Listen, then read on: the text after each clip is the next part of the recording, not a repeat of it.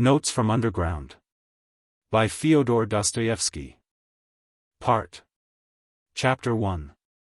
Underground. I am a sick man. I am a spiteful man. I am an unattractive man. I believe my liver is diseased. However, I know nothing at all about my disease, and do not know for certain what ails me. I don't consult a doctor for it, and never have, though I have a respect for medicine and doctors. Besides, I am extremely superstitious, sufficiently so to respect medicine. Anyway, I am well educated enough not to be superstitious, but I am superstitious. No, I refuse to consult a doctor from spite. That you probably will not understand. Well, I understand it, though. Of course, I can't explain who it is precisely that I am mortifying in this case by my spite. I am perfectly well aware that I cannot pay out the doctors by not consulting them. I know better than anyone that by all this I am only injuring myself and no one else. But still, if I don't consult a doctor it is from spite. My liver is bad, well, let it get worse. I have been going on like that for a long time, 20 years. Now I am 40. I used to be in the government service, but am no longer. I was a spiteful official. I was rude and took pleasure in being so. I did not take bribes, you see, so I was bound to find a recompense in that, at least. A poor jest, but I will not scratch it out. I wrote it thinking it would sound very witty, but now that I have seen myself that I only wanted to show off in a despicable way, I will not scratch it out on purpose. When petitioners used to come for information to the table at which I sat, I used to grind my teeth at them, and felt intense enjoyment when I succeeded in making anybody unhappy. I almost did succeed. For the most part they were all timid people, of course, they were petitioners. But of the uppish ones there was one officer in particular I could not endure. He simply would not be humble, and clanked his sword in a disgusting way. I carried on a feud with him for 18 months over that sword. At last I got the better of him. He left off clanking it. That happened in my youth, though. But do you know, gentlemen, what was the chief point about my spite? Why, the whole point, the real sting of it lay in the fact that continually, even in the moment of the acutest spleen, I was inwardly conscious with shame that I was not only not a spiteful but not even an embittered man, that I was simply scaring sparrows at random and amusing myself by it. I might foam at the mouth, but bring me a doll to play with, give me a cup of tea with sugar in it, and maybe I should be appeased. I might even be genuinely touched, though probably I should grind my teeth at myself afterwards and lie awake at night with shame for months after. That was my way. I was lying when I said just now that I was a spiteful official. I was lying from spite. I was simply amusing myself with the petitioners and with the officer, and in reality I never could become spiteful. I was conscious every moment in myself of many, very many elements absolutely opposite to that. I felt them positively swarming in me, these opposite elements. I knew that they had been swarming in me all my life and craving some outlet from me, but I would not let them, purposely would not let them come out. They tormented me till I was ashamed, they drove me to convulsions and sickened me, at last. How they sickened me. Now, are not you fancying, gentlemen, that I am expressing remorse for something now, that I am asking your forgiveness for something? I am sure you are fancying that. However, I assure you I do not care if you are. It was not only that I could not become spiteful, I did not know how to become anything. Neither spiteful nor kind, neither a rascal nor an honest man, neither a hero nor an insect. Now, I am living out my life in my corner, taunting myself with the spiteful and useless consolation that an intelligent man cannot become anything seriously. And it is only the fool who becomes anything. Yes, a man in the 19th century must and morally ought to be preeminently a characterless creature, a man of character. An active man is preeminently a limited creature. That is my conviction of 40 years. I am 40 years old now, and you know 40 years is a whole lifetime, you know it is extreme old age.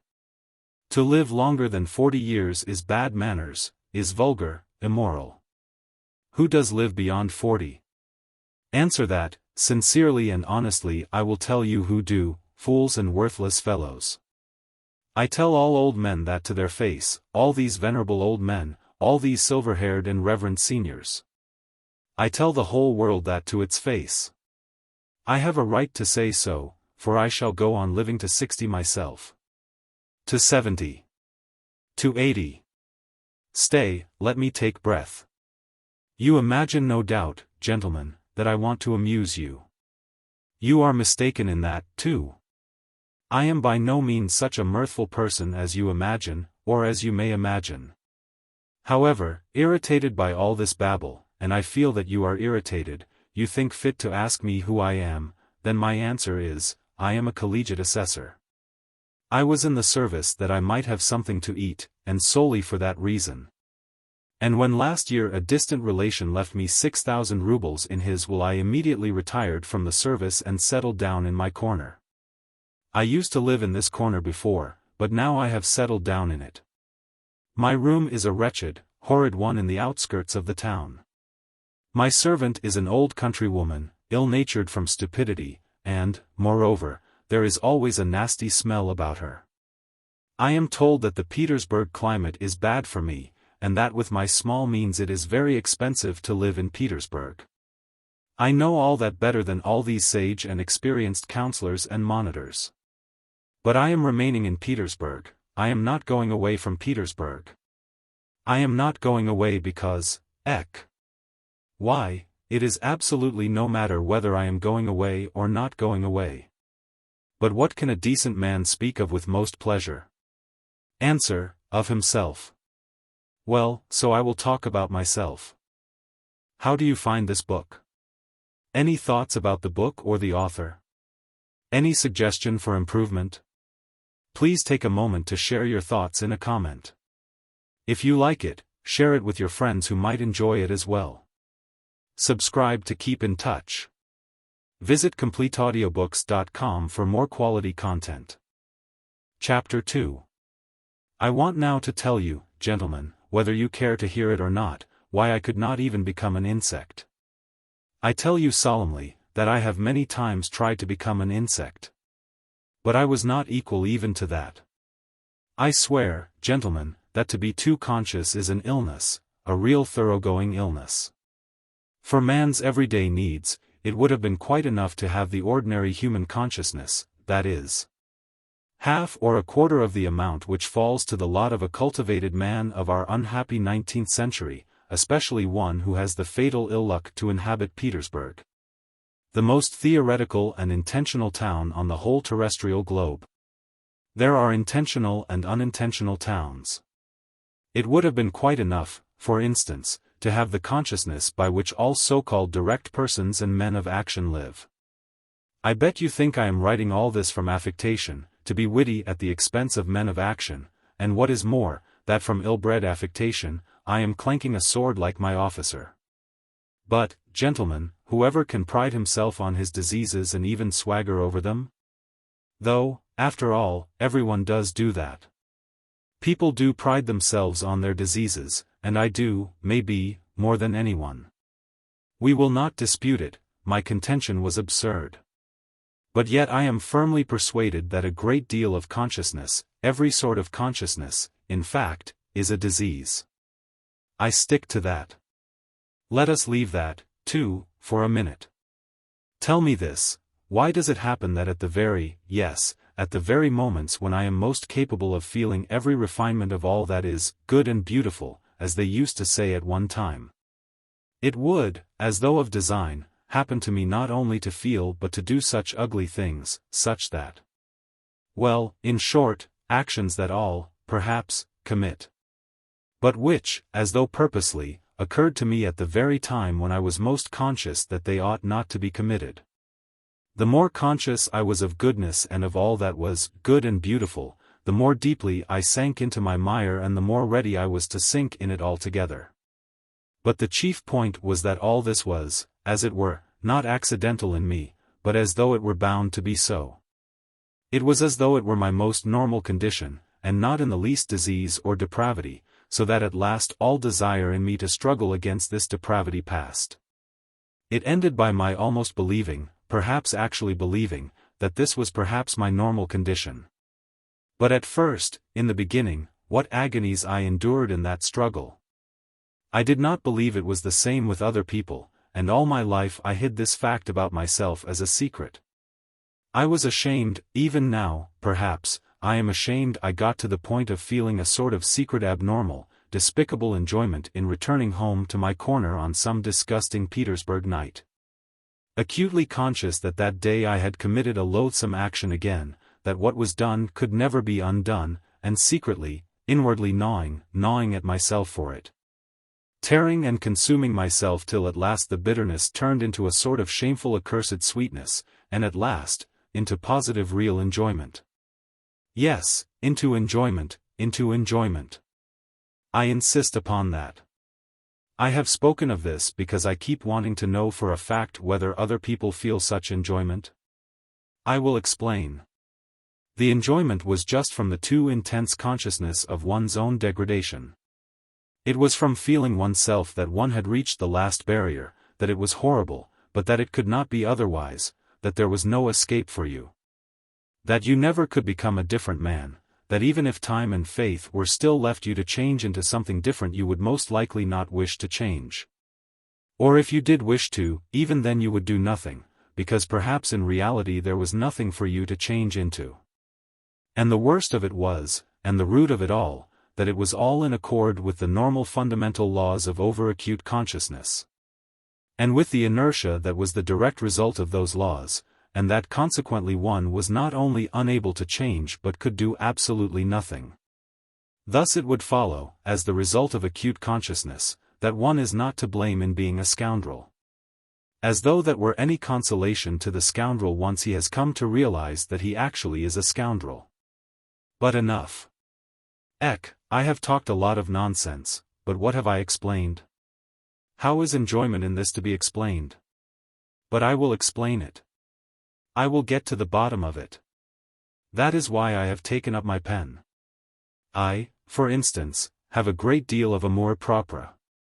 I am as suspicious and prone to take offense as a humpback or a dwarf. But upon my word I sometimes have had moments when if I had happened to be slapped in the face I should, perhaps, have been positively glad of it. I say, in earnest, that I should probably have been able to discover even in that a peculiar sort of enjoyment, the enjoyment, of course, of despair. But in despair there are the most intense enjoyments, especially when one is very acutely conscious of the hopelessness of one's position. And when one is slapped in the face, why then the consciousness of being rubbed into a pulp would positively overwhelm one. The worst of it is, look at it which way one will, it still turns out that I was always the most to blame in everything. And what is most humiliating of all, to blame for no fault of my own but, so to say, through the laws of nature. In the first place, to blame because I am cleverer than any of the people surrounding me. I have always considered myself cleverer than any of the people surrounding me, and sometimes, would you believe it, have been positively ashamed of it. At any rate, I have all my life, as it were, turned my eyes away and never could look people straight in the face. To blame, finally, because even if I had had magnanimity, I should only have had more suffering from the sense of its uselessness. I should certainly have never been able to do anything from being magnanimous, neither to forgive, for my assailant would perhaps have slapped me from the laws of nature. And one cannot forgive the laws of nature. Nor to forget, for even if it were owing to the laws of nature, it is insulting all the same. Finally, even if I had wanted to be anything but magnanimous, had desired on the contrary to revenge myself on my assailant, I could not have revenged myself on anyone for anything because I should certainly never have made up my mind to do anything, even if I had been able to. Why should I not have made up my mind? About that in particular I want to say a few words. Chapter 3. With people who know how to revenge themselves and to stand up for themselves in general, how is it done? Why, when they are possessed, let us suppose, by the feeling of revenge, then for the time there is nothing else but that feeling left in their whole being. Such a gentleman simply dashes straight for his object like an infuriated bull with its horns down, and nothing but a wall will stop him. By the way, facing the wall, such gentlemen, that is, the direct persons and men of action, are genuinely nonplussed. For them a wall is not an evasion, as for us people who think and consequently do nothing. It is not an excuse for turning aside, an excuse for which we are always very glad, though we scarcely believe in it ourselves, as a rule. No, they are nonplussed in all sincerity. The wall has for them something tranquilizing, morally soothing, final, maybe even something mysterious, but of the wall later. Well, such a direct person I regard as the real normal man, as his tender mother nature wished to see him when she graciously brought him into being on the earth. I envy such a man till I am green in the face. He is stupid. I am not disputing that, but perhaps the normal man should be stupid, how do you know? Perhaps it is very beautiful, in fact. And I am the more persuaded of that suspicion, if one can call it so, by the fact that if you take, for instance, the antithesis of the normal man, that is, the man of acute consciousness, who has come, of course, not out of the lap of nature but out of a retort, this is almost mysticism, gentlemen, but I suspect this, too. This retort-made man is sometimes so nonplussed in the presence of his antithesis that with all his exaggerated consciousness he genuinely thinks of himself as a mouse and not a man. It may be an acutely conscious mouse, yet it is a mouse, while the other is a man, and therefore, iti cetera, iti cetera. And the worst of it is, he himself, his very own self, looks on himself as a mouse, no one asks him to do so, and that is an important point. Now let us look at this mouse in action. Let us suppose, for instance, that it feels insulted, too, and it almost always does feel insulted, and wants to revenge itself, too. There may even be a greater accumulation of spite in it than in l'homme de la nature et de la vérité. The base and nasty desire to vent that spite on its assailant rankles perhaps even more nastily in it than in l'homme de la nature et de la vérité. For through his innate stupidity the latter looks upon his revenge as justice pure and simple, while in consequence of his acute consciousness the mouse does not believe in the justice of it. To come at last to the deed itself, to the very act of revenge. Apart from the one fundamental nastiness the luckless mouse succeeds in creating around it so many other nastinesses in the form of doubts and questions. Adds to the one question so many unsettled questions that there inevitably works up around it a sort of fatal brew, a stinking mess, made up of its doubts, emotions, and of the contempt spat upon it by the direct men of action who stand solemnly about it as judges and arbitrators, laughing at it till their healthy sides ache. Of course the only thing left for it is to dismiss all that with a wave of its paw, and, with a smile of assumed contempt in which it does not even itself believe, creep ignominiously into its mouse-hole. Therein its nasty, stinking, underground home are insulted, crushed and ridiculed mouse promptly becomes absorbed in cold, malignant and, above all, everlasting spite. For 40 years together it will remember its injury down to the smallest, most ignominious details, and every time will add, of itself, details still more ignominious. Spitefully teasing and tormenting itself with its own imagination. It will itself be ashamed of its imaginings, but yet it will recall it all, it will go over and over every detail, it will invent unheard of things against itself, pretending that those things might happen, and will forgive nothing. Maybe it will begin to revenge itself, too, but, as it were, piecemeal, in trivial ways, from behind the stove, incognito, without believing either in its own right to vengeance, or in the success of its revenge, knowing that from all its efforts at revenge it will suffer 100 times more than he on whom it revenges itself, while he, I dare say, will not even scratch himself. On its deathbed it will recall it all over again, with interest accumulated over all the years but it is just in that cold, abominable half-despair, half-belief. In that conscious burying oneself alive for grief in the underworld for 40 years, in that acutely recognized and yet partly doubtful hopelessness of one's position. In that hell of unsatisfied desires turned inward, in that fever of oscillations. Of resolutions determined forever and repented of again a minute later, that the savor of that strange enjoyment of which I have spoken lies. It is so subtle, so difficult of analysis, that persons who are a little limited, or even simply persons of strong nerves, will not understand a single atom of it. Possibly, you will add on your own account with a grin, people will not understand it either who have never received a slap in the face, and in that way you will politely hint to me that I, too, perhaps, have had the experience of a slap in the face in my life, and so I speak as one who knows. I bet that you are thinking that. But set your minds at rest, gentlemen, I have not received a slap in the face, though it is absolutely a matter of indifference to me what you may think about it. Possibly, I even regret, myself, that I have given so few slaps in the face during my life. But enough, not another word on that subject of such extreme interest to you. I will continue calmly concerning persons with strong nerves who do not understand a certain refinement of enjoyment. Though in certain circumstances these gentlemen bellow their loudest like bulls, though this, let us suppose, does them the greatest credit, yet, as I have said already, confronted with the impossible they subside at once. The impossible means the stone wall. What stone wall?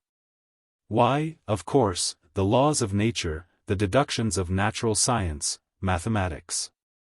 As soon as they prove to you, for instance, that you are descended from a monkey, then it is no use scowling, accept it for a fact. When they prove to you that in reality one drop of your own fat must be dearer to you than 100,000 of your fellow creatures, and that this conclusion is the final solution of all so-called virtues and duties and all such prejudices and fancies, then you have just to accept it, there is no help for it. For twice two is a law of mathematics. Just try refuting it. Upon my word, they will shout at you, it is no use protesting, it is a case of twice two makes four.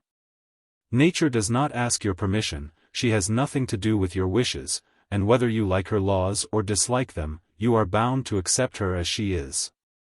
And consequently all her conclusions. A wall, you see, is a wall, and so on, and so on. Merciful heavens! But what do I care for the laws of nature and arithmetic, when, for some reason I dislike those laws and the fact that twice two makes four? Of course I cannot break through the wall by battering my head against it if I really have not the strength to knock it down. But I am not going to be reconciled to it simply because it is a stone wall and I have not the strength. As though such a stone wall really were a consolation, and really did contain some word of conciliation, simply because it is as true as twice two makes four. Oh, absurdity of absurdities! How much better it is to understand it all, to recognize it all the impossibilities and the stone wall. Not to be reconciled to one of those impossibilities and stone walls if it disgusts you to be reconciled to it. By the way of the most inevitable, logical combinations to reach the most revolting conclusions on the everlasting theme, that even for the stone wall you are yourself somehow to blame. Though again it is as clear as day you are not to blame in the least, and therefore grinding your teeth in silent impotence to sink into luxurious inertia. Brooding on the fact that there is no one even for you to feel vindictive against, that you have not, and perhaps never will have, an object for your spite, that it is a sleight of hand. A bit of juggling, a card-sharper's trick, that it is simply a mess, no knowing what and no knowing who, but in spite of all these uncertainties and jugglings, still there is an ache in you. And the more you do not know, the worse the ache. Chapter 4. Ha, ha, ha. You will be finding enjoyment in toothache next, you cry, with a laugh. Well, even in toothache there is enjoyment, I answer. I had toothache for a whole month and I know there is. In that case, of course, people are not spiteful in silence, but moan. But they are not candid moans, they are malignant moans, and the malignancy is the whole point. The enjoyment of the sufferer finds expression in those moans. If he did not feel enjoyment in them he would not moan. It is a good example, gentlemen, and I will develop it. Those moans express in the first place all the aimlessness of your pain, which is so humiliating to your consciousness. The whole legal system of nature on which you spit disdainfully, of course, but from which you suffer all the same while she does not. They express the consciousness that you have no enemy to punish, but that you have pain, the consciousness that in spite of all possible Wagenheims you are in complete slavery to your teeth. That if someone wishes it, your teeth will leave off aching, and if he does not, they will go on aching another 3 months. And that finally if you are still contumacious and still protest, all that is left you for your own gratification is to thrash yourself or beat your wall with your fist as hard as you can. And absolutely nothing more. Well, these mortal insults, these jeers on the part of someone unknown, end at last in an enjoyment which sometimes reaches the highest degree of voluptuousness. I ask you, gentlemen, listen sometimes to the moans of an educated man of the 19th century suffering from toothache, on the 2nd or 3rd day of the attack, when he is beginning to moan. Not as he moaned on the 1st day, that is, not simply because he has toothache, not just as any coarse peasant, but as a man affected by progress and European civilization. A man who is divorced from the soil and the national elements, as they express it nowadays. His moans become nasty, disgustingly malignant, and go on for whole days and nights. And of course he knows himself that he is doing himself no sort of good with his moans. He knows better than anyone that he is only lacerating and harassing himself and others for nothing. He knows that even the audience before whom he is making his efforts, and his whole family, listen to him with loathing, do not put a ha'porth of faith in him. And inwardly understand that he might moan differently, more simply, without trills and flourishes, and that he is only amusing himself like that from ill humor, from malignancy. Well, in all these recognitions and disgraces it is that there lies a voluptuous pleasure. As though he would say, I am worrying you, I am lacerating your hearts, I am keeping everyone in the house awake. Well, stay awake then, you, too, feel every minute that I have toothache. I am not a hero to you now, as I tried to seem before, but simply a nasty person, an impostor. Well, so be it, then. I am very glad that you see through me. It is nasty for you to hear my despicable moans. Well, let it be nasty. Here I will let you have a nastier flourish in a minute. You do not understand even now, gentlemen? No, it seems our development and our consciousness must go further to understand all the intricacies of this pleasure. You laugh? Delighted. My jests, gentlemen, are of course in bad taste, jerky, involved, lacking self-confidence. But of course that is because I do not respect myself. Can a man of perception respect himself at all? Chapter 5. Come, can a man who attempts to find enjoyment in the very feeling of his own degradation possibly have a spark of respect for himself? I am not saying this now from any mawkish kind of remorse. And, indeed, I could never endure saying, forgive me, Papa, I won't do it again, not because I am incapable of saying that, on the contrary, perhaps just because I have been too capable of it. And in what a way, too?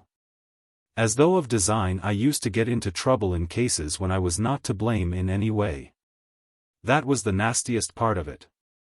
At the same time I was genuinely touched and penitent, I used to shed tears and, of course, deceived myself, though I was not acting in the least and there was a sick feeling in my heart at the time. For that one could not blame even the laws of nature, though the laws of nature have continually all my life offended me more than anything. It is loathsome to remember it all, but it was loathsome even then.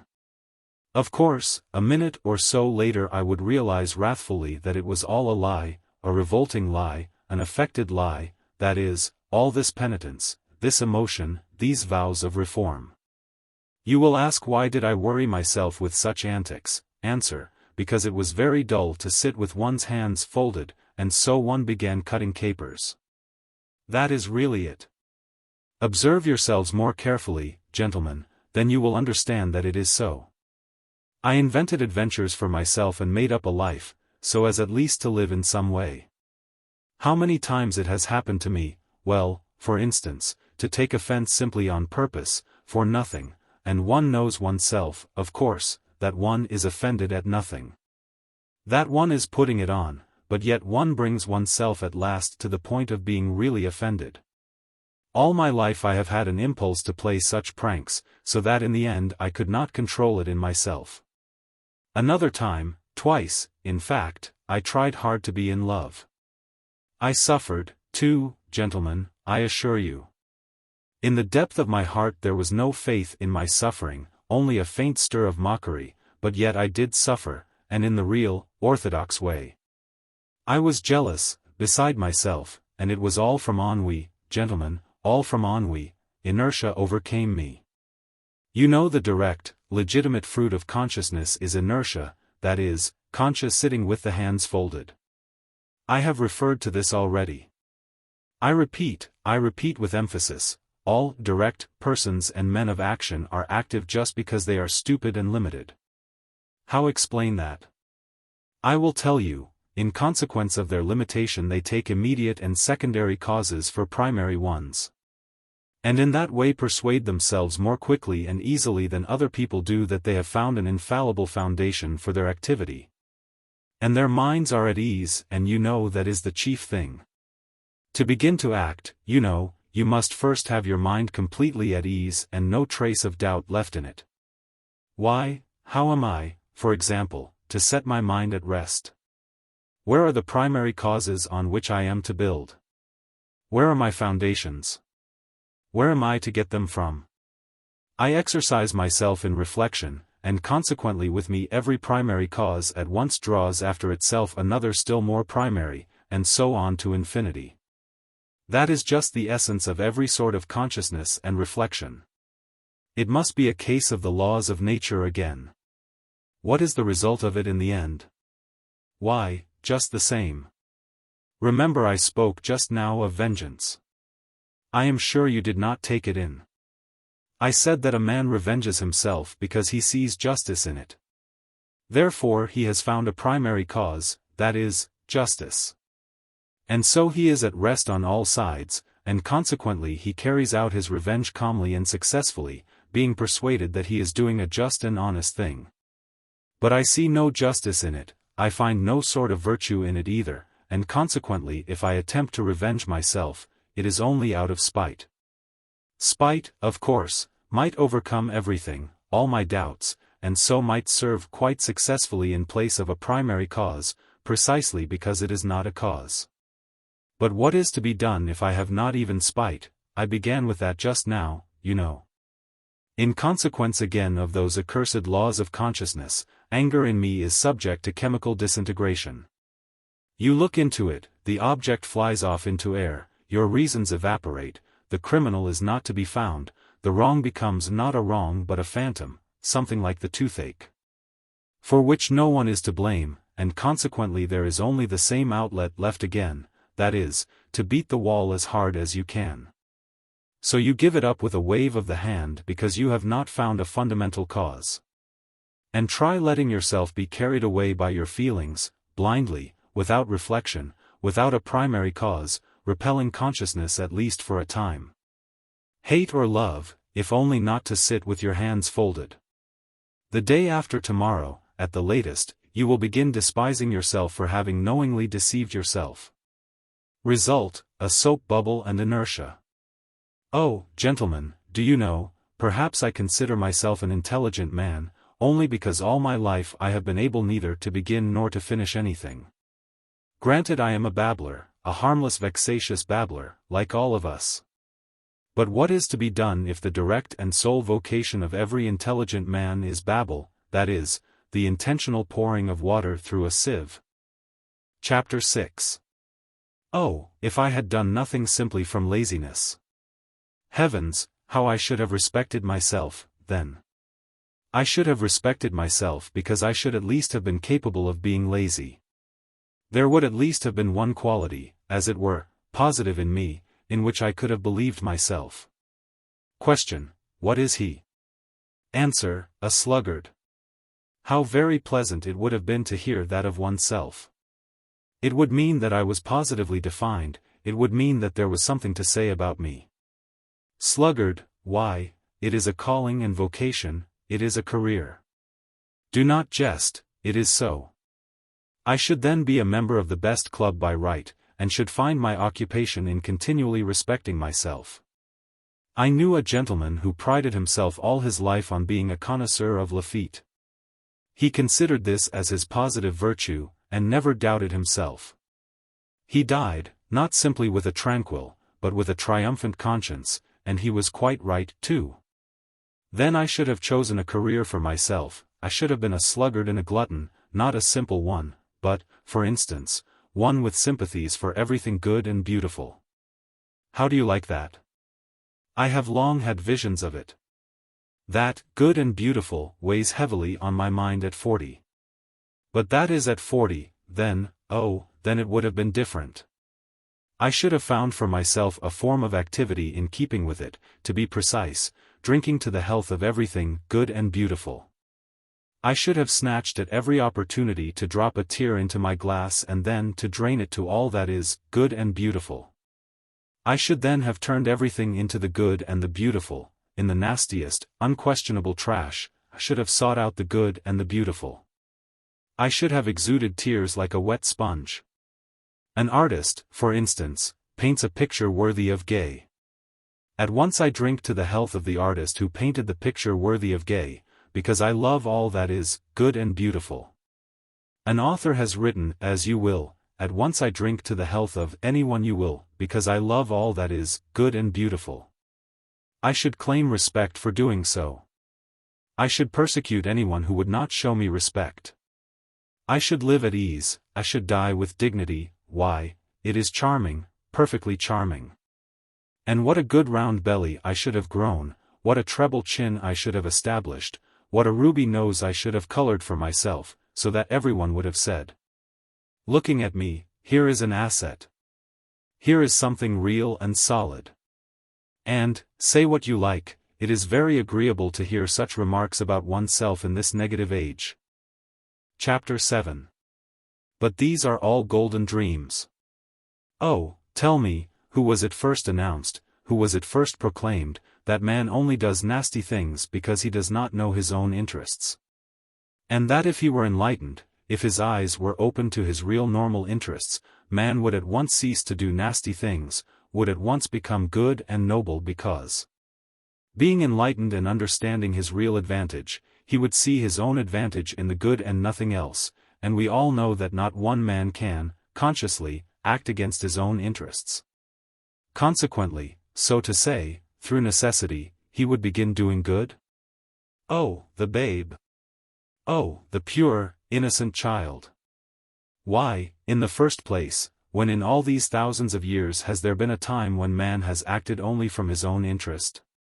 What is to be done with the millions of facts that bear witness that men, consciously, that is fully understanding their real interests, have left them in the background and have rushed headlong on another path, to meet peril and danger, compelled to this course by nobody and by nothing, but, as it were, simply disliking the beaten track, and have obstinately, willfully, struck out another difficult, absurd way, seeking it almost in the darkness. So, I suppose, this obstinacy and perversity were pleasanter to them than any advantage. Advantage? What is advantage? And will you take it upon yourself to define with perfect accuracy in what the advantage of man consists? And what if it so happens that a man's advantage, sometimes, not only may, but even must, consist in his desiring in certain cases what is harmful to himself and not advantageous? And if so, if there can be such a case, the whole principle falls into dust. What do you think, are there such cases? You laugh. Laugh away, gentlemen, but only answer me, have man's advantages been reckoned up with perfect certainty? Are there not some which not only have not been included but cannot possibly be included under any classification? You see, you gentlemen have, to the best of my knowledge, taken your whole register of human advantages from the averages of statistical figures and politico-economical formulas. Your advantages are prosperity, wealth, freedom, peace, and so on, and so on. So that the man who should, for instance, go openly and knowingly in opposition to all that list would to your thinking, and indeed mine, too, of course, be an obscurantist or an absolute madman, would not he? But, this is what is surprising. Why does it so happen that all these statisticians, sages and lovers of humanity, when they reckon up human advantages invariably leave out one? They don't even take it into their reckoning in the form in which it should be taken, and the whole reckoning depends upon that. It would be no greater matter, they would simply have to take it, this advantage, and add it to the list. But the trouble is, that this strange advantage does not fall under any classification and is not in place in any list. I have a friend for instance. Gentlemen, but of course he is your friend, too, and indeed there is no one to whom he is not a friend. When he prepares for any undertaking, this gentleman immediately explains to you, elegantly and clearly, exactly how he must act in accordance with the laws of reason and truth. What is more, he will talk to you with excitement and passion of the true normal interests of man. With irony he will upbraid the short-sighted fools who do not understand their own interests, nor the true significance of virtue. And, within a quarter of an hour, without any sudden outside provocation, but simply through something inside him which is stronger than all his interests, he will go off on quite a different tack, that is, act in direct opposition to what he has just been saying about himself, in opposition to the laws of reason, in opposition to his own advantage. In fact, in opposition to everything. I warn you that my friend is a compound personality and therefore it is difficult to blame him as an individual. The fact is, gentlemen, it seems there must really exist something that is dearer to almost every man than his greatest advantages. Or, not to be illogical, there is a most advantageous advantage, the very one omitted of which we spoke just now, which is more important and more advantageous than all other advantages. For the sake of which a man if necessary is ready to act in opposition to all laws. That is, in opposition to reason, honor, peace, prosperity, in fact, in opposition to all those excellent and useful things if only he can attain that fundamental, most advantageous advantage which is dearer to him than all. Yes, but its advantage all the same, you will retort. But excuse me, I'll make the point clear, and it is not a case of playing upon words. What matters is, that this advantage is remarkable from the very fact that it breaks down all our classifications, and continually shatters every system constructed by lovers of mankind for the benefit of mankind. In fact, it upsets everything. But before I mention this advantage to you, I want to compromise myself personally, and therefore I boldly declare that all these fine systems, all these theories for explaining to mankind their real normal interests, in order that inevitably striving to pursue these interests they may at once become good and noble, are, in my opinion, so far, mere logical exercises. Yes, logical exercises. Why, to maintain this theory of the regeneration of mankind by means of the pursuit of his own advantage is to my mind almost the same thing, as to affirm, for instance, following Buckle, that through civilization mankind becomes softer, and consequently less bloodthirsty and less fitted for warfare. Logically it does seem to follow from his arguments. But man has such a predilection for systems and abstract deductions that he is ready to distort the truth intentionally, he is ready to deny the evidence of his senses only to justify his logic. I take this example because it is the most glaring instance of it. Only look about you, blood is being spilt in streams, and in the merriest way, as though it were champagne. Take the whole of the 19th century in which Buckle lived. Take Napoleon, the great and also the present one. Take North America, the eternal Union. Take the farce of Schleswig-Holstein. And what is it that civilization softens in us? The only gain of civilization for mankind is the greater capacity for variety of sensations, and absolutely nothing more. And through the development of this many-sidedness man may come to finding enjoyment in bloodshed. In fact, this has already happened to him. Have you noticed that it is the most civilized gentlemen who have been the subtlest slaughterers, to whom the Attilas and Stenka Razins could not hold a candle? And if they are not so conspicuous as the Attilas and Stenka Razins, it is simply because they are so often met with, are so ordinary and have become so familiar to us.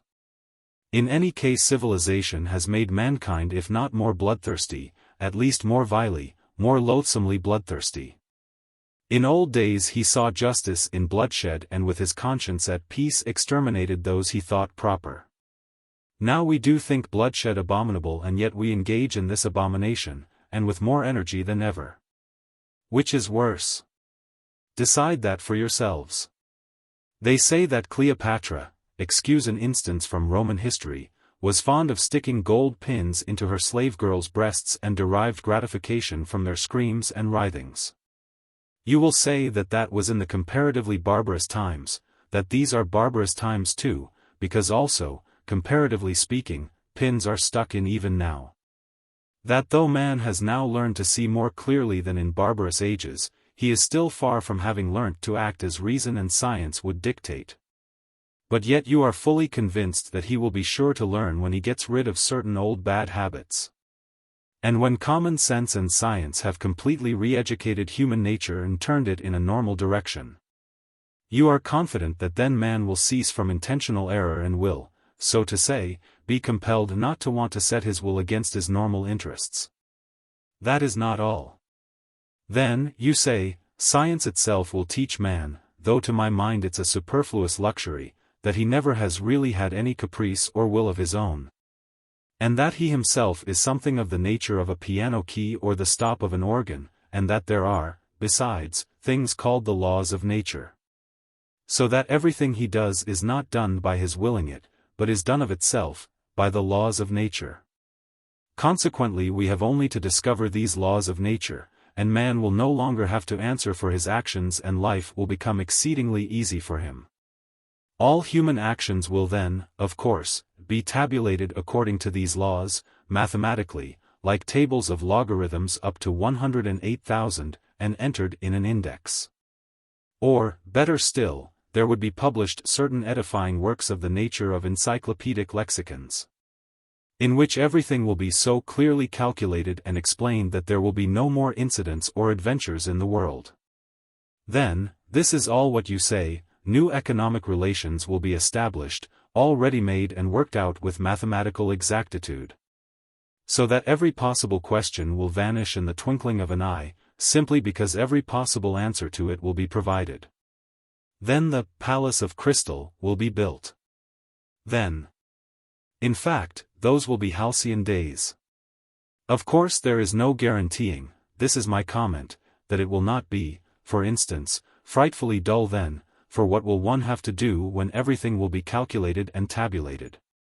But on the other hand everything will be extraordinarily rational. Of course boredom may lead you to anything.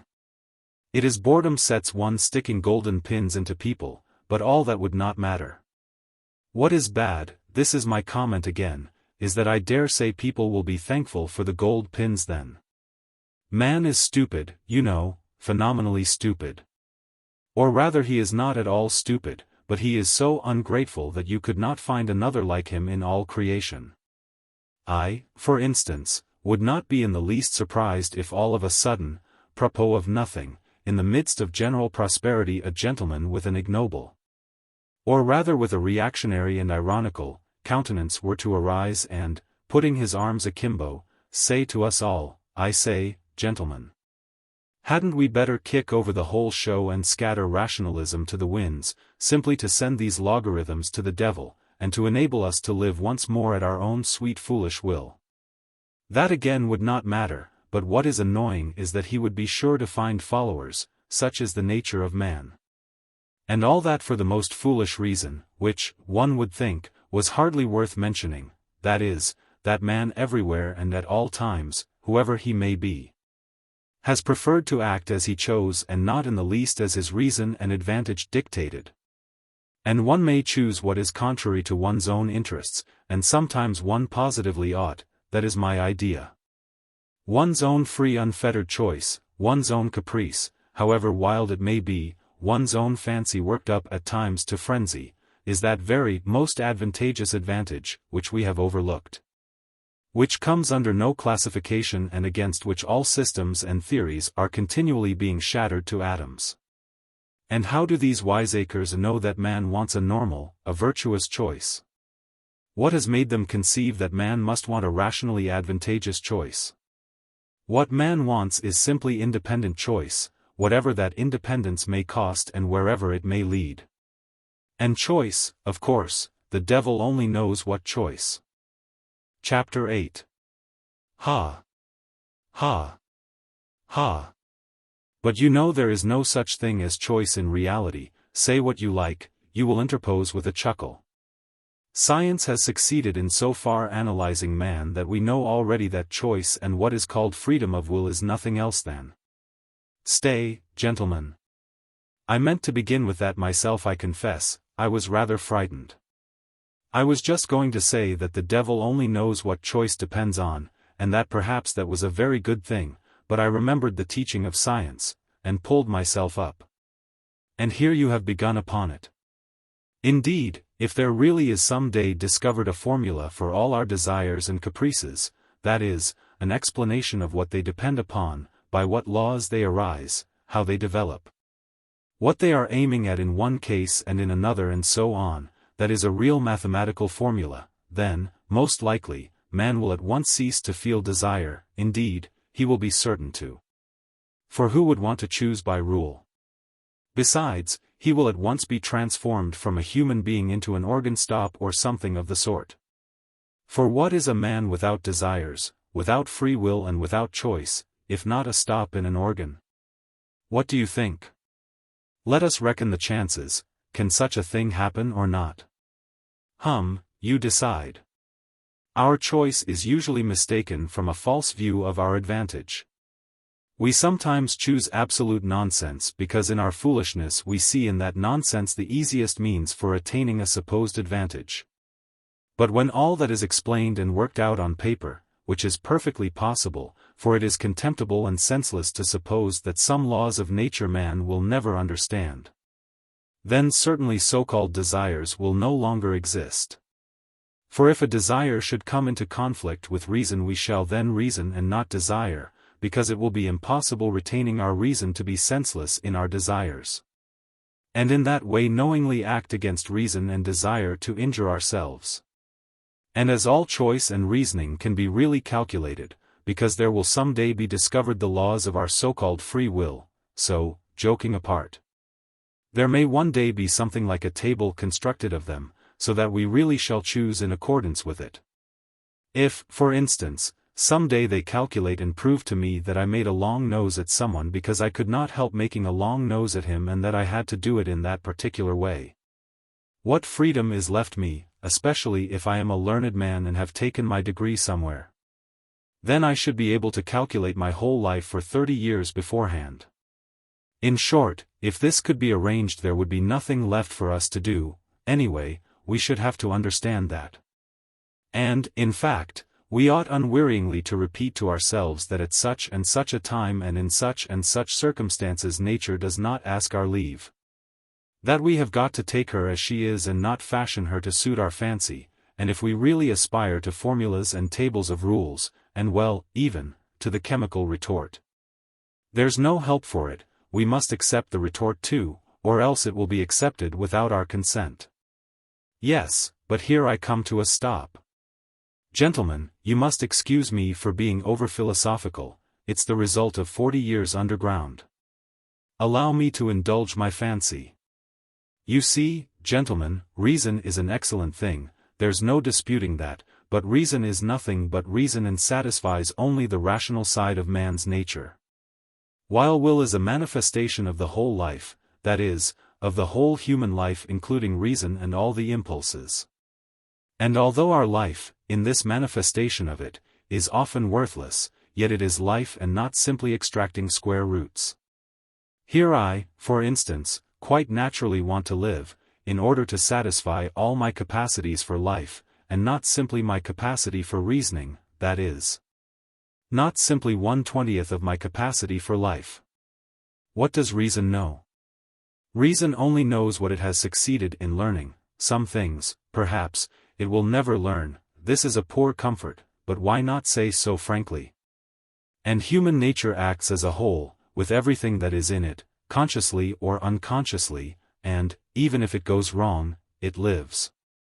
I suspect, gentlemen, that you are looking at me with compassion. You tell me again that an enlightened and developed man, such, in short, as the future man will be, cannot consciously desire anything disadvantageous to himself. That can be proved mathematically. I thoroughly agree, it can, by mathematics. But I repeat for the 100th time, there is one case, one only, when man may consciously, purposely, desire what is injurious to himself, what is stupid. Very stupid, simply in order to have the right to desire for himself even what is very stupid and not to be bound by an obligation to desire only what is sensible. Of course, this very stupid thing, this caprice of ours, may be in reality, gentlemen, more advantageous for us than anything else on earth, especially in certain cases. And in particular it may be more advantageous than any advantage even when it does us obvious harm, and contradicts the soundest conclusions of our reason concerning our advantage, for in any circumstances it preserves for us what is most precious and most important, that is, our personality, our individuality. Some, you see, maintain that this really is the most precious thing for mankind. Choice can, of course, if it chooses, be in agreement with reason. And especially if this be not abused but kept within bounds. It is profitable and sometimes even praiseworthy. But very often, and even most often, choice is utterly and stubbornly opposed to reason, and, do you know that, too, is profitable, sometimes even praiseworthy? Gentlemen, let us suppose that man is not stupid. Indeed, one cannot refuse to suppose that, if only from the one consideration, that, if man is stupid, then who is wise? But if he is not stupid, he is monstrously ungrateful. Phenomenally ungrateful. In fact, I believe that the best definition of man is the ungrateful biped. But that is not all, that is not his worst defect. His worst defect is his perpetual moral obliquity, perpetual, from the days of the flood to the Schleswig-Holstein period. Moral obliquity and consequently lack of good sense, for it has long been accepted that lack of good sense is due to no other cause than moral obliquity. Put it to the test and cast your eyes upon the history of mankind. What will you see? Is it a grand spectacle? Grand, if you like. Take the Colossus of Rhodes, for instance, that's worth something. With good reason Mr. Anavsky testifies of it that some say that it is the work of man's hands, while others maintain that it has been created by nature herself. Is it many-colored? Maybe it is many-colored, too, if one takes the dress uniforms, military and civilian, of all peoples in all ages, that alone is worth something. And if you take the undress uniforms you will never get to the end of it. No historian would be equal to the job. Is it monotonous? Maybe it's monotonous too, it's fighting and fighting. They are fighting now, they fought first and they fought last, you will admit, that it is almost too monotonous. In short, one may say anything about the history of the world, anything that might enter the most disordered imagination. The only thing one can't say is that it's rational. The very word sticks in one's throat. And, indeed, this is the odd thing that is continually happening, there are continually turning up in life moral and rational persons. Sages and lovers of humanity who make it their object to live all their lives as morally and rationally as possible, to be, so to speak, a light to their neighbors simply in order to show them that it is possible to live morally and rationally in this world. And yet we all know that those very people sooner or later have been false to themselves, playing some queer trick, often a most unseemly one. Now I ask you, what can be expected of man since he is a being endowed with strange qualities? Shower upon him every earthly blessing, drown him in a sea of happiness, so that nothing but bubbles of bliss can be seen on the surface. Give him economic prosperity, such that he should have nothing else to do but sleep, eat cakes, and busy himself with the continuation of his species, and even then out of sheer ingratitude, sheer spite, man would play you some nasty trick. He would even risk his cakes and would deliberately desire the most fatal rubbish, the most uneconomical absurdity, simply to introduce into all this positive good sense his fatal fantastic element. It is just his fantastic dreams, his vulgar folly that he will desire to retain. Simply in order to prove to himself, as though that were so necessary, that men still are men and not the keys of a piano, which the laws of nature threaten to control so completely that soon one will be able to desire nothing but by the calendar. And that is not all. Even if man really were nothing but a piano key, even if this were proved to him by natural science and mathematics, even then he would not become reasonable, but would purposely do something perverse out of simple ingratitude, simply to gain his point.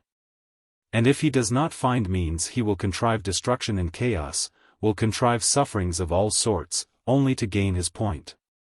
He will launch a curse upon the world, and as only man can curse, it is his privilege, the primary distinction between him and other animals.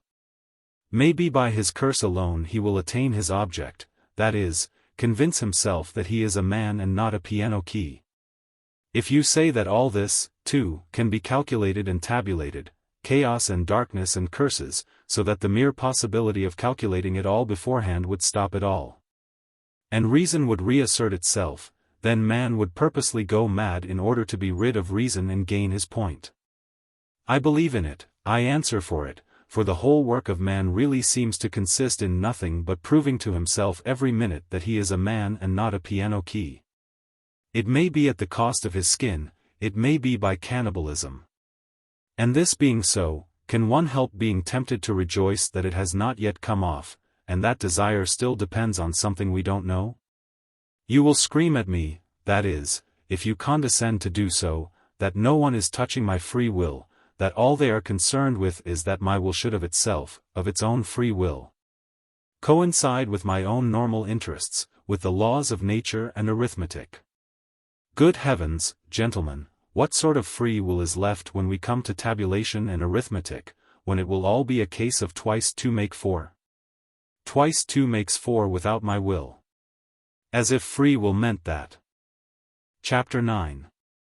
Gentlemen, I am joking, and I know myself that my jokes are not brilliant, but you know one can take everything as a joke.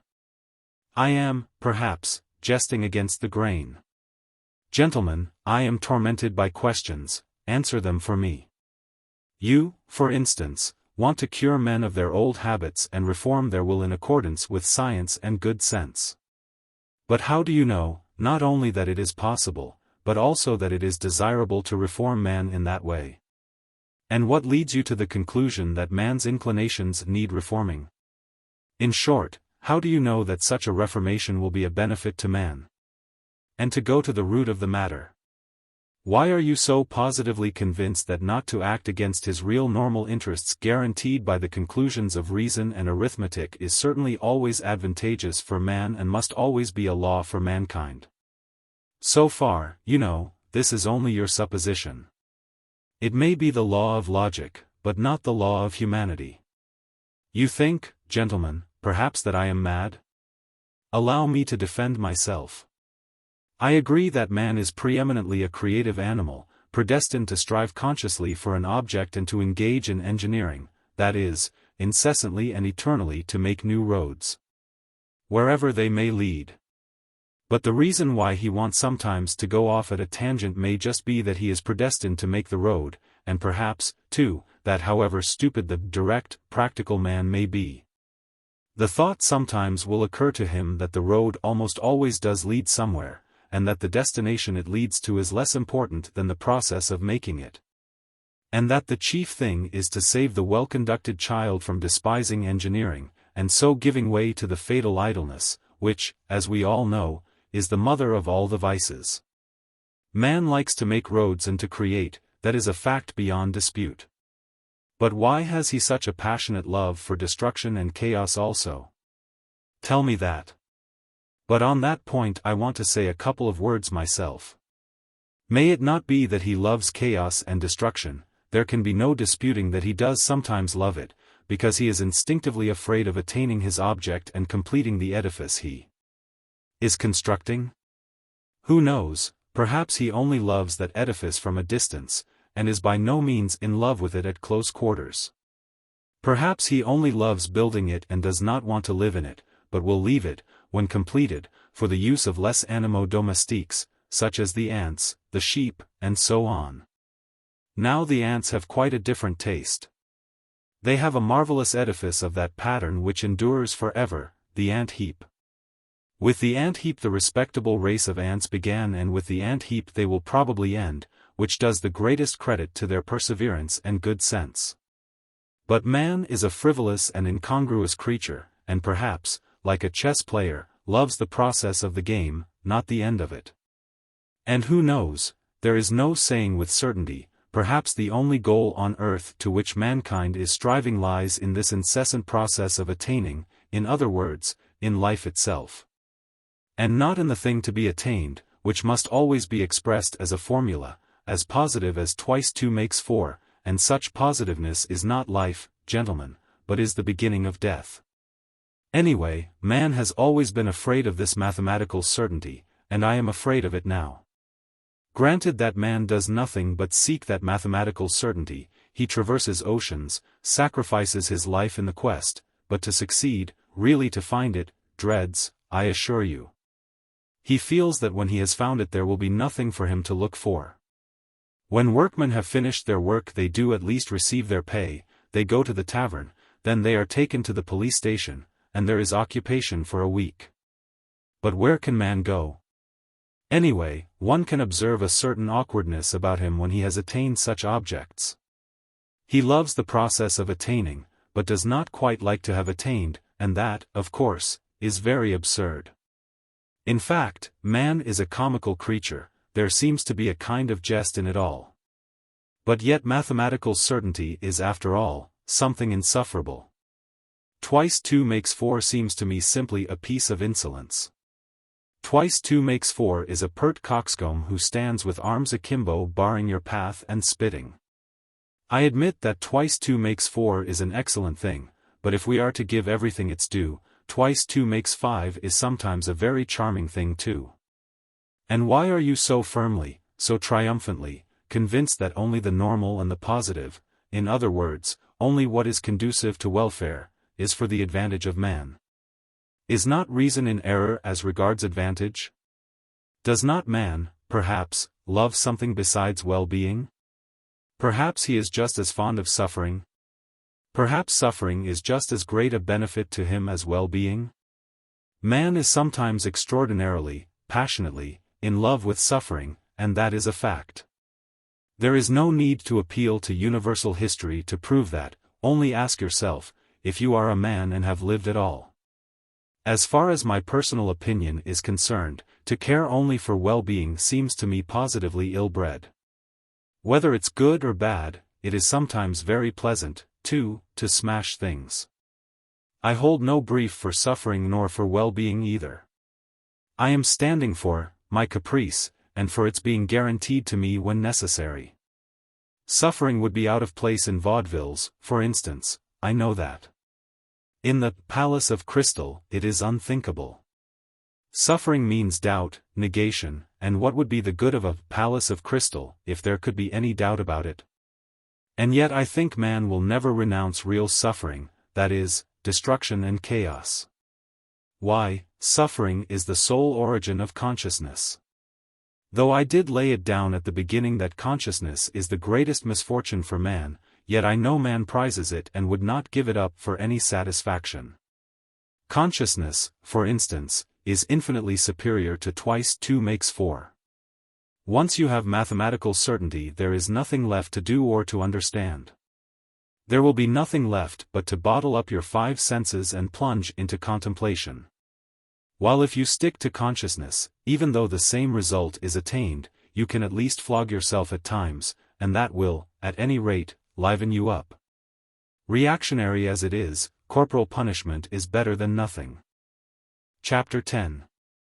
You believe in a palace of crystal that can never be destroyed, a palace at which one will not be able to put out one's tongue or make a long nose on the sly. And perhaps that is just why I am afraid of this edifice, that it is of crystal and can never be destroyed and that one cannot put one's tongue out at it even on the sly. You see, if it were not a palace, but a henhouse, I might creep into it to avoid getting wet, and yet I would not call the henhouse a palace out of gratitude to it for keeping me dry.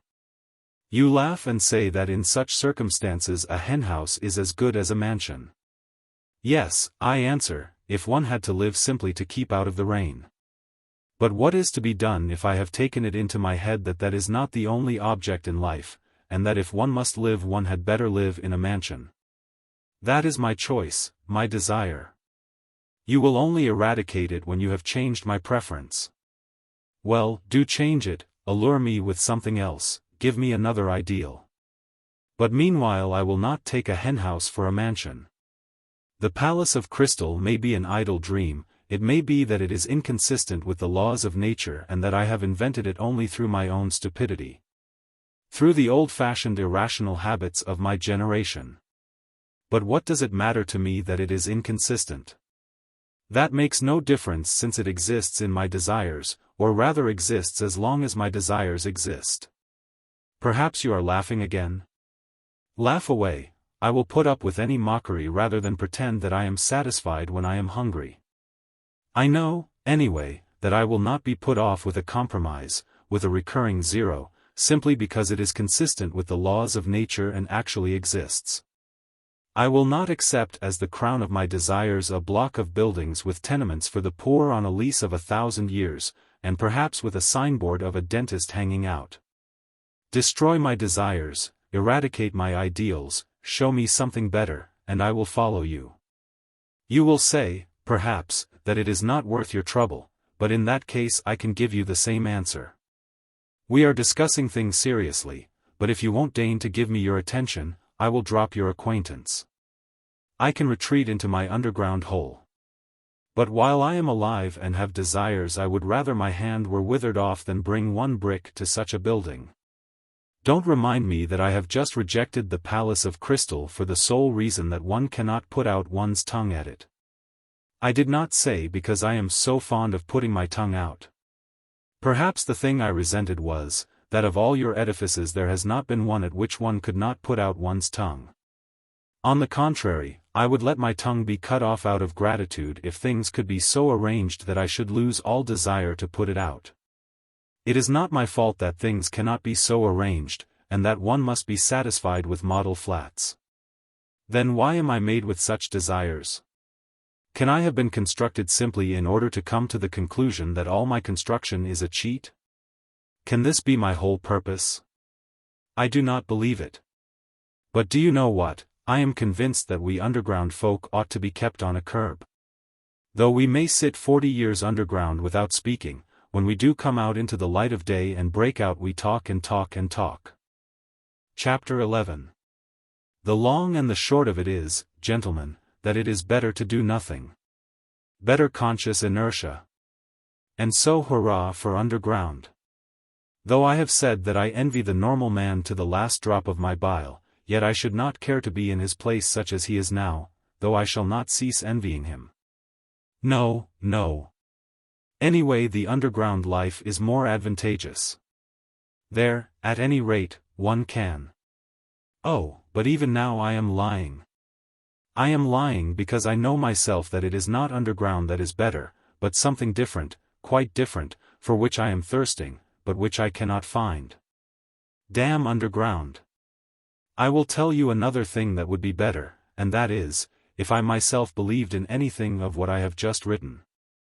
I swear to you, gentlemen, there is not one thing, not one word of what I have written that I really believe. That is, I believe it, perhaps, but at the same time I feel and suspect that I am lying like a cobbler. Then why have you written all this, you will say to me. I ought to put you underground for 40 years without anything to do and then come to you in your cellar, to find out what stage you have reached. How can a man be left with nothing to do for 40 years? Isn't that shameful, isn't that humiliating, you will say, perhaps, wagging your heads contemptuously. You thirst for life and try to settle the problems of life by a logical tangle. And how persistent, how insolent are your sallies, and at the same time what a scare you are in.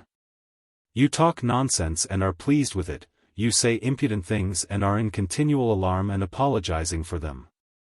You declare that you are afraid of nothing and at the same time try to ingratiate yourself in our good opinion. You declare that you are gnashing your teeth and at the same time you try to be witty so as to amuse us. You know that your witticisms are not witty, but you are evidently well satisfied with their literary value. You may, perhaps, have really suffered, but you have no respect for your own suffering.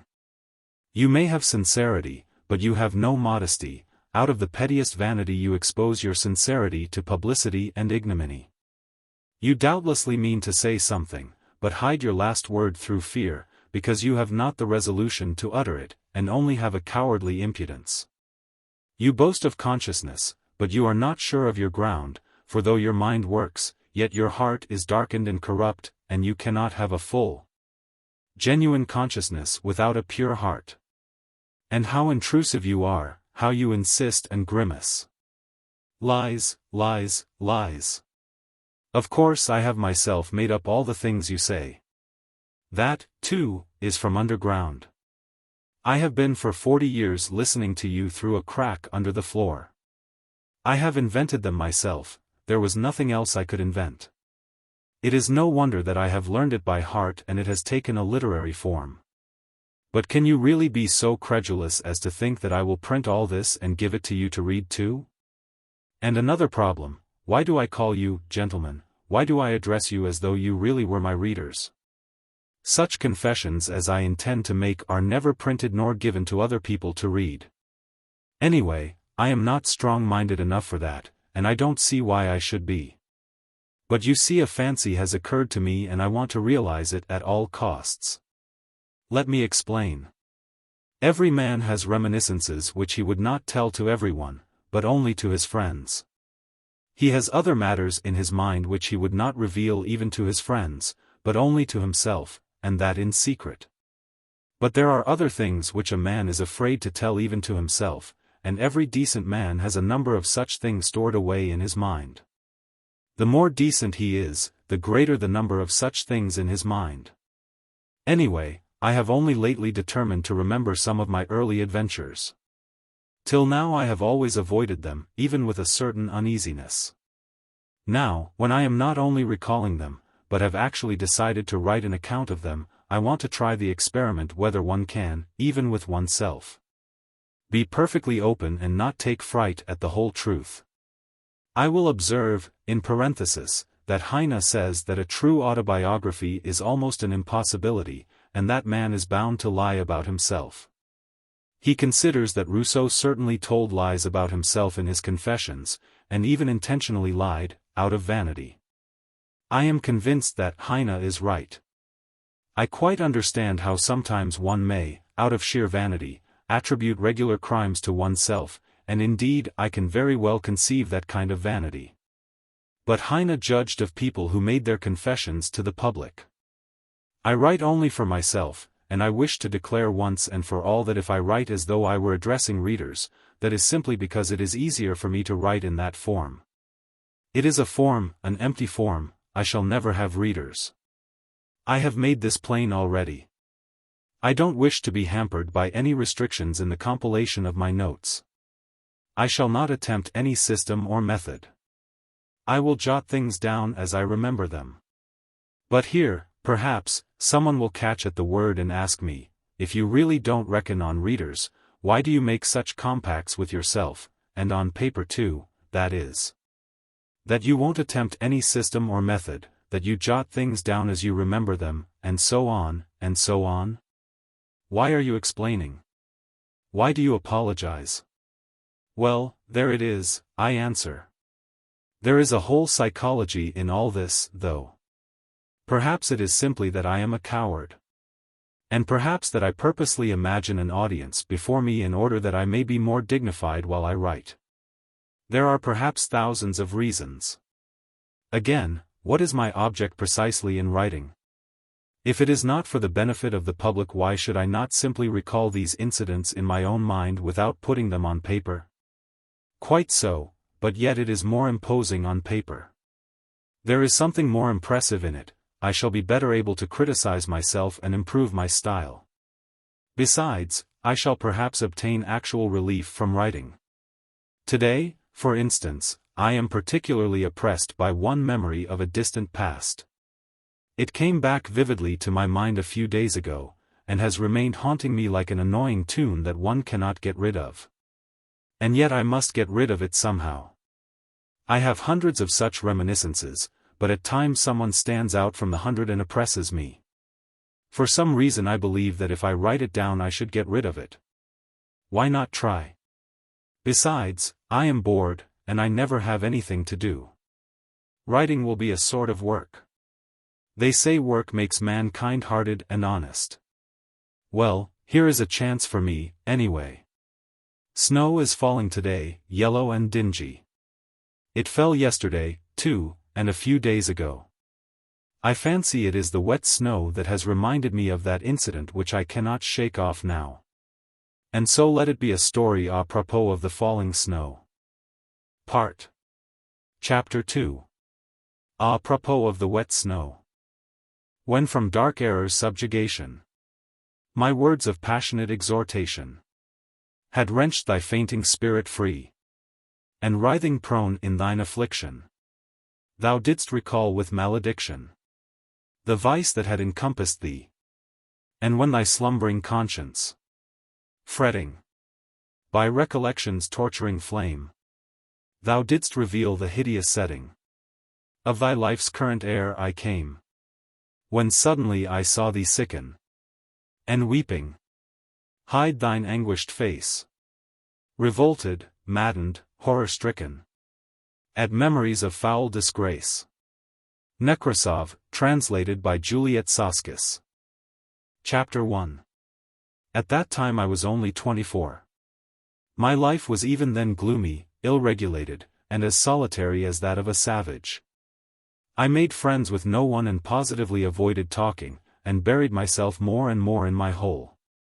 At work in the office I never looked at anyone, and was perfectly well aware that my companions looked upon me, not only as a queer fellow, but even looked upon me, I always fancied this, with a sort of loathing.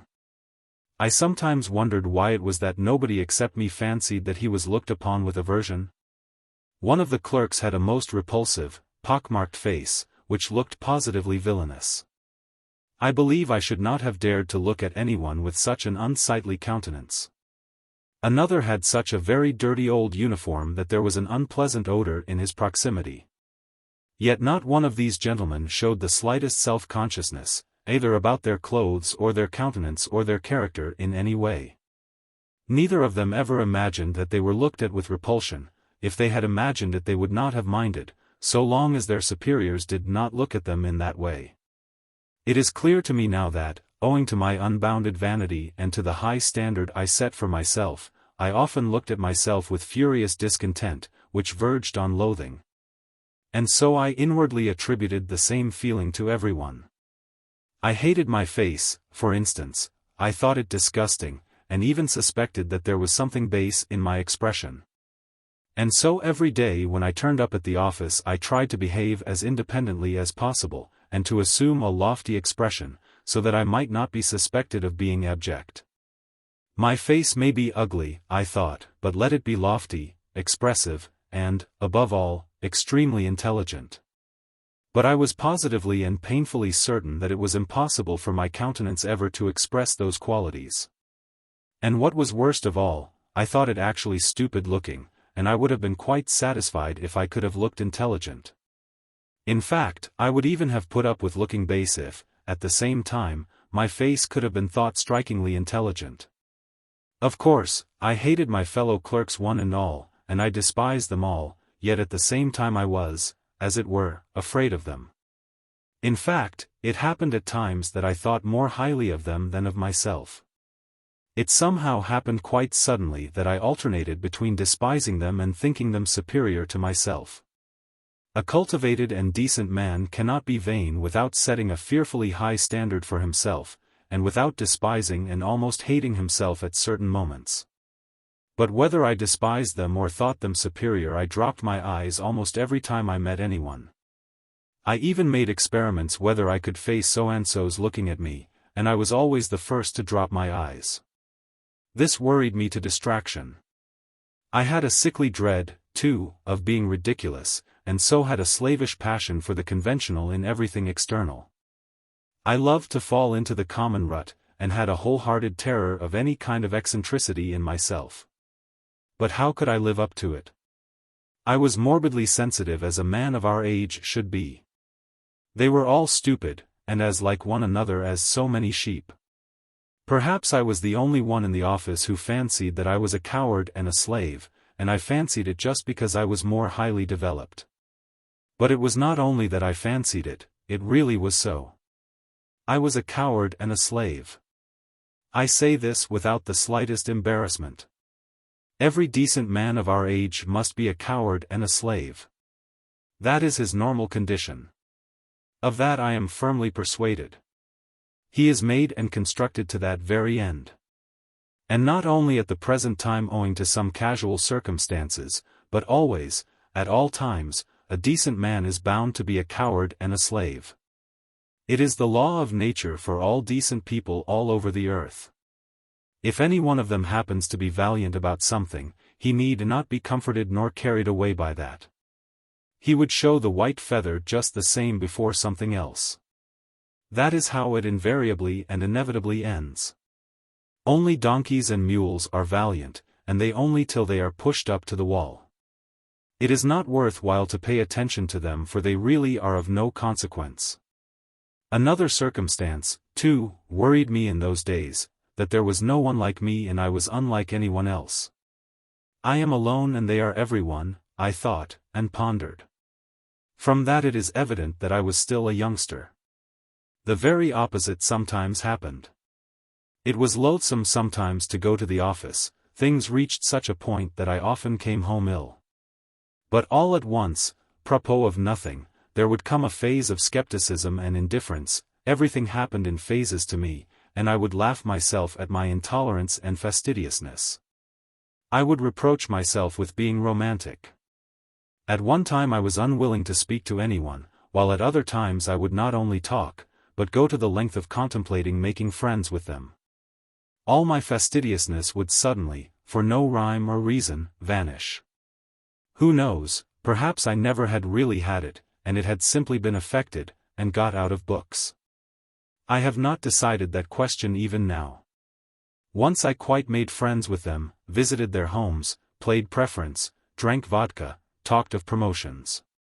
But here let me make a digression.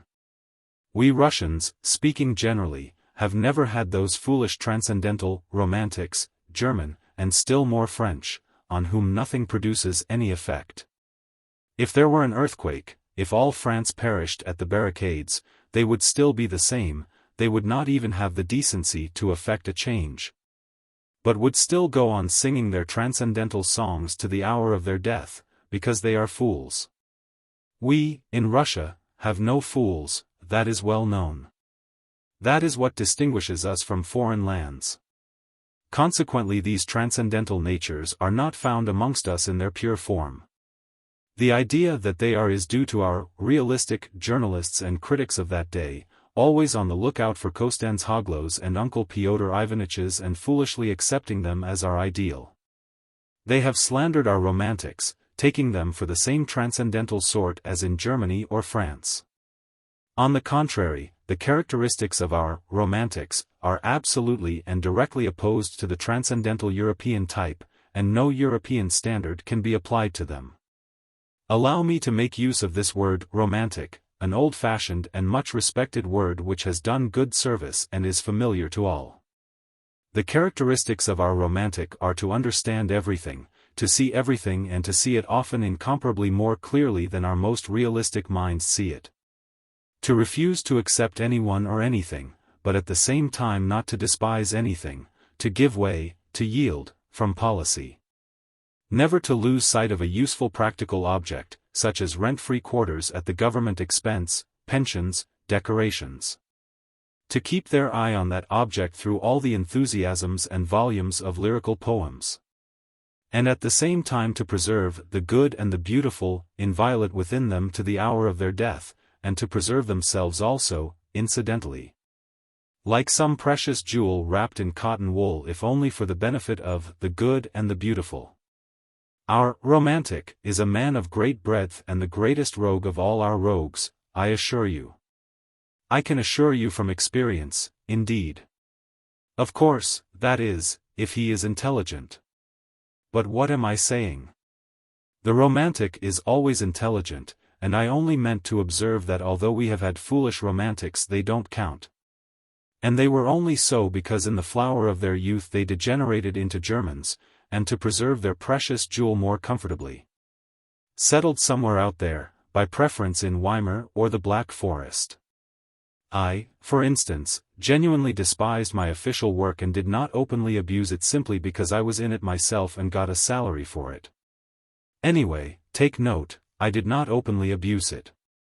Our romantic would rather go out of his mind, a thing, however, which very rarely happens, than take to open abuse, unless he had some other career in view, and he is never kicked out. At most, they would take him to the lunatic asylum as the King of Spain, if he should go very mad. But it is only the thin, fair people who go out of their minds in Russia. Innumerable romantics attain later in life to considerable rank in the service. Their many-sidedness is remarkable. And what a faculty they have for the most contradictory sensations. I was comforted by this thought even in those days, and I am of the same opinion now. That is why there are so many broad natures among us who never lose their ideal even in the depths of degradation. And though they never stir a finger for their ideal, though they are arrant thieves and knaves, yet they tearfully cherish their first ideal and are extraordinarily honest at heart.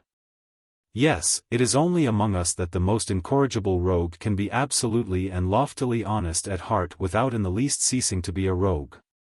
I repeat, our romantics, frequently, become such accomplished rascals, I use the term rascals affectionately.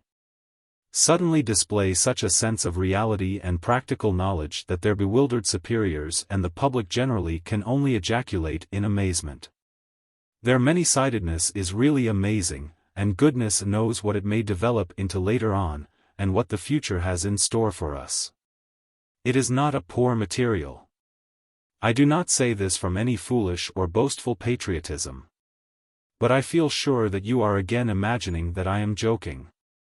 Or perhaps it's just the contrary and you are convinced that I really think so. Anyway, gentlemen, I shall welcome both views as an honor and a special favor. And do forgive my digression. I did not, of course, maintain friendly relations with my comrades and soon was at loggerheads with them, and in my youth and inexperience I even gave up bowing to them. As though I had cut off all relations. That, however, only happened to me once. As a rule, I was always alone. In the first place I spent most of my time at home, reading. I tried to stifle all that was continually seething within me by means of external impressions. And the only external means I had was reading. Reading, of course, was a great help, exciting me, giving me pleasure and pain. But at times it bored me fearfully. One longed for movement in spite of everything, and I plunged all at once into dark, underground, loathsome vice of the pettiest kind.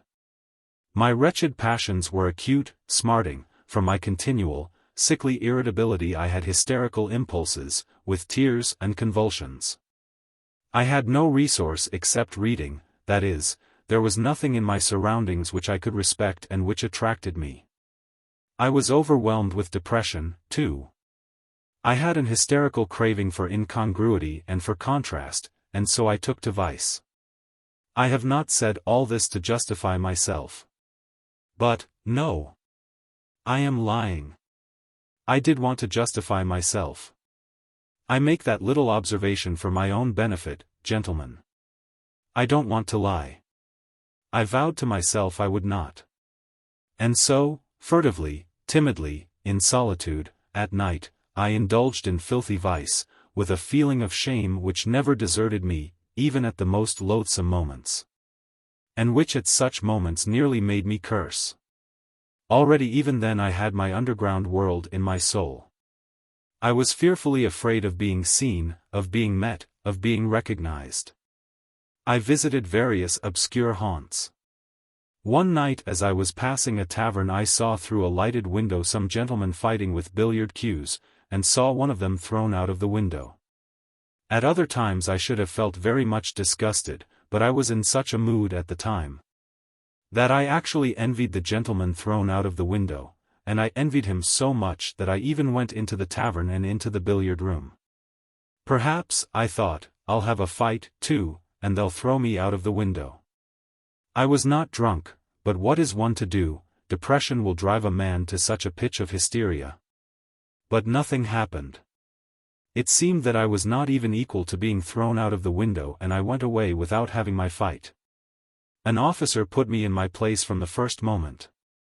I was standing by the billiard table and in my ignorance blocking up the way, and he wanted to pass.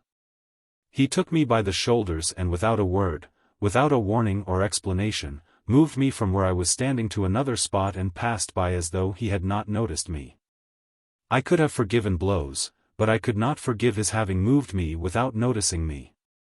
Devil knows what I would have given for a real regular quarrel, a more decent, a more literary one, so to speak. I had been treated like a fly. This officer was over 6 foot, while I was a spindly little fellow. But the quarrel was in my hands. I had only to protest and I certainly would have been thrown out of the window. But I changed my mind and preferred to beat a resentful retreat.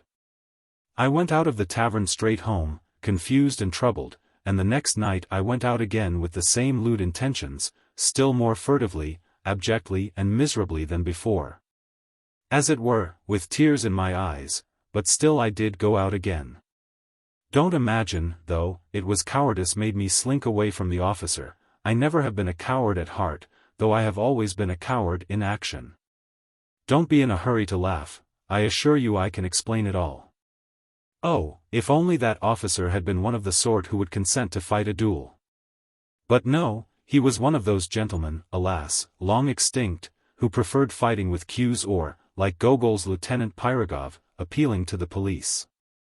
They did not fight duels and would have thought a duel with a civilian like me an utterly unseemly procedure in any case, and they looked upon the duel altogether as something impossible. Something free-thinking and French. But they were quite ready to bully, especially when they were over 6 foot. I did not slink away through cowardice, but through an unbounded vanity. I was afraid not of his 6 foot, not of getting a sound thrashing and being thrown out of the window. I should have had physical courage enough, I assure you, but I had not the moral courage. What I was afraid of was that everyone present, from the insolent marker down to the lowest little stinking, pimply clerk in a greasy collar, would jeer at me and fail to understand when I began to protest and to address them in literary language. For of the point of honor, not of honor, but of the point of honor, point d'honneur, one cannot speak among us except in literary language. You can't allude to the point of honor in ordinary language. I was fully convinced, the sense of reality, in spite of all my romanticism, that they would all simply split their sides with laughter, and that the officer would not simply beat me, that is, without insulting me, but would certainly prod me in the back with his knee, kick me round the billiard table, and only then perhaps have pity and drop me out of the window. Of course, this trivial incident could not with me end in that. I often met that officer afterwards in the street and noticed him very carefully. I am not quite sure whether he recognized me, I imagine not, I judge from certain signs. But I stared at him with spite and hatred, and so it went on, for several years. My resentment grew even deeper with years. At first I began making stealthy inquiries about this officer. It was difficult for me to do so, for I knew no one. But one day I heard someone shout his surname in the street as I was following him at a distance, as though I were tied to him, and so I learnt his surname. Another time I followed him to his flat, and for 10 kopecks learned from the porter where he lived, on which story, whether he lived alone or with others, and so on, in fact. Everything one could learn from a porter. One morning, though I had never tried my hand with the pen, it suddenly occurred to me to write a satire on this officer in the form of a novel which would unmask his villainy. I wrote the novel with relish. I did unmask his villainy, I even exaggerated it. At first I so altered his surname that it could easily be recognized, but on second thoughts I changed it, and sent the story to the Otechestvenia Zapiski. But at that time such attacks were not the fashion and my story was not printed. That was a great vexation to me. Sometimes I was positively choked with resentment. At last I determined to challenge my enemy to a duel. I composed a splendid, charming letter to him, imploring him to apologize to me, and hinting rather plainly at a duel in case of refusal. The letter was so composed that if the officer had had the least understanding of the good and the beautiful he would certainly have flung himself on my neck and have offered me his friendship. And how fine that would have been! How we should have got on together! He could have shielded me with his higher rank, while I could have improved his mind with my culture, and, well, my ideas, and all sorts of things might have happened. Only fancy, this was 2 years after his insult to me, and my challenge would have been a ridiculous anachronism. In spite of all the ingenuity of my letter in disguising and explaining away the anachronism. But, thank God, to this day I thank the Almighty with tears in my eyes, I did not send the letter to him. Cold shivers run down my back when I think of what might have happened if I had sent it. And all at once I revenged myself in the simplest way, by a stroke of genius. A brilliant thought suddenly dawned upon me. Sometimes on holidays I used to stroll along the sunny side of the Nevsky about 4 o'clock in the afternoon. Though it was hardly a stroll so much as a series of innumerable miseries, humiliations and resentments, but no doubt that was just what I wanted. I used to wriggle along in a most unseemly fashion, like an eel, continually moving aside to make way for generals, for officers of the guards and the hussars, or for ladies. At such minutes there used to be a convulsive twinge at my heart, and I used to feel hot all down my back at the mere thought of the wretchedness of my attire. Of the wretchedness and abjectness of my little scurrying figure. This was a regular martyrdom, a continual, intolerable humiliation at the thought, which passed into an incessant and direct sensation, that I was a mere fly in the eyes of all this world, a nasty, disgusting fly, more intelligent, more highly developed, more refined in feeling than any of them, of course, but a fly that was continually making way for everyone, insulted and injured by everyone. Why I inflicted this torture upon myself, why I went to the Nevsky, I don't know. I felt simply drawn there at every possible opportunity. Already then I began to experience a rush of the enjoyment of which I spoke in the first chapter. After my affair with the officer I felt even more drawn there than before. It was on the Nevsky that I met him most frequently, there I could admire him. He, too, went there chiefly on holidays, he, too, turned out of his path for generals and persons of high rank, and he too, wriggled between them like an eel. But people, like me, or even better dressed than me, he simply walked over. He made straight for them as though there was nothing but empty space before him, and never, under any circumstances, turned aside. I gloated over my resentment watching him and, always resentfully made way for him. It exasperated me that even in the street I could not be on an even footing with him. Why must you invariably be the first to move aside? I kept asking myself in hysterical rage, waking up sometimes at 3 o'clock in the morning. Why is it you and not he? There's no regulation about it, there's no written law. Let the making way be equal as it usually is when refined people meet, he moves halfway and you move halfway, you pass with mutual respect. But that never happened, and I always moved aside, while he did not even notice my making way for him. And lo and behold a bright idea dawned upon me. What, I thought, if I meet him and don't move on one side? What if I don't move aside on purpose, even if I knock up against him? How would that be?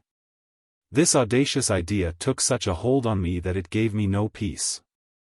I was dreaming of it continually, horribly, and I purposely went more frequently to the Nevsky in order to picture more vividly how I should do it when I did do it. I was delighted. This intention seemed to me more and more practical and possible. Of course I shall not really push him, I thought, already more good-natured in my joy. I will simply not turn aside, will run up against him, not very violently, but just shouldering each other, just as much as decency permits. I will push against him just as much as he pushes against me. At last I made up my mind completely. But my preparations took a great deal of time. To begin with, when I carried out my plan I should need to be looking rather more decent, and so I had to think of my get-up. In case of emergency, if, for instance, there were any sort of public scandal, and the public there is of the recherche, the Countess walks there, Prince D. walks there. All the literary world is there, I must be well dressed, that inspires respect and of itself puts us on an equal footing in the eyes of the society. With this object I asked for some of my salary in advance, and bought at Churkin's a pair of black gloves and a decent hat. Black gloves seemed to me both more dignified and bon ton than the lemon-colored ones which I had contemplated at first. The color is too gaudy, it looks as though one were trying to be conspicuous, and I did not take the lemon-colored ones. I had got ready long beforehand a good shirt, with white bone studs. My overcoat was the only thing that held me back. The coat in itself was a very good one, it kept me warm, but it was wadded and it had a raccoon collar which was the height of vulgarity. I had to change the collar at any sacrifice, and to have a beaver one like an officer's. For this purpose I began visiting the Gostiny Dvor, and after several attempts I pitched upon a piece of cheap German beaver. Though these German beavers soon grow shabby and look wretched, yet at first they look exceedingly well, and I only needed it for the occasion. I asked the price, even so, it was too expensive. After thinking it over thoroughly I decided to sell my raccoon collar. The rest of the money, a considerable sum for me, I decided to borrow from Anton Antonitch Syatochkin, my immediate superior, an unassuming person, though grave and judicious. He never lent money to anyone, but I had, on entering the service, been specially recommended to him by an important personage who had got me my berth. I was horribly worried. To borrow from Anton Antonitch seemed to me monstrous and shameful. I did not sleep for 2 or 3 nights. Indeed, I did not sleep well at that time, I was in a fever. I had a vague sinking at my heart or else a sudden throbbing. Anton Antonitch was surprised at first, then he frowned, then he reflected, and did after all lend me the money. Receiving from me a written authorization to take from my salary a fortnight later the sum that he had lent me. In this way everything was at last ready. The handsome beaver replaced the mean-looking raccoon, and I began by degrees to get to work. It would never have done to act offhand, at random. The plan had to be carried out skillfully, by degrees. But I must confess that after many efforts I began to despair, we simply could not run into each other. I made every preparation. I was quite determined, it seemed as though we should run into one another directly, and before I knew what I was doing I had stepped aside for him again and he had passed without noticing me. I even prayed as I approached him that God would grant me determination. One time I had made up my mind thoroughly, but it ended in my stumbling and falling at his feet because at the very last instant when I was 6 inches from him my courage failed me. He very calmly stepped over me, while I flew on one side like a ball. That night I was ill again, feverish and delirious. And suddenly it ended most happily. The night before I had made up my mind not to carry out my fatal plan and to abandon it all, and with that object I went to the Nevsky for the last time, just to see how I would abandon it all. Suddenly, 3 paces from my enemy, I unexpectedly made up my mind, I closed my eyes, and we ran full tilt, shoulder to shoulder, against one another. I did not budge an inch and passed him on a perfectly equal footing. He did not even look round and pretended not to notice it, but he was only pretending, I am convinced of that. I am convinced of that to this day. Of course, I got the worst of it, he was stronger, but that was not the point. The point was that I had attained my object, I had kept up my dignity, I had not yielded a step, and had put myself publicly on an equal social footing with him. I returned home feeling that I was fully avenged for everything. I was delighted. I was triumphant and sang Italian arias. Of course, I will not describe to you what happened to me 3 days later. If you have read my first chapter you can guess for yourself.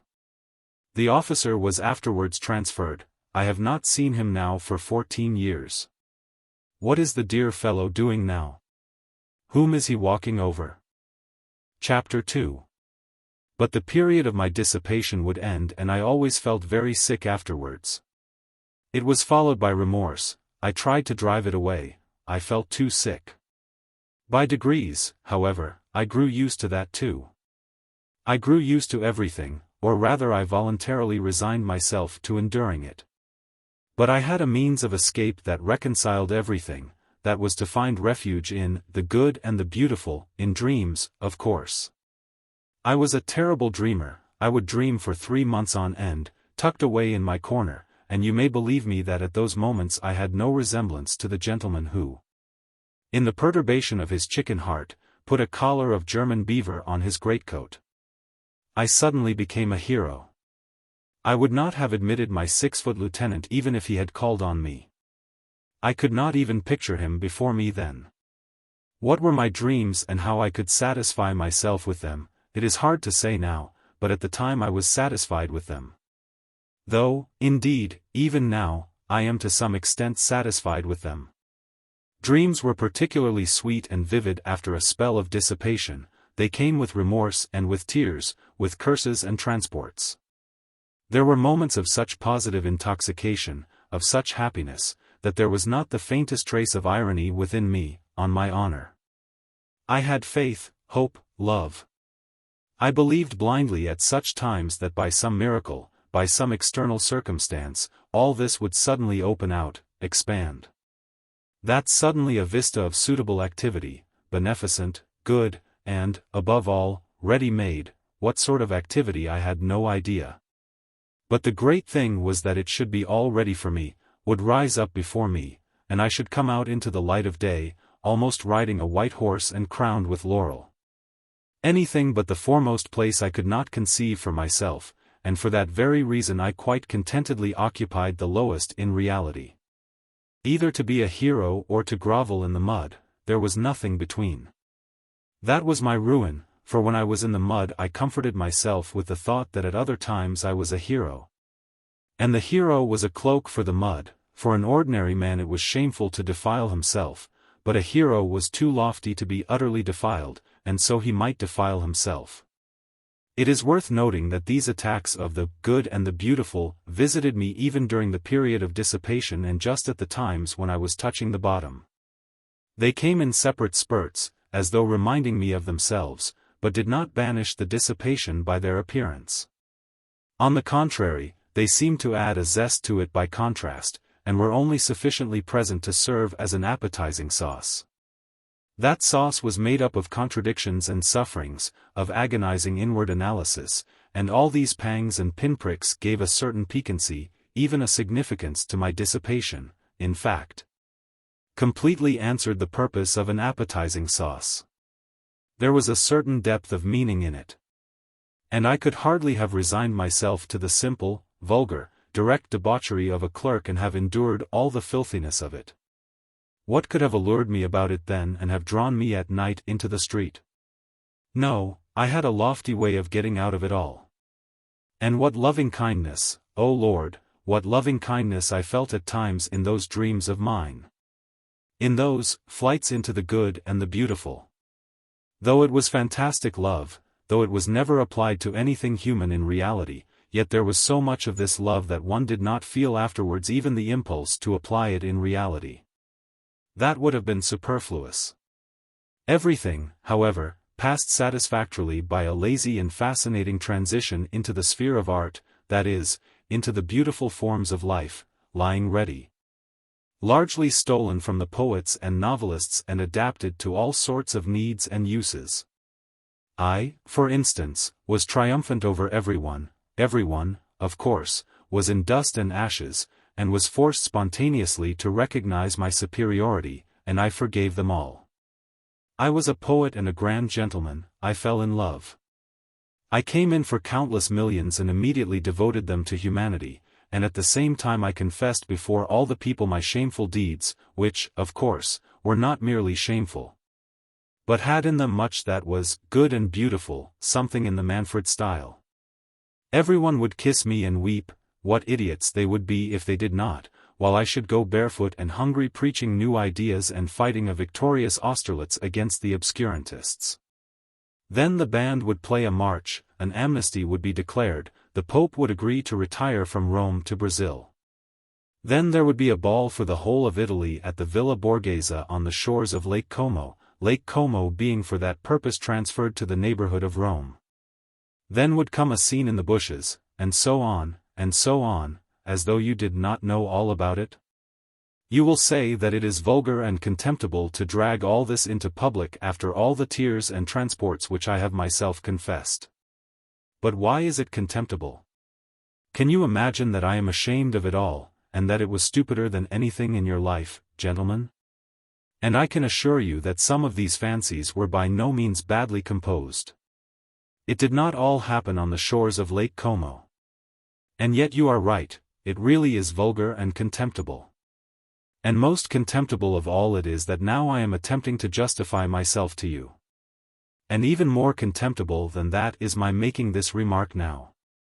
But that's enough, or there will be no end to it, each step will be more contemptible than the last. I could never stand more than 3 months of dreaming at a time without feeling an irresistible desire to plunge into society. To plunge into society meant to visit my superior at the office, Anton Antonich Syatochkin. He was the only permanent acquaintance I have had in my life, and I wonder at the fact myself now. But I only went to see him when that phase came over me, and when my dreams had reached such a point of bliss that it became essential at once to embrace my fellows and all mankind. And for that purpose I needed, at least, one human being, actually existing. I had to call on Anton Antonich, however, on Tuesday, his at-home day. So I had always to time my passionate desire to embrace humanity so that it might fall on a Tuesday. This Anton Antonich lived on the 4th story in a house in 5 corners, in 4 low-pitched rooms, one smaller than the other, of a particularly frugal and sallow appearance. He had 2 daughters and their aunt, who used to pour out the tea. Of the daughters one was 13 and another 14, they both had snub noses, and I was awfully shy of them because they were always whispering and giggling together. The master of the house usually sat in his study on a leather couch in front of the table with some grey-headed gentleman, usually a colleague from our office or some other department. I never saw more than 2 or 3 visitors there, always the same. They talked about the excise duty, about business in the Senate, about salaries, about promotions, about His Excellency, and the best means of pleasing him, and so on. I had the patience to sit like a fool beside these people for 4 hours at a stretch, listening to them without knowing what to say to them or venturing to say a word. I became stupefied, several times I felt myself perspiring, I was overcome by a sort of paralysis, but this was pleasant and good for me. On returning home I deferred for a time my desire to embrace all mankind. I had however one other acquaintance of a sort, Simonov, who was an old schoolfellow. I had a number of schoolfellows, indeed, in Petersburg, but I did not associate with them and had even given up nodding to them in the street. I believe I had transferred into the department I was in simply to avoid their company and to cut off all connection with my hateful childhood. Curses on that school and all those terrible years of penal servitude. In short, I parted from my schoolfellows as soon as I got out into the world. There were 2 or 3 left to whom I nodded in the street. One of them was Simonov, who had in no way been distinguished at school, was of a quiet and equable disposition. But I discovered in him a certain independence of character and even honesty. I don't even suppose that he was particularly stupid. I had at one time spent some rather soulful moments with him, but these had not lasted long and had somehow been suddenly clouded over. He was evidently uncomfortable at these reminiscences, and was, I fancy, always afraid that I might take up the same tone again. I suspected that he had an aversion for me, but still I went on going to see him, not being quite certain of it. And so on one occasion, unable to endure my solitude and knowing that as it was Thursday Anton Antonich's door would be closed, I thought of Simonov. Climbing up to his 4th story I was thinking that the man disliked me and that it was a mistake to go and see him. But as it always happened that such reflections impelled me, as though purposely, to put myself into a false position, I went in. It was almost a year since I had last seen Simonov. Chapter 3. I found 2 of my old schoolfellows with him. They seemed to be discussing an important matter. All of them took scarcely any notice of my entrance, which was strange, for I had not met them for years. Evidently they looked upon me as something on the level of a common fly. I had not been treated like that even at school, though they all hated me. I knew, of course, that they must despise me now for my lack of success in the service, and for my having let myself sink so low. Going about badly dressed and so on, which seemed to them a sign of my incapacity and insignificance. But I had not expected such contempt. Simonov was positively surprised at my turning up. Even in old days he had always seemed surprised at my coming. All this disconcerted me. I sat down, feeling rather miserable, and began listening to what they were saying. They were engaged in warm and earnest conversation about a farewell dinner which they wanted to arrange for the next day to a comrade of theirs called Zverkov, an officer in the army, who was going away to a distant province. This Zverkov had been all the time at school with me too. I had begun to hate him particularly in the upper forms. In the lower forms he had simply been a pretty, playful boy whom everybody liked. I had hated him, however, even in the lower forms, just because he was a pretty and playful boy. He was always bad at his lessons and got worse and worse as he went on. However, he left with a good certificate, as he had powerful interests. During his last year at school he came in for an estate of 200 serfs, and as almost all of us were poor he took up a swaggering tone among us. He was vulgar in the extreme, but at the same time he was a good-natured fellow, even in his swaggering. In spite of superficial, fantastic and sham notions of honor and dignity, all but very few of us positively grovelled before Zverkov, and the more so the more he swaggered. And it was not from any interested motive that they grovelled, but simply because he had been favored by the gifts of nature. Moreover, it was, as it were, an accepted idea among us that Zverkov was a specialist in regard to tact and the social graces. This last fact particularly infuriated me. I hated the abrupt self-confident tone of his voice, his admiration of his own witticisms, which were often frightfully stupid, though he was bold in his language. I hated his handsome, but stupid face, for which I would, however, have gladly exchanged my intelligent one, and the free and easy military manners in fashion in the 40s. I hated the way in which he used to talk of his future conquests of women. He did not venture to begin his attack upon women until he had the epaulets of an officer, and was looking forward to them with impatience, and boasted of the duels he would constantly be fighting. I remember how I, invariably so taciturn, suddenly fastened upon Zverkov, when one day talking at a leisure moment with his schoolfellows of his future relations with the fair sex, and growing as sportive as a puppy in the sun, he all at once declared that he would not leave a single village girl on his estate unnoticed, that was his droit de seigneur, and that if the peasants dared to protest he would have them all flogged and double the tax on them, the bearded rascals. Our servile rabble applauded, but I attacked him, not from compassion for the girls and their fathers, but simply because they were applauding such an insect. I got the better of him on that occasion, but though Zverkov was stupid he was lively and impudent, and so laughed it off, and in such a way that my victory was not really complete. The laugh was on his side. He got the better of me on several occasions afterwards, but without malice, jestingly, casually. I remained angrily and contemptuously silent and would not answer him. When we left school he made advances to me. I did not rebuff them, for I was flattered, but we soon parted and quite naturally. Afterwards I heard of his barrack-room success as a lieutenant, and of the fast life he was leading. Then there came other rumors, of his successes in the service. By then he had taken to cutting me in the street, and I suspected that he was afraid of compromising himself by greeting a personage as insignificant as me. I saw him once in the theatre, in the third tier of boxes. By then he was wearing shoulder straps. He was twisting and twirling about, ingratiating himself with the daughters of an ancient general. In 3 years he had gone off considerably, though he was still rather handsome and adroit. One could see that by the time he was 30 he would be corpulent. So it was to this Zverkov that my schoolfellows were going to give a dinner on his departure. They had kept up with him for those 3 years, though privately they did not consider themselves on an equal footing with him, I am convinced of that. Of Simonov's 2 visitors, one was Ferfitchkin, a Russianized German, a little fellow with the face of a monkey, a blockhead who was always deriding everyone.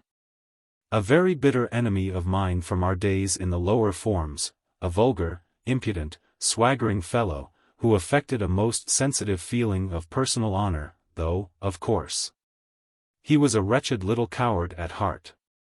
He was one of those worshippers of Zverkov who made up to the latter from interested motives, and often borrowed money from him. Simonov's other visitor, Trudolyubov, was a person in no way remarkable, a tall young fellow, in the army, with a cold face, fairly honest, though he worshipped success of every sort, and was only capable of thinking of promotion. He was some sort of distant relation of Zverkov's, and this, foolish as it seems, gave him a certain importance among us. He always thought me of no consequence whatever. His behavior to me, though not quite courteous, was tolerable. "Well, with 7 rubles each," said Trudolyubov, 21 rubles between the 3 of us, we ought to be able to get a good dinner. Zverkov, of course, won't pay. Of course not, since we are inviting him, Simonov decided. Can you imagine, Ferfitchkin interrupted hotly and conceitedly, like some insolent flunky boasting of his master the general's decorations, can you imagine that Zverkov will let us pay alone? He will accept from delicacy, but he will order 6 bottles of champagne. Do we want 6 for the 4 of us, observed Trudolyubov, taking notice only of the 6. So the 3 of us, with Zverkov for the 4th, 21 rubles, at the Hotel de Paris at 5 o'clock tomorrow, Simonov, who had been asked to make the arrangements, concluded finally. How 21 rubles? I asked in some agitation, with a show of being offended. If you count me it will not be 21, but 28 rubles. It seemed to me that to invite myself so suddenly and unexpectedly would be positively graceful, and that they would all be conquered at once and would look at me with respect. Do you want to join, too? Simonov observed, with no appearance of pleasure, seeming to avoid looking at me. He knew me through and through. It infuriated me that he knew me so thoroughly. Why not? I am an old schoolfellow of his, too, I believe, and I must own I feel hurt that you have left me out, I said, boiling over again. And where were we to find you? Ferfitchkin put in roughly. You never were on good terms with Zverkov, Trudolyubov added, frowning. But I had already clutched at the idea and would not give it up. It seems to me that no one has a right to form an opinion upon that, I retorted in a shaking voice, as though something tremendous had happened. Perhaps that is just my reason for wishing it now, that I have not always been on good terms with him. Oh, there's no making you out, with these refinements, Trudolyubov jeered. We'll put your name down, Simonov decided, addressing me. Tomorrow at 5 o'clock at the Hotel de Paris. What about the money? Ferfitchkin began in an undertone, indicating me to Simonov, but he broke off, for even Simonov was embarrassed. That will do, said Trudolyubov, getting up. If he wants to come so much, let him. But it's a private thing, between us friends, Ferfitchkin said crossly, as he, too, picked up his hat. It's not an official gathering. We do not want at all, perhaps. They went away. Ferfitchkin did not greet me in any way as he went out, Trudolyubov barely nodded. Simonov, with whom I was left tête-à-tête, was in a state of vexation and perplexity, and looked at me queerly. He did not sit down and did not ask me to. Yes, tomorrow, then. Will you pay your subscription now? I just ask so as to know, he muttered in embarrassment. I flushed crimson, as I did so I remembered that I had owed Simonov 15 rubles for ages, which I had, indeed, never forgotten, though I had not paid it. You will understand, Semenov, that I could have no idea when I came here. I am very much vexed that I have forgotten. All right, that doesn't matter. You can pay tomorrow after the dinner. I simply wanted to know. Please don't. He broke off and began pacing the room still more vexed. As he walked he began to stamp with his heels. Am I keeping you? I asked, after 2 minutes of silence. Oh, he said, starting, that is, to be truthful, yes. I have to go and see someone, not far from here, he added in an apologetic voice, somewhat abashed. My goodness, why didn't you say so? I cried, seizing my cap, with an astonishingly free and easy air, which was the last thing I should have expected of myself. It's close by, not 2 paces away, Semenov repeated, accompanying me to the front door with a fussy air which did not suit him at all. So 5 o'clock, punctually, tomorrow, he called down the stairs after me. He was very glad to get rid of me. I was in a fury. What possessed me to force myself upon them? I wondered, grinding my teeth as I strode along the street, for a scoundrel, a pig like that Zverkov. Of course I had better not go, of course, I must just snap my fingers at them. I am not bound in any way. I'll send Semenov a note by tomorrow's post. But what made me furious was that I knew for certain that I should go, that I should make a point of going. And the more tactless, the more unseemly my going would be, the more certainly I would go. And there was a positive obstacle to my going, I had no money. All I had was 9 rubles, I had to give 7 of that to my servant, Apollon, for his monthly wages. That was all I paid him, he had to keep himself. Not to pay him was impossible, considering his character. But I will talk about that fellow, about that plague of mine, another time. However, I knew I should go and should not pay him his wages. That night I had the most hideous dreams. No wonder, all the evening I had been oppressed by memories of my miserable days at school, and I could not shake them off. I was sent to the school by distant relations, upon whom I was dependent and of whom I have heard nothing since. They sent me there a forlorn, silent boy, already crushed by their reproaches. Already troubled by doubt, and looking with savage distrust at everyone. My schoolfellows met me with spiteful and merciless jibes because I was not like any of them. But I could not endure their taunts. I could not give in to them with the ignoble readiness with which they gave in to one another. I hated them from the first, and shut myself away from everyone in timid, wounded and disproportionate pride. Their coarseness revolted me. They laughed cynically at my face, at my clumsy figure. And yet what stupid faces they had themselves. In our school the boys' faces seemed in a special way to degenerate and grow stupider. How many fine-looking boys came to us. In a few years they became repulsive. Even at 16 I wondered at them morosely. Even then I was struck by the pettiness of their thoughts, the stupidity of their pursuits, their games, their conversations. They had no understanding of such essential things, they took no interest in such striking, impressive subjects, that I could not help considering them inferior to myself. It was not wounded vanity that drove me to it, and for God's sake do not thrust upon me your hackneyed remarks, repeated to nausea, that I was only a dreamer. While they even then had an understanding of life. They understood nothing, they had no idea of real life, and I swear that that was what made me most indignant with them. On the contrary, the most obvious, striking reality they accepted with fantastic stupidity and even at that time were accustomed to respect success. Everything that was just, but oppressed and looked down upon, they laughed at heartlessly and shamefully. They took rank for intelligence. Even at 16 they were already talking about a snug berth. Of course, a great deal of it was due to their stupidity, to the bad examples with which they had always been surrounded in their childhood and boyhood. They were monstrously depraved. Of course a great deal of that, too, was superficial and an assumption of cynicism. Of course there were glimpses of youth and freshness even in their depravity. But even that freshness was not attractive, and showed itself in a certain rakishness. I hated them horribly, though perhaps I was worse than any of them.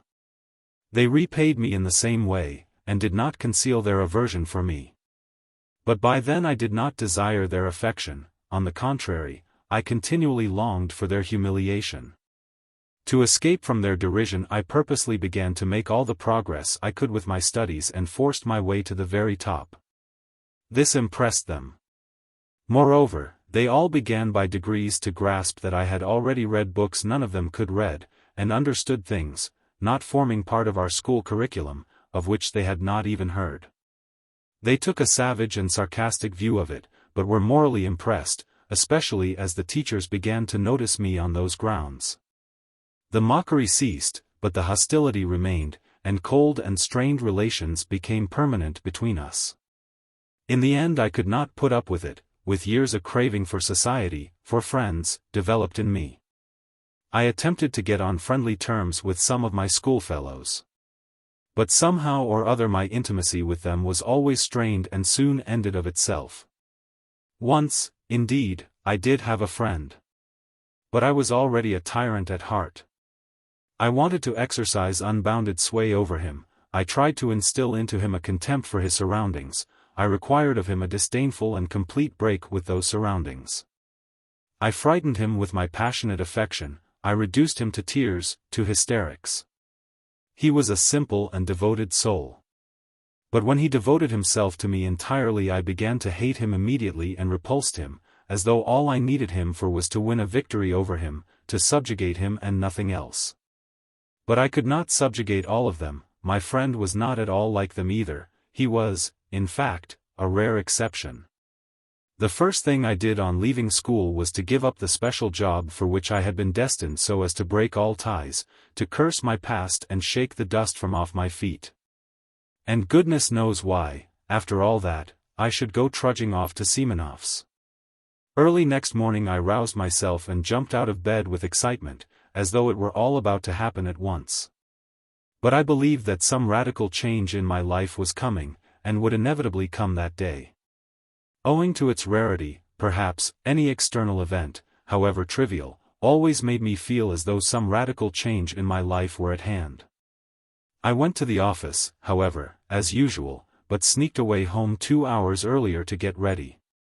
The great thing, I thought, is not to be the first to arrive, or they will think I am overjoyed at coming. But there were thousands of such great points to consider, and they all agitated and overwhelmed me. I polished my boots a second time with my own hands. Nothing in the world would have induced Apollon to clean them twice a day, as he considered that it was more than his duties required of him. I stole the brushes to clean them from the passage, being careful he should not detect it, for fear of his contempt. Then I minutely examined my clothes and thought that everything looked old, worn and threadbare. I had let myself get too slovenly. My uniform, perhaps, was tidy, but I could not go out to dinner in my uniform. The worst of it was that on the knee of my trousers was a big yellow stain. I had a foreboding that that stain would deprive me of 9/10 of my personal dignity. I knew, too, that it was very poor to think so. But this is no time for thinking, now I am in for the real thing, I thought, and my heart sank. I knew, too, perfectly well even then, that I was monstrously exaggerating the facts. But how could I help it? I could not control myself and was already shaking with fever. With despair I pictured to myself how coldly and disdainfully that scoundrel Zverkov would meet me. With what dull-witted, invincible contempt the blockhead Trudolyubov would look at me, with what impudent rudeness the insect Ferfitchkin would snigger at me in order to curry favor with Zverkov. How completely Semenov would take it all in, and how he would despise me for the abjectness of my vanity and lack of spirit, and, worst of all, how paltry, unliterary, commonplace it would all be. Of course, the best thing would be not to go at all. But that was most impossible of all. If I feel impelled to do anything, I seem to be pitchforked into it. I should have jeered at myself ever afterwards, so you funked it, you funked it, you funked the real thing. On the contrary, I passionately longed to show all that rabble, that I was by no means such a spiritless creature as I seemed to myself. What is more, even in the acutest paroxysm of this cowardly fever, I dreamed of getting the upper hand, of dominating them, carrying them away. Making them like me, if only for my elevation of thought and unmistakable wit. They would abandon Zverkov, he would sit on one side, silent and ashamed, while I should crush him. Then, perhaps, we would be reconciled and drink to our everlasting friendship. But what was most bitter and humiliating for me was that I knew even then, knew fully and for certain, that I needed nothing of all this really, that I did not really want to crush, to subdue, to attract them, and that I did not care a straw really for the result, even if I did achieve it. Oh, how I prayed for the day to pass quickly. In unutterable anguish I went to the window, opened the movable pane and looked out into the troubled darkness of the thickly falling wet snow. At last my wretched little clock hissed out 5. I seized my hat and, trying not to look at Apollon, who had been all day expecting his month's wages, but in his foolishness was unwilling to be the first to speak about it, I slipped between him and the door and, jumping into a high-class sledge, on which I spent my last half-ruble, I drove up in grand style to the Hôtel de Paris. Chapter 4. I had been certain the day before that I should be the first to arrive. But it was not a question of being the first to arrive. Not only were they not there, but I had difficulty in finding our room. The table was not laid even. What did it mean? After a good many questions I elicited from the waiters that the dinner had been ordered not for 5, but for 6 o'clock. This was confirmed at the buffet too. I felt really ashamed to go on questioning them. It was only 25 minutes past 5. If they changed the dinner hour they ought at least to have let me know, that is what the post is for, and not to have put me in an absurd position in my own eyes and even before the waiters. I sat down, the servant began laying the table, I felt even more humiliated when he was present. Towards 6 o'clock they brought in candles, though there were lamps burning in the room. It had not occurred to the waiter, however, to bring them in at once when I arrived. In the next room 2 gloomy, angry-looking persons were eating their dinners in silence at 2 different tables.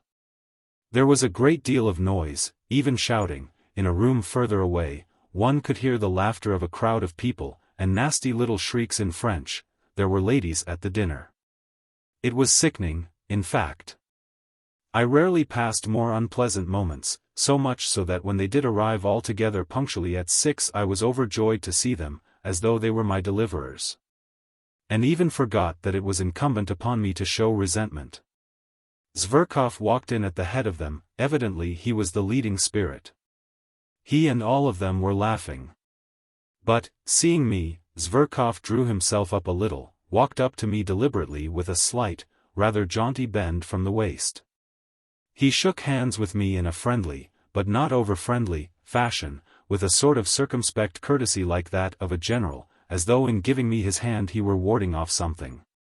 I had imagined, on the contrary, that on coming in he would at once break into his habitual thin, shrill laugh and fall to making his insipid jokes and witticisms.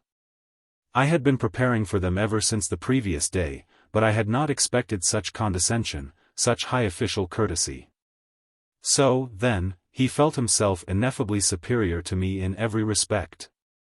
If he only meant to insult me by that high official tone, it would not matter, I thought, I could pay him back for it one way or another. But what if, in reality, without the least desire to be offensive, that sheepshead had a notion in earnest that he was superior to me and could only look at me in a patronizing way? The very supposition made me gasp. I was surprised to hear of your desire to join us, he began, lisping and drawling, which was something new. You and I seem to have seen nothing of one another. You fight shy of us. You shouldn't.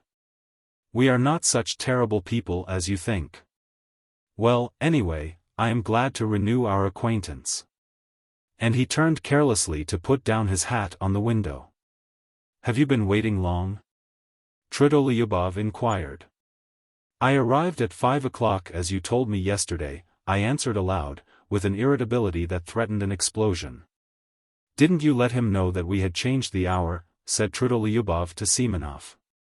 No, I didn't. I forgot, the latter replied, with no sign of regret, and without even apologizing to me he went off to order the hors d'oeuvre. So you've been here a whole hour? Oh, poor fellow. Zverkov cried ironically, for to his notions this was bound to be extremely funny. That rascal Ferfitchkin followed with his nasty little snigger like a puppy yapping. My position struck him, too, as exquisitely ludicrous and embarrassing. It isn't funny at all. I cried to Ferfitchkin, more and more irritated. It wasn't my fault, but other people's. They neglected to let me know. It was simply absurd. It's not only absurd, but something else as well, muttered Trudolyubov, naively taking my part. You are not hard enough upon it. It was simply rudeness, unintentional, of course. And how could Simonov, If a trick like that had been played on me, observed Ferfitchkin, should. But you should have ordered something for yourself, Zverkov interrupted. Or simply asked for dinner without waiting for us. You will allow that I might have done that without your permission, I rapped out. If I waited, it was. Let us sit down, gentlemen, cried Simonov, coming in. Everything is ready. I can answer for the champagne, it is capitally frozen. You see, I did not know your address, where was I to look for you? He suddenly turned to me, but again he seemed to avoid looking at me. Evidently he had something against me. It must have been what happened yesterday. All sat down, I did the same. It was a round table. Trudolyubov was on my left, Simonov on my right, Zverkov was sitting opposite, Ferfitchkin next to him, between him and Trudolyubov. Tell me, are you, in a government office? Zverkov went on attending to me. Seeing that I was embarrassed, he seriously thought that he ought to be friendly to me, and, so to speak, cheer me up. Does he want me to throw a bottle at his head? I thought, in a fury. In my novel surroundings I was unnaturally ready to be irritated. In the office, I answered jerkily, with my eyes on my plate.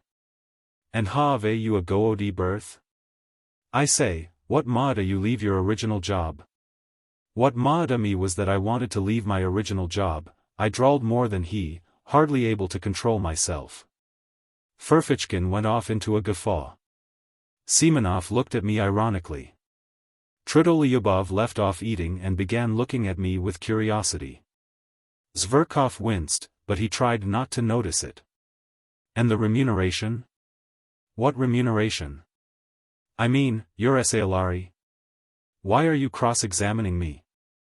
However, I told him at once what my salary was. I turned horribly red. It is not very handsome, Zverkov observed majestically. Yes, you can't afford to dine at cafes on that, Ferfitchkin added insolently. To my thinking it's very poor, Trudolyubov observed gravely. And how thin you have grown. How you have changed. Added Zverkov, with a shade of venom in his voice, scanning me and my attire with a sort of insolent compassion. Oh, spare his blushes, cried Ferfitchkin, sniggering. My dear sir, allow me to tell you I am not blushing, I broke out at last, do you hear? I am dining here, at this café, at my own expense, not at other people's, note that, Mr. Ferfitchkin. What? Isn't everyone here dining at his own expense? You would seem to be. Ferfitchkin flew out at me, turning as red as a lobster, and looking me in the face with fury. That, I answered, feeling I had gone too far, and I imagine it would be better to talk of something more intelligent. You intend to show off your intelligence, I suppose? Don't disturb yourself, that would be quite out of place here.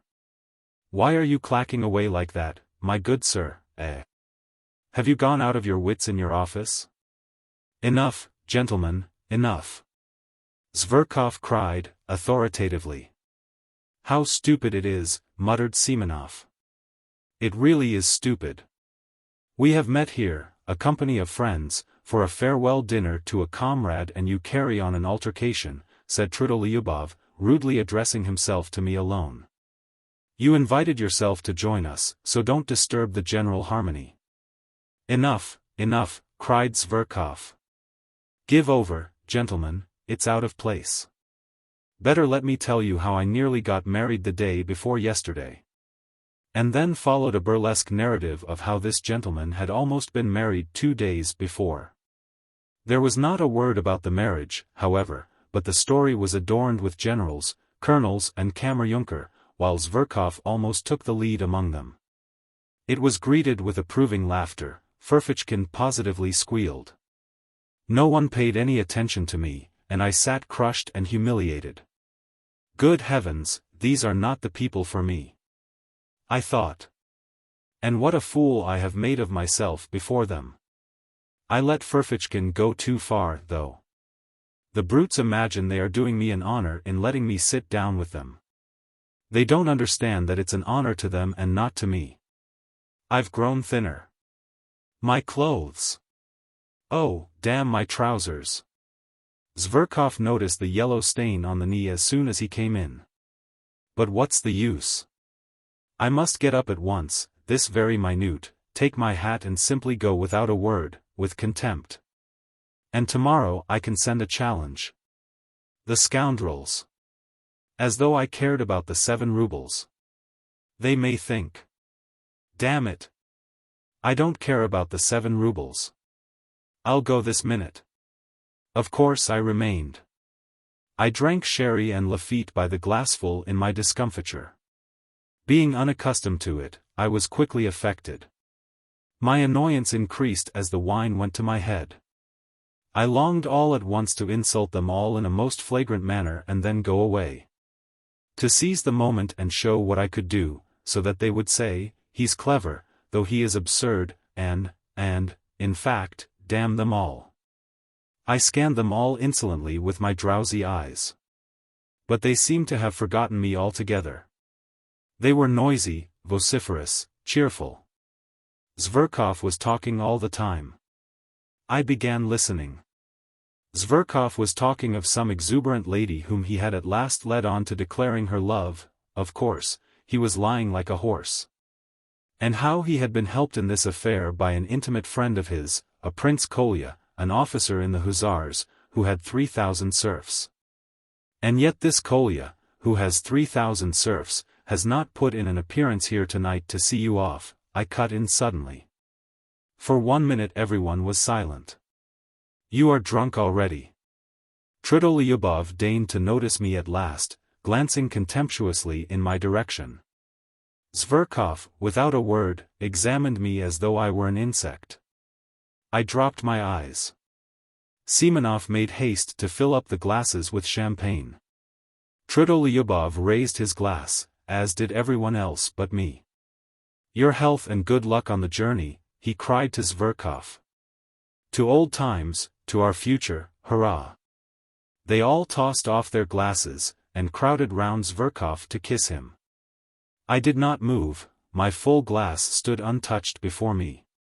"Why, aren't you going to drink it?" roared Trudolyubov, losing patience and turning menacingly to me.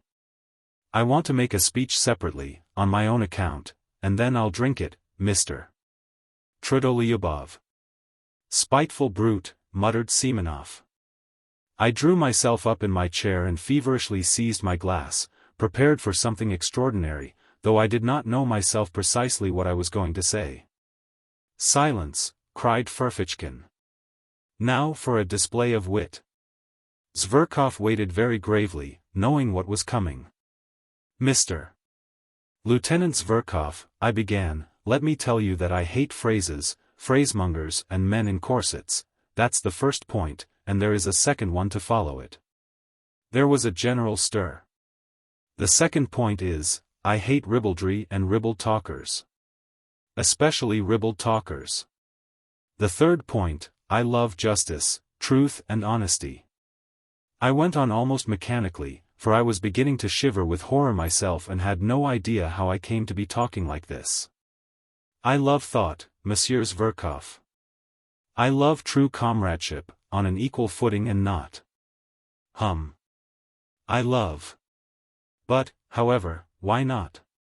I will drink your health, too, Mr. Zverkov. Seduce the Circassian girls, shoot the enemies of the fatherland and, to your health, Monsieur Zverkov. Zverkov got up from his seat, bowed to me and said, I am very much obliged to you. He was frightfully offended and turned pale. Damn the fellow! Roared Tridolyubov, bringing his fist down on the table. Well, he wants a punch in the face for that, squealed Ferfitchkin. We ought to turn him out, muttered Semenov. Not a word, gentlemen, not a movement, cried Zverkov solemnly, checking the general indignation. I thank you all, but I can show him for myself how much value I attach to his words. Mr. Ferfitchkin, you will give me satisfaction tomorrow for your words just now. I said aloud, turning with dignity to Ferfitchkin. A duel, you mean? Certainly, he answered. But probably I was so ridiculous as I challenged him, and it was so out of keeping with my appearance that everyone including Ferfitchkin was prostrate with laughter. Yes, let him alone, of course. He is quite drunk, Tridolyubov said with disgust. I shall never forgive myself for letting him join us, Semenov muttered again. Now is the time to throw a bottle at their heads, I thought to myself. I picked up the bottle, and filled my glass. No, I'd better sit on to the end, I went on thinking. You would be pleased, my friends, if I went away. Nothing will induce me to go. I'll go on sitting here and drinking to the end, on purpose, as a sign that I don't think you of the slightest consequence. I will go on sitting and drinking, because this is a public house and I paid my entrance money. I'll sit here and drink, for I look upon you as so many pawns, as inanimate pawns. I'll sit here and drink, and sing if I want to, yes, sing, for I have the right to sing. But I did not sing.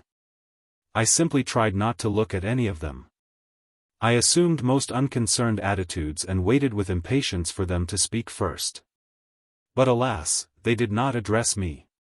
And oh, how I wished at that moment to be reconciled to them. It struck 8, at last 9. They moved from the table to the sofa.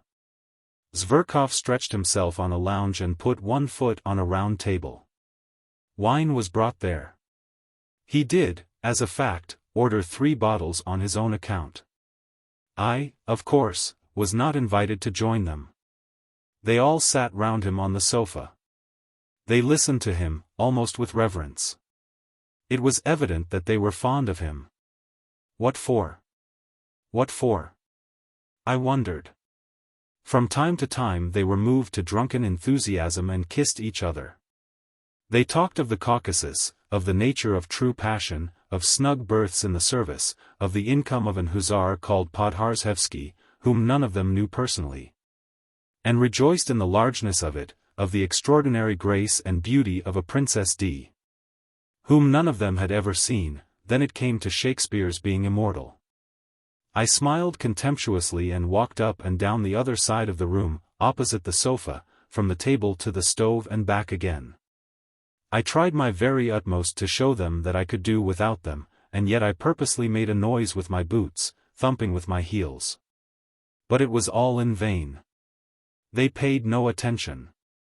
I had the patience to walk up and down in front of them from 8 o'clock till 11, in the same place, from the table to the stove and back again. I walk up and down to please myself and no one can prevent me. The waiter who came into the room stopped, from time to time, to look at me. I was somewhat giddy from turning round so often. At moments it seemed to me that I was in delirium. During those 3 hours I was 3 times soaked with sweat and dry again. At times, with an intense, acute pang I was stabbed to the heart by the thought that 10 years, 20 years, 40 years would pass. And that even in 40 years I would remember with loathing and humiliation those filthiest, most ludicrous, and most awful moments of my life. No one could have gone out of his way to degrade himself more shamelessly, and I fully realized it, fully, and yet I went on pacing up and down from the table to the stove. Oh, if you only knew what thoughts and feelings I am capable of, how cultured I am. I thought at moments, mentally addressing the sofa on which my enemies were sitting. But my enemies behaved as though I were not in the room. Once, only once, they turned towards me, just when Zverkov was talking about Shakespeare, and I suddenly gave a contemptuous laugh. I laughed in such an affected and disgusting way that they all at once broke off their conversation, and silently and gravely for 2 minutes watched me walking up and down from the table to the stove, taking notice of them. But nothing came of it, they said nothing, and 2 minutes later they ceased to notice me again. It struck 11. "Friends," cried Zverkov getting up from the sofa, "let us all be off now, there." Of course, the others assented. I turned sharply to Zverkov. I was so harassed, so exhausted, that I would have cut my throat to put an end to it. I was in a fever. My hair, soaked with perspiration, stuck to my forehead and temples. "Zverkov, I beg your pardon," I said abruptly and resolutely. "Ferfitchkin, yours too, and everyone's, I have insulted you all." "Aha! A duel is not in your line, old man," Ferfitchkin hissed venomously. It sent a sharp pang to my heart. "No, it's not the duel I am afraid of, Ferfitchkin. I am ready to fight you tomorrow, after we are reconciled. I insist upon it, in fact, and you cannot refuse. I want to show you that I am not afraid of a duel. You shall fire first and I shall fire into the air." "He is comforting himself," said Simonov. "He's simply raving," said Trudolyubov. "But let us pass. Why are you barring our way? What do you want?" Zverkov answered disdainfully. They were all flushed, their eyes were bright, they had been drinking heavily. "I ask for your friendship, Zverkov, I insulted you, but—" "Insulted? You insulted me? Understand, sir, that you never, under any circumstances, could possibly insult me. And that's enough for you. Out of the way," concluded Trudolyubov. "Olympia is mine, friends, that's agreed," cried Zverkov. "We won't dispute your right, the others answered, laughing. I stood as though spat upon. The party went noisily out of the room. Trudolyubov struck up some stupid song. Simonov remained behind for a moment to tip the waiters. I suddenly went up to him. "Simonov, give me 6 rubles. I said, with desperate resolution. He looked at me in extreme amazement, with vacant eyes. He, too, was drunk. "You don't mean you are coming with us?" "Yes." "I've no money," he snapped out, and with a scornful laugh he went out of the room. I clutched at his overcoat. It was a nightmare. "Simonov, I saw you had money. Why do you refuse me? Am I a scoundrel? Beware of refusing me, if you knew why I am asking. My whole future, my whole plans depend upon it." Simonov pulled out the money and almost flung it at me. "Take it, if you have no sense of shame," he pronounced pitilessly, and ran to overtake them. I was left for a moment alone. Disorder, the remains of dinner, a broken wineglass on the floor, spilt wine, cigarette ends, fumes of drink and delirium in my brain, an agonizing misery in my heart, and finally the waiter, who had seen and heard all and was looking inquisitively into my face. "I am going there," I cried. "Either they shall all go down on their knees to beg for my friendship, or I will give Zverkov a slap in the face." Chapter 5. So this is it at last, contact with real life, I muttered as I ran headlong downstairs. This is very different from the Pope's leaving Rome and going to Brazil, very different from the ball on Lake Como. "You are a scoundrel," a thought flashed through my mind, "if you laugh at this now. No matter," I cried, answering myself. "Now everything is lost." There was no trace to be seen of them, but that made no difference. I knew where they had gone. At the steps was standing a solitary night sledge driver in a rough peasant coat, powdered over with the still falling, wet, and as it were warm, snow. It was hot and steamy. The little shaggy piebald horse was also covered with snow and coughing. I remember that very well. I made a rush for the roughly made sledge.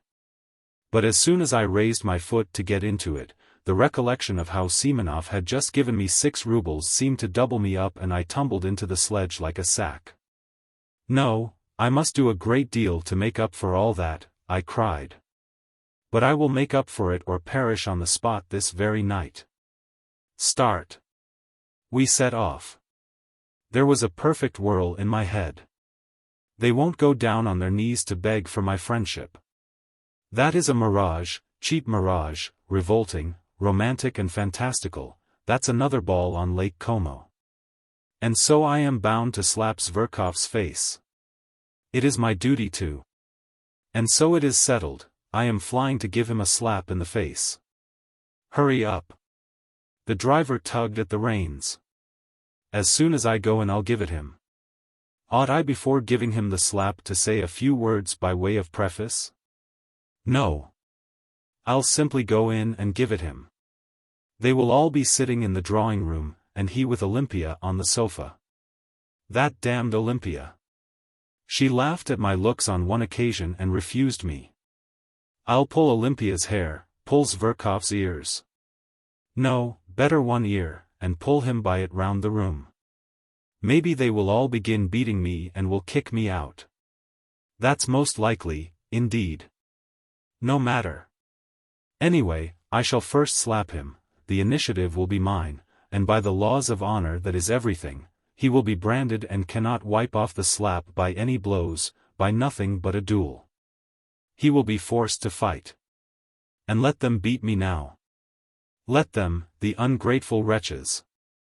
Tridolyubov will beat me hardest, he is so strong. Ferfitchkin will be sure to catch hold sideways and tug at my hair. But no matter, no matter. That's what I am going for. The blockheads will be forced at last to see the tragedy of it all. When they drag me to the door I shall call out to them that in reality they are not worth my little finger. Get on, driver, get on. I cried to the driver. He started and flicked his whip, I shouted so savagely. We shall fight at daybreak, that's a settled thing. I've done with the office. Ferfitchkin made a joke about it just now. But where can I get pistols? Nonsense. I'll get my salary in advance and buy them. And powder, and bullets? That's the second's business. And how can it all be done by daybreak? And where am I to get a second? I have no friends. Nonsense. I cried, lashing myself up more and more. It's of no consequence. The first person I meet in the street is bound to be my second, just as he would be bound to pull a drowning man out of water. The most eccentric things may happen. Even if I were to ask the director himself to be my second tomorrow, he would be bound to consent, if only from a feeling of chivalry, and to keep the secret. Anton Antonitch. The fact is, that at that very minute the disgusting absurdity of my plan and the other side of the question was clearer and more vivid to my imagination than it could be to anyone on earth. But, get on, driver, get on, you rascal, get on. Ugh, sir, said the son of toil. Cold shivers suddenly ran down me. Wouldn't it be better, to go straight home? My God, my God. Why did I invite myself to this dinner yesterday? But no, it's impossible. And my walking up and down for 3 hours from the table to the stove? No, they and no one else must pay for my walking up and down. They must wipe out this dishonor. Drive on. And what if they give me into custody? They won't dare. They'll be afraid of the scandal. And what if Zverkov is so contemptuous that he refuses to fight a duel? He is sure to.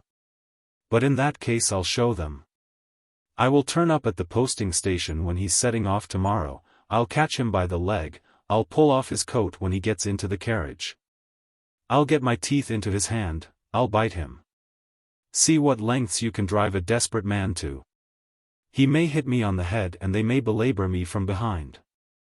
I will shout to the assembled multitude, look at this young puppy who is driving off to captivate the Circassian girls after letting me spit in his face. Of course, after that everything will be over. The office will have vanished off the face of the earth. I shall be arrested, I shall be tried, I shall be dismissed from the service, thrown in prison, sent to Siberia. Never mind. In 15 years when they let me out of prison I will trudge off to him, a beggar, in rags. I shall find him in some provincial town. He will be married and happy. He will have a grown-up daughter. I shall say to him, look, monster, at my hollow cheeks and my rags. I've lost everything, my career, my happiness, art, science, the woman I loved, and all through you. Here are pistols.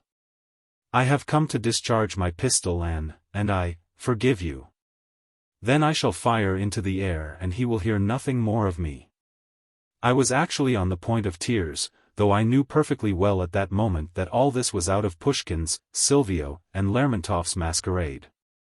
And all at once I felt horribly ashamed, so ashamed that I stopped the horse, got out of the sledge, and stood still in the snow in the middle of the street. The driver gazed at me, sighing and astonished. What was I to do? I could not go on there, it was evidently stupid, and I could not leave things as they were, because that would seem as though. Heavens, how could I leave things? And after such insults? No! I cried, throwing myself into the sledge again. It is ordained. It is fate. Drive on, drive on. And in my impatience I punched the sledge driver on the back of the neck. What are you up to? What are you hitting me for? The peasant shouted, but he whipped up his nag so that it began kicking. The wet snow was falling in big flakes. I unbuttoned myself, regardless of it. I forgot everything else, for I had finally decided on the slap, and felt with horror that it was going to happen now, at once, and that no force could stop it. The deserted street lamps gleamed sullenly in the snowy darkness like torches at a funeral. The snow drifted under my greatcoat, under my coat, under my cravat, and melted there. I did not wrap myself up, all was lost, anyway. At last we arrived. I jumped out, almost unconscious, ran up the steps and began knocking and kicking at the door. I felt fearfully weak, particularly in my legs and knees. The door was opened quickly as though they knew I was coming. As a fact, Simonov had warned them that perhaps another gentleman would arrive, and this was a place in which one had to give notice and to observe certain precautions. It was one of those millinery establishments which were abolished by the police a good time ago. By day it really was a shop. But at night, if one had an introduction, one might visit it for other purposes. I walked rapidly through the dark shop into the familiar drawing room, where there was only one candle burning, and stood still in amazement. There was no one there. Where are they? I asked somebody. But by now, of course, they had separated. Before me was standing a person with a stupid smile, the madam herself, who had seen me before. A minute later a door opened and another person came in. Taking no notice of anything I strode about the room, and, I believe, I talked to myself. I felt as though I had been saved from death and was conscious of this, joyfully, all over. Should have given that slap, I should certainly have given it. But now they were not here and, everything had vanished and changed. I looked round. I could not realize my condition yet. I looked mechanically at the girl who had come in, and had a glimpse of a fresh, young, rather pale face, with straight, dark eyebrows, and with grave, as it were wondering eyes that attracted me at once. I should have hated her if she had been smiling. I began looking at her more intently and, as it were, with effort. I had not fully collected my thoughts. There was something simple and good-natured in her face, but something strangely grave. I am sure that this stood in her way here, and no one of those fools had noticed her. She could not, however, have been called a beauty, though she was tall, strong-looking, and well-built. She was very simply dressed. Something loathsome stirred within me. I went straight up to her. I chanced to look into the glass. My harassed face struck me as revolting in the extreme, pale, angry, abject, with disheveled hair. No matter, I am glad of it, I thought. I am glad that I shall seem repulsive to her, I like that. Chapter 6. Somewhere behind a screen a clock began wheezing, as though oppressed by something, as though someone were strangling it. After an unnaturally prolonged wheezing there followed a shrill, nasty, and as it were unexpectedly rapid, chime, as though someone were suddenly jumping forward. It struck 2. I woke up, though I had indeed not been asleep but lying half-conscious. It was almost completely dark in the narrow, cramped, low-pitched room, cumbered up with an enormous wardrobe and piles of cardboard boxes and all sorts of frippery and litter. The candle end that had been burning on the table was going out and gave a faint flicker from time to time. In a few minutes there would be complete darkness. I was not long in coming to myself. Everything came back to my mind at once, without an effort, as though it had been in ambush to pounce upon me again. And, indeed, even while I was unconscious a point seemed continually to remain in my memory unforgotten, and round it my dreams moved drearily. But strange to say, everything that had happened to me in that day seemed to me now, on waking, to be in the far, far away past, as though I had long, long ago lived all that down. My head was full of fumes. Something seemed to be hovering over me, rousing me, exciting me, and making me restless. Misery and spite seemed surging up in me again and seeking an outlet. Suddenly I saw beside me 2 wide-open eyes scrutinizing me curiously and persistently. The look in those eyes was coldly detached, sullen, as it were utterly remote. It weighed upon me. A grim idea came into my brain and passed all over my body, as a horrible sensation, such as one feels when one goes into a damp and moldy cellar. There was something unnatural in those 2 eyes, beginning to look at me only now. I recalled, too, that during those 2 hours I had not said a single word to this creature, and had, in fact, considered it utterly superfluous. In fact, the silence had for some reason gratified me. Now I suddenly realized vividly the hideous idea, revolting as a spider, of vice, which, without love, grossly and shamelessly begins with that in which true love finds its consummation. For a long time we gazed at each other like that, but she did not drop her eyes before mine and her expression did not change, so that at last I felt uncomfortable. "What is your name?" I asked abruptly, to put an end to it. "Liza," she answered almost in a whisper, but somehow far from graciously, and she turned her eyes away. I was silent. "What weather?" "The snow, it's disgusting," I said, almost to myself, putting my arm under my head despondently, and gazing at the ceiling. She made no answer. This was horrible. "Have you always lived in Petersburg?" I asked a minute later, almost angrily, turning my head slightly towards her. "No." "Where do you come from?" "From Riga," she answered reluctantly. "Are you a German?" "No, Russian." "Have you been here long?" "Where?" "In this house?" "A fortnight."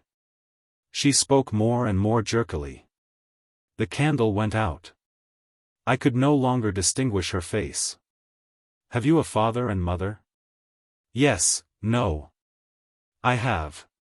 "Where are they?" "There, in Riga." "What are they?" "Oh, nothing." "Nothing? Why, what class are they?" "Tradespeople." "Have you always lived with them?" "Yes." "How old are you?" 20. "Why did you leave them?" "Oh, for no reason." That answer meant, let me alone, I feel sick, sad. We were silent. God knows why I did not go away.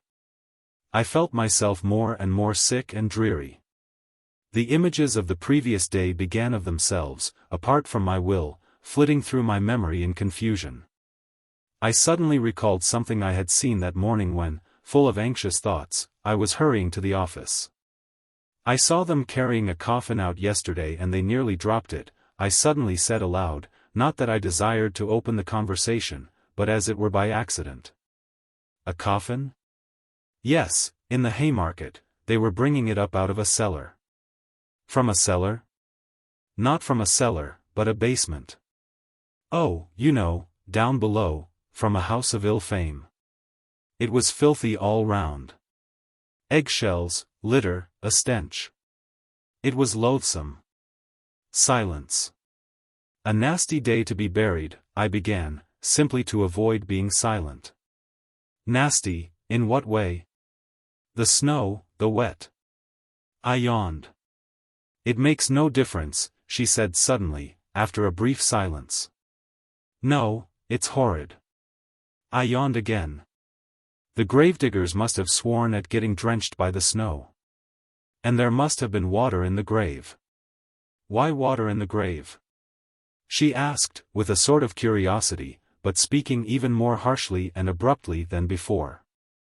I suddenly began to feel provoked. Why, there must have been water at the bottom a foot deep. You can't dig a dry grave in Volkovo Cemetery. Why? Why? Why, the place is waterlogged.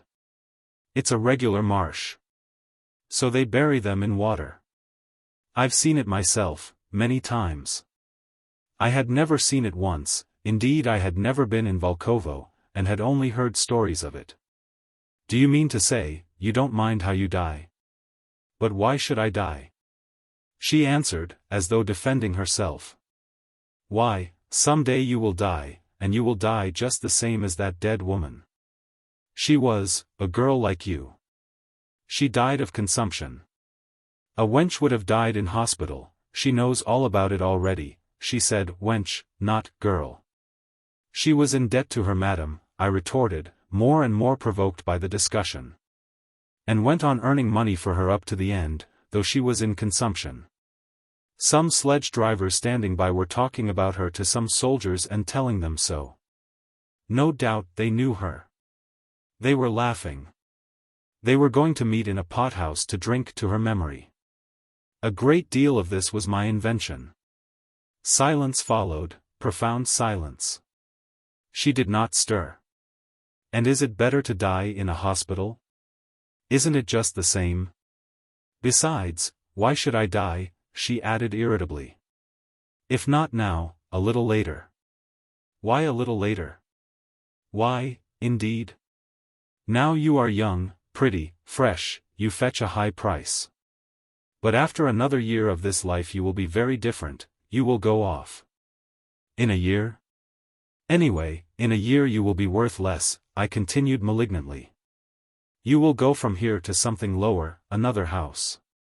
A year later, to a third, lower, and in 7 years you will come to a basement in the Haymarket. That will be if you were lucky. But it would be much worse if you got some disease, consumption, say, and caught a chill or something or other. It's not easy to get over an illness in your way of life. If you catch anything you may not get rid of it. And so you would die.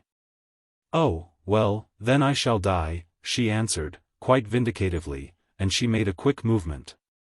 But one is sorry. Sorry for whom? Sorry for life. Silence. Have you been engaged to be married? What's that to you? Oh, I am not cross-examining you. It's nothing to me. Why are you so cross? Of course you may have had your own troubles. What is it to me? It's simply that I felt sorry. Sorry for whom? Sorry for you. No need, she whispered hardly audibly, and again made a faint movement. That incensed me at once. What? I was so gentle with her, and she. Why, do you think that you are on the right path? I don't think anything. That's what's wrong, that you don't think. Realize it while there is still time. There still is time. You are still young, good-looking. You might love, be married, be happy. Not all married women are happy, she snapped out in the rude abrupt tone she had used at first. Not all, of course, but anyway it is much better than the life here. Infinitely better. Besides, with love one can live even without happiness. Even in sorrow life is sweet. Life is sweet, however one lives. But here what is there but foulness? Phew. I turned away with disgust. I was no longer reasoning coldly. I began to feel myself what I was saying and warmed to the subject. I was already longing to expound the cherished ideas I had brooded over in my corner. Something suddenly flared up in me. An object had appeared before me. Never mind my being here, I am not an example for you. I am, perhaps, worse than you are. I was drunk when I came here, though, I hastened, however, to say in self-defense. Besides, a man is no example for a woman. It's a different thing. I may degrade and defile myself, but I am not anyone's slave. I come and go, and that's an end of it. I shake it off, and I am a different man. But you are a slave from the start. Yes, a slave. You give up everything, your whole freedom. If you want to break your chains afterwards, you won't be able to, you will be more and more fast in the snares. It is an accursed bondage. I know it. I won't speak of anything else, maybe you won't understand, but tell me, no doubt you are in debt to your madam? There, you see, I added, though she made no answer, but only listened in silence, entirely absorbed, that's a bondage for you. You will never buy your freedom. They will see to that. It's like selling your soul to the devil. And besides, perhaps, I too, am just as unlucky, how do you know, and wallow in the mud on purpose, out of misery. You know, men take to drink from grief, well, maybe I am here from grief. Come, tell me, what is there good here? Here you and I came together, just now and did not say one word to one another all the time, and it was only afterwards you began staring at me like a wild creature, and I at you. Is that loving? Is that how one human being should meet another? It's hideous, that's what it is. Yes, she assented sharply and hurriedly. I was positively astounded by the promptitude of this yes. So the same thought may have been straying through her mind when she was staring at me just before. So she, too, was capable of certain thoughts? Damn it all, this was interesting, this was a point of likeness. I thought, almost rubbing my hands. And indeed it's easy to turn a young soul like that. It was the exercise of my power that attracted me most. She turned her head nearer to me, and it seemed to me in the darkness that she propped herself on her arm. Perhaps she was scrutinizing me. How I regretted that I could not see her eyes. I heard her deep breathing. Why have you come here? I asked her, with a note of authority already in my voice. Oh, I don't know. But how nice it would be to be living in your father's house. It's warm and free, you have a home of your own. But what if it's worse than this? I must take the right tone, flashed through my mind. I may not get far with sentimentality. But it was only a momentary thought. I swear she really did interest me. Besides, I was exhausted and moody. And cunning so easily goes hand in hand with feeling. Who denies it? I hastened to answer. Anything may happen. I am convinced that someone has wronged you, and that you are more sinned against than sinning. Of course, I know nothing of your story, but it's not likely a girl like you has come here of her own inclination.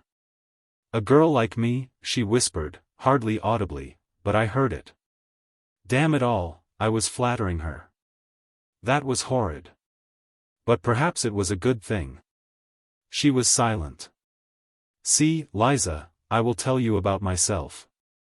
If I had had a home from childhood, I shouldn't be what I am now. I often think that. However bad it may be at home, anyway they are your father and mother, and not enemies, strangers. Once a year at least, they'll show their love of you. Anyway, you know you are at home. I grew up without a home, and perhaps that's why I've turned so unfeeling. I waited again. Perhaps she doesn't understand, I thought, and, indeed, it is absurd, it's moralising. If I were a father and had a daughter, I believe I should love my daughter more than my sons. Really, I began indirectly, as though talking of something else, to distract her attention. I must confess I blushed. Why so? She asked. Ah. So she was listening. I don't know, Liza. I knew a father who was a stern, austere man, but used to go down on his knees to his daughter, used to kiss her hands, her feet. He couldn't make enough of her, really. When she danced at parties he used to stand for 5 hours at a stretch, gazing at her. He was mad over her, I understand that. She would fall asleep tired at night, and he would wake to kiss her in her sleep and make the sign of the cross over her. He would go about in a dirty old coat, he was stingy to everyone else, but would spend his last penny for her, giving her expensive presents. And it was his greatest delight when she was pleased with what he gave her. Fathers always love their daughters more than the mothers do. Some girls live happily at home. And I believe I should never let my daughters marry. What next? She said, with a faint smile. I should be jealous, I really should. To think that she should kiss anyone else. That she should love a stranger more than her father. It's painful to imagine it. Of course, that's all nonsense, of course every father would be reasonable at last. But I believe before I should let her marry, I should worry myself to death. I should find fault with all her suitors. But I should end by letting her marry whom she herself loved. The one whom the daughter loves always seems the worst to the father, you know. That is always so. So many family troubles come from that. Some are glad to sell their daughters, rather than marrying them honorably. Ah, so that was it. Such a thing, Liza, happens in those accursed families in which there is neither love nor God, I retorted warmly, and where there is no love, there is no sense either. There are such families, it's true, but I am not speaking of them. You must have seen wickedness in your own family, if you talk like that. Truly, you must have been unlucky. That sort of thing mostly comes about through poverty. And is it any better with the gentry? Even among the poor, honest people who live happily? Yes. Perhaps. Another thing, Liza, man is fond of reckoning up his troubles, but does not count his joys. If he counted them up as he ought, he would see that every lot has enough happiness provided for it. And what if all goes well with the family, if the blessing of God is upon it, if the husband is a good one, loves you, cherishes you, never leaves you? There is happiness in such a family. Even sometimes there is happiness in the midst of sorrow, and indeed sorrow is everywhere. If you marry you will find out for yourself. But think of the first years of married life with one you love, what happiness there sometimes is in it. And indeed it's the ordinary thing. In those early days even quarrels with one's husband end happily. Some women get up quarrels with their husbands just because they love them. Indeed, I knew a woman like that. She seemed to say that because she loved him, she would torment him and make him feel it. You know that you may torment a man on purpose through love. Women are particularly given to that, thinking to themselves, I will love him so, I will make so much of him afterwards, that it's no sin to torment him a little now. And all in the house rejoice in the sight of you, and you are happy and gay and peaceful and honorable. Then there are some women who are jealous. If he went off anywhere, I knew one such woman, she couldn't restrain herself, but would jump up at night and run off on the sly to find out where he was, whether he was with some other woman. That's a pity. And the woman knows herself it's wrong, and her heart fails her and she suffers, but she loves, it's all through love. And how sweet it is to make up after quarrels, to own herself in the wrong or to forgive him. And they both are so happy all at once, as though they had met anew, been married over again. As though their love had begun afresh. And no one should know what passes between husband and wife if they love one another. And whatever quarrels there may be between them they ought not to call in their own mother to judge between them and tell tales of one another. They are their own judges. Love is a holy mystery and ought to be hidden from all other eyes, whatever happens. That makes it holier and better. They respect one another more, and much is built on respect. And if once there has been love, if they have been married for love, why should love pass away? Surely one can keep it. It is rare that one cannot keep it. And if the husband is kind and straightforward, why should not love last? The first phase of married love will pass, it is true, but then there will come a love that is better still. Then there will be the union of souls, they will have everything in common, there will be no secrets between them. And once they have children, the most difficult times will seem to them happy, so long as there is love and courage. Even toil will be a joy, you may deny yourself bread for your children and even that will be a joy, they will love you for it afterwards, so you are laying by for your future. As the children grow up you feel that you are an example, a support for them. That even after you die your children will always keep your thoughts and feelings, because they have received them from you, they will take on your semblance and likeness. So you see this is a great duty. How can it fail to draw the father and mother nearer? People say it's a trial to have children. Who says that? It is heavenly happiness. Are you fond of little children, Liza?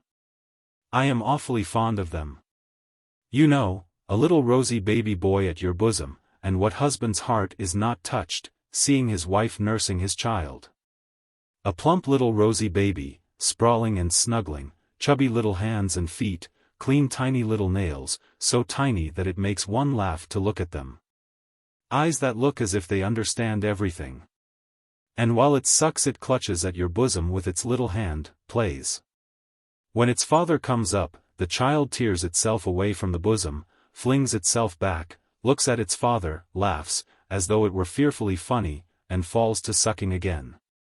Or it will bite its mother's breast when its little teeth are coming, while it looks sideways at her with its little eyes as though to say, "Look, I am biting."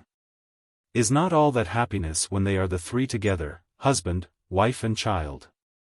One can forgive a great deal for the sake of such moments. Yes, Liza, one must first learn to live oneself before one blames others. It's by pictures like that one must get at you, I thought to myself, though I did speak with real feeling, and all at once I flushed crimson. What if she were suddenly to burst out laughing, what should I do then? That idea drove me to fury. Towards the end of my speech I really was excited, and now my vanity was somehow wounded. The silence continued. I almost nudged her. "Why are you?" she began and stopped. But I understood, there was a quiver of something different in her voice, not abrupt, harsh and unyielding as before, but something soft and shamefaced. So shamefaced that I suddenly felt ashamed and guilty. "What?" I asked, with tender curiosity. "Why, you." "What?" "Why, you speak somehow like a book," she said, and again there was a note of irony in her voice. That remark sent a pang to my heart. It was not what I was expecting. I did not understand that she was hiding her feelings under irony. That this is usually the last refuge of modest and chaste-souled people when the privacy of their soul is coarsely and intrusively invaded. And that their pride makes them refuse to surrender till the last moment and shrink from giving expression to their feelings before you. I ought to have guessed the truth from the timidity with which she had repeatedly approached her sarcasm, only bringing herself to utter it at last with an effort. But I did not guess, and an evil feeling took possession of me. Wait a bit, I thought. Chapter 7. Oh, hush, Liza. How can you talk about being like a book, when it makes even me, an outsider, feel sick? Though I don't look at it as an outsider, for, indeed, it touches me to the heart. Is it possible, is it possible that you do not feel sick at being here yourself? Evidently habit does wonders. God knows what habit can do with anyone. Can you seriously think that you will never grow old, that you will always be good-looking, and that they will keep you here forever and ever? I say nothing of the loathsomeness of the life here. Though let me tell you this about it, about your present life, I mean. Here though you are young now, attractive, nice, with soul and feeling, yet you know as soon as I came to myself just now I felt at once sick at being here with you. One can only come here when one is drunk. But if you were anywhere else, living as good people live, I should perhaps be more than attracted by you, should fall in love with you, should be glad of a look from you, let alone a word. I should hang about your door, should go down on my knees to you, should look upon you as my betrothed and think it an honor to be allowed to. I should not dare to have an impure thought about you. But here, you see, I know that I have only to whistle and you have to come with me whether you like it or not. I don't consult your wishes, but you mine. The lowest laborer hires himself as a workman, but he doesn't make a slave of himself altogether. Besides, he knows that he will be free again presently. But when are you free? Only think what you are giving up here. What is it you are making a slave of? It is your soul, together with your body. You are selling your soul which you have no right to dispose of. You give your love to be outraged by every drunkard. Love. But that's everything, you know, it's a priceless diamond, it's a maiden's treasure, love. Why, a man would be ready to give his soul, to face death to gain that love. But how much is your love worth now? You are sold, all of you, body and soul, and there is no need to strive for love when you can have everything without love. And you know there is no greater insult to a girl than that, do you understand? To be sure, I have heard that they comfort you, poor fools, they let you have lovers of your own here. But you know that's simply a farce, that's simply a sham, it's just laughing at you, and you are taken in by it. Why, do you suppose he really loves you, that lover of yours? I don't believe it. How can he love you when he knows you may be called away from him any minute? He would be a low fellow if he did. Will he have a grain of respect for you? What have you in common with him? He laughs at you and robs you, that is all his love amounts to. You are lucky if he does not beat you. Very likely he does beat you, too. Ask him, if you have got one, whether he will marry you. He will laugh in your face, if he doesn't spit in it or give you a blow, though maybe he is not worth a bad halfpenny himself. And for what have you ruined your life, if you come to think of it? For the coffee they give you to drink and the plentiful meals? But with what object are they feeding you up? An honest girl couldn't swallow the food, for she would know what she was being fed for. You are in debt here, and, of course, you will always be in debt, and you will go on in debt to the end, till the visitors here begin to scorn you. And that will soon happen, don't rely upon your youth, all that flies by express train here, you know. You will be kicked out. And not simply kicked out. Long before that she'll begin nagging at you, scolding you, abusing you, as though you had not sacrificed your health for her, had not thrown away your youth and your soul for her benefit. But as though you had ruined her, beggared her, robbed her. And don't expect anyone to take your part, the others, your companions, will attack you, too, win her favor, for all are in slavery here, and have lost all conscience and pity here long ago. They have become utterly vile, and nothing on earth is viler, more loathsome, and more insulting than their abuse. And you are laying down everything here, unconditionally, youth and health and beauty and hope, and at 22 you will look like a woman of 35.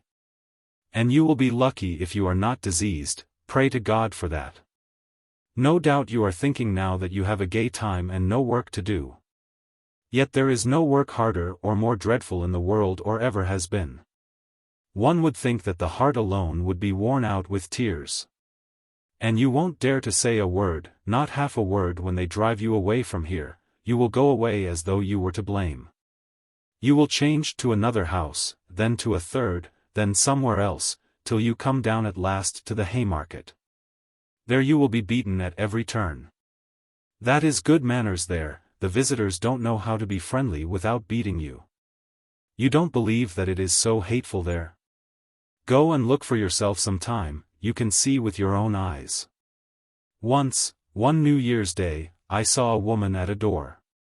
They had turned her out as a joke, to give her a taste of the frost because she had been crying so much, and they shut the door behind her.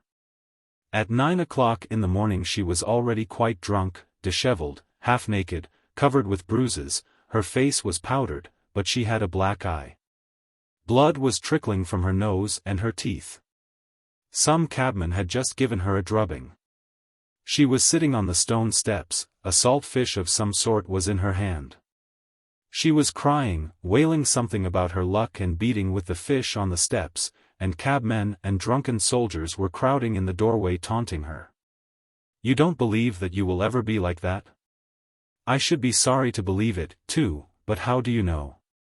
Maybe 10 years, 8 years ago that very woman with the salt fish came here fresh as a cherub, innocent, pure, knowing no evil, blushing at every word.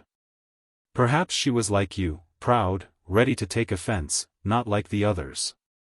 Perhaps she looked like a queen, and knew what happiness was in store for the man who should love her and whom she should love. Do you see how it ended? And what if at that very minute when she was beating on the filthy steps with that fish, drunken and disheveled, what if at that very minute she recalled the pure early days in her father's house? When she used to go to school and the neighbor's son watched for her on the way, declaring that he would love her as long as he lived, that he would devote his life to her. And when they vowed to love one another forever and be married as soon as they were grown up. No, Liza, it would be happy for you if you were to die soon of consumption in some corner, in some cellar like that woman just now. In the hospital, do you say? You will be lucky if they take you, but what if you are still of use to the madam here? Consumption is a queer disease, it is not like fever.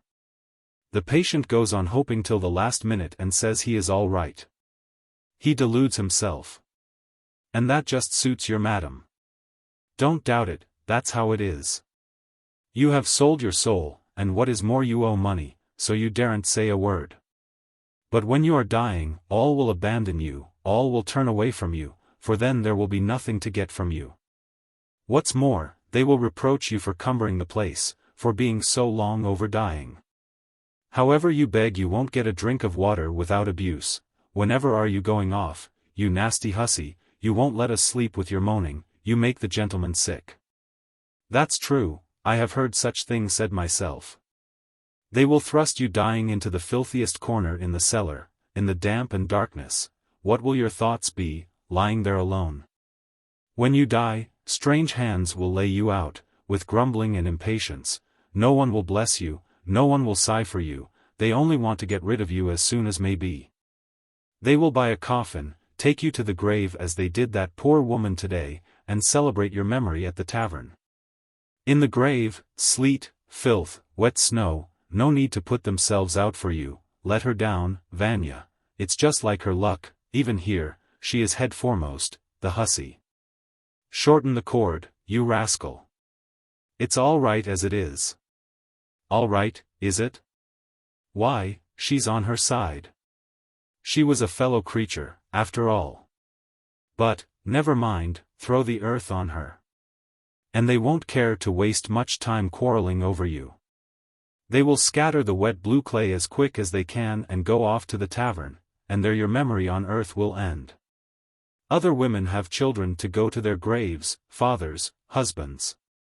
While for you neither tear, nor sigh, nor remembrance. No one in the whole world will ever come to you, your name will vanish from the face of the earth, as though you had never existed, never been born at all. Nothing but filth and mud, however you knock at your coffin lid at night, when the dead arise, however you cry, let me out, kind people, to live in the light of day. My life was no life at all. My life has been thrown away like a dishclout, it was drunk away in the tavern at the Haymarket, let me out, kind people, to live in the world again. And I worked myself up to such a pitch that I began to have a lump in my throat myself, and all at once I stopped, sat up in dismay and, bending over apprehensively. began to listen with a beating heart. I had reason to be troubled. I had felt for some time that I was turning her soul upside down and rending her heart, and the more I was convinced of it, the more eagerly I desired to gain my object as quickly and as effectually as possible. It was the exercise of my skill that carried me away, yet it was not merely sport. I knew I was speaking stiffly, artificially, even bookishly. In fact, I could not speak except like a book. But that did not trouble me. I felt that I should be understood and that this very bookishness might be an assistance. But now, having attained my effect, I was suddenly panic-stricken. Never before had I witnessed such despair.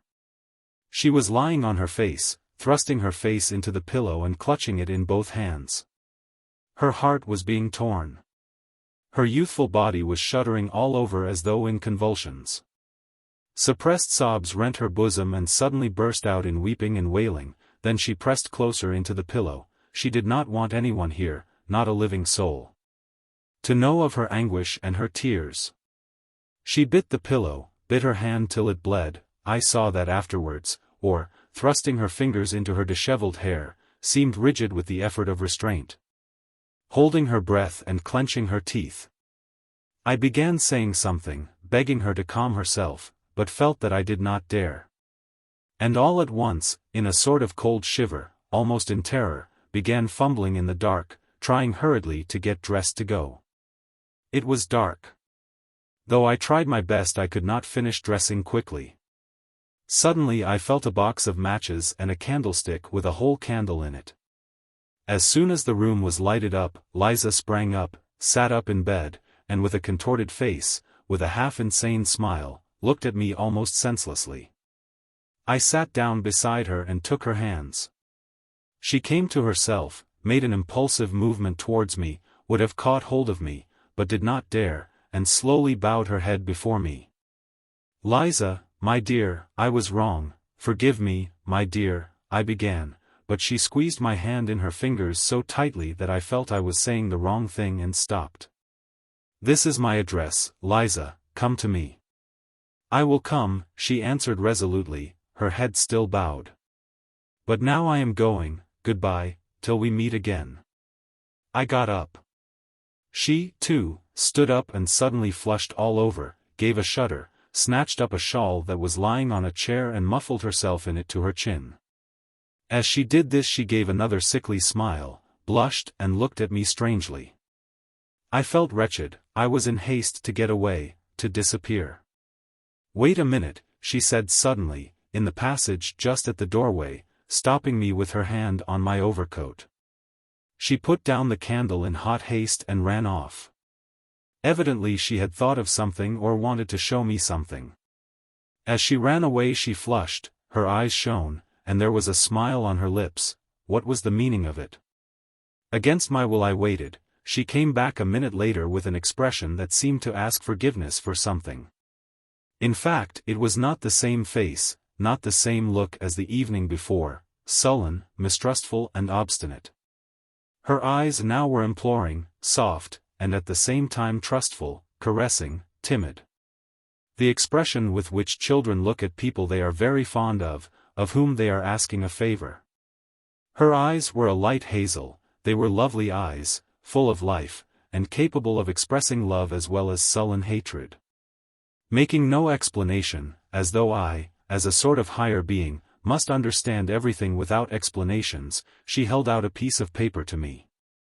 Her whole face was positively beaming at that instant with naive, almost childish, triumph. I unfolded it. It was a letter to her from a medical student or someone of that sort, a very high-flown and flowery, but extremely respectful, love letter. I don't recall the words now, but I remember well that through the high-flown phrases there was apparent a genuine feeling, which cannot be feigned. When I had finished reading it I met her glowing, questioning, and childishly impatient eyes fixed upon me. She fastened her eyes upon my face and waited impatiently for what I should say. In a few words, hurriedly, but with a sort of joy and pride, she explained to me that she had been to a dance somewhere in a private house, a family of very nice people, who knew nothing. Absolutely nothing. For she had only come here so lately and it had all happened, and she hadn't made up her mind to stay and was certainly going away as soon as she had paid her debt, and at that party there had been the student who had danced with her all the evening. He had talked to her, and it turned out that he had known her in old days at Riga when he was a child. They had played together, but a very long time ago, and he knew her parents. But about this he knew nothing, nothing whatever, and had no suspicion. And the day after the dance, 3 days ago, he had sent her that letter through the friend with whom she had gone to the party, and, well, that was all. She dropped her shining eyes with a sort of bashfulness as she finished. The poor girl was keeping that student's letter as a precious treasure, and had run to fetch it, her only treasure, because she did not want me to go away without knowing that she, too, was honestly and genuinely loved. That she, too, was addressed respectfully. No doubt that letter was destined to lie in her box and lead to nothing. But none the less, I am certain that she would keep it all her life as a precious treasure, as her pride and justification. And now at such a minute she had thought of that letter and brought it with naive pride to raise herself in my eyes that I might see, that I, too, might think well of her. I said nothing, pressed her hand and went out. I so longed to get away. I walked all the way home, in spite of the fact that the melting snow was still falling in heavy flakes. I was exhausted, shattered, in bewilderment. But behind the bewilderment the truth was already gleaming.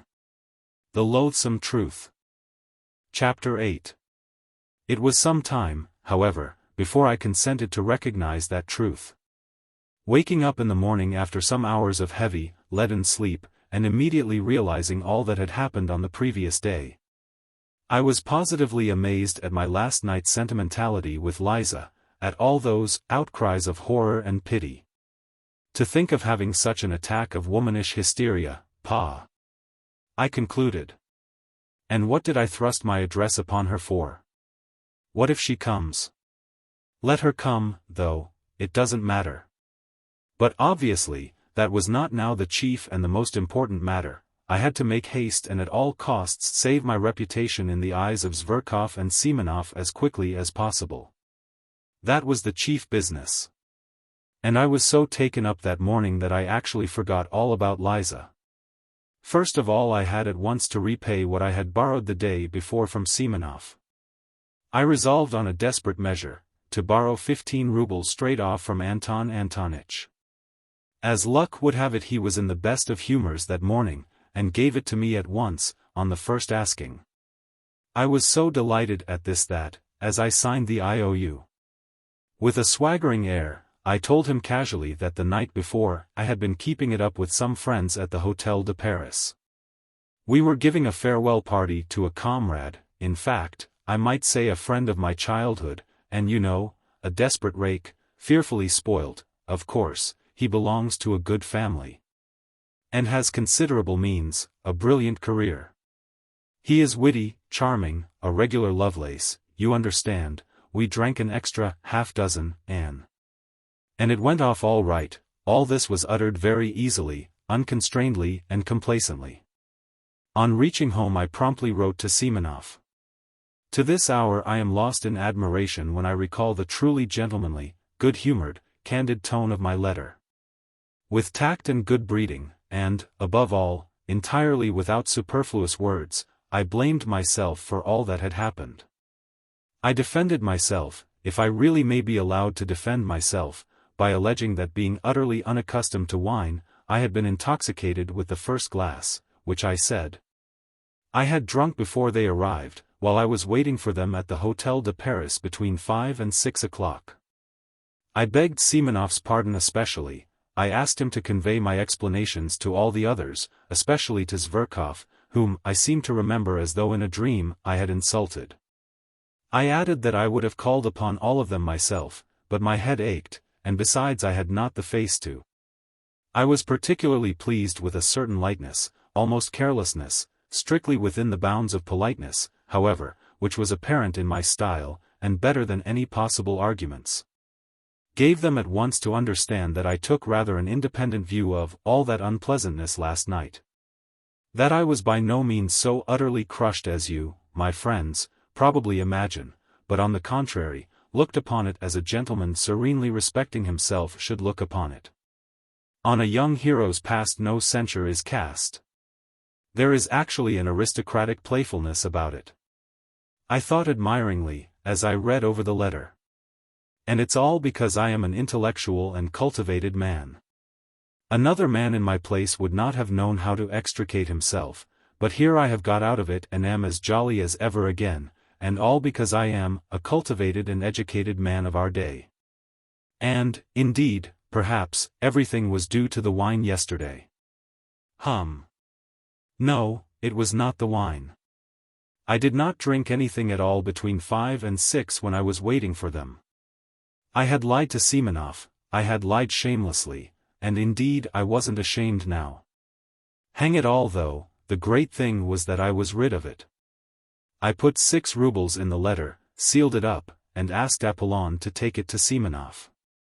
When he learned that there was money in the letter, Apollon became more respectful and agreed to take it. Towards evening I went out for a walk. My head was still aching and giddy after yesterday.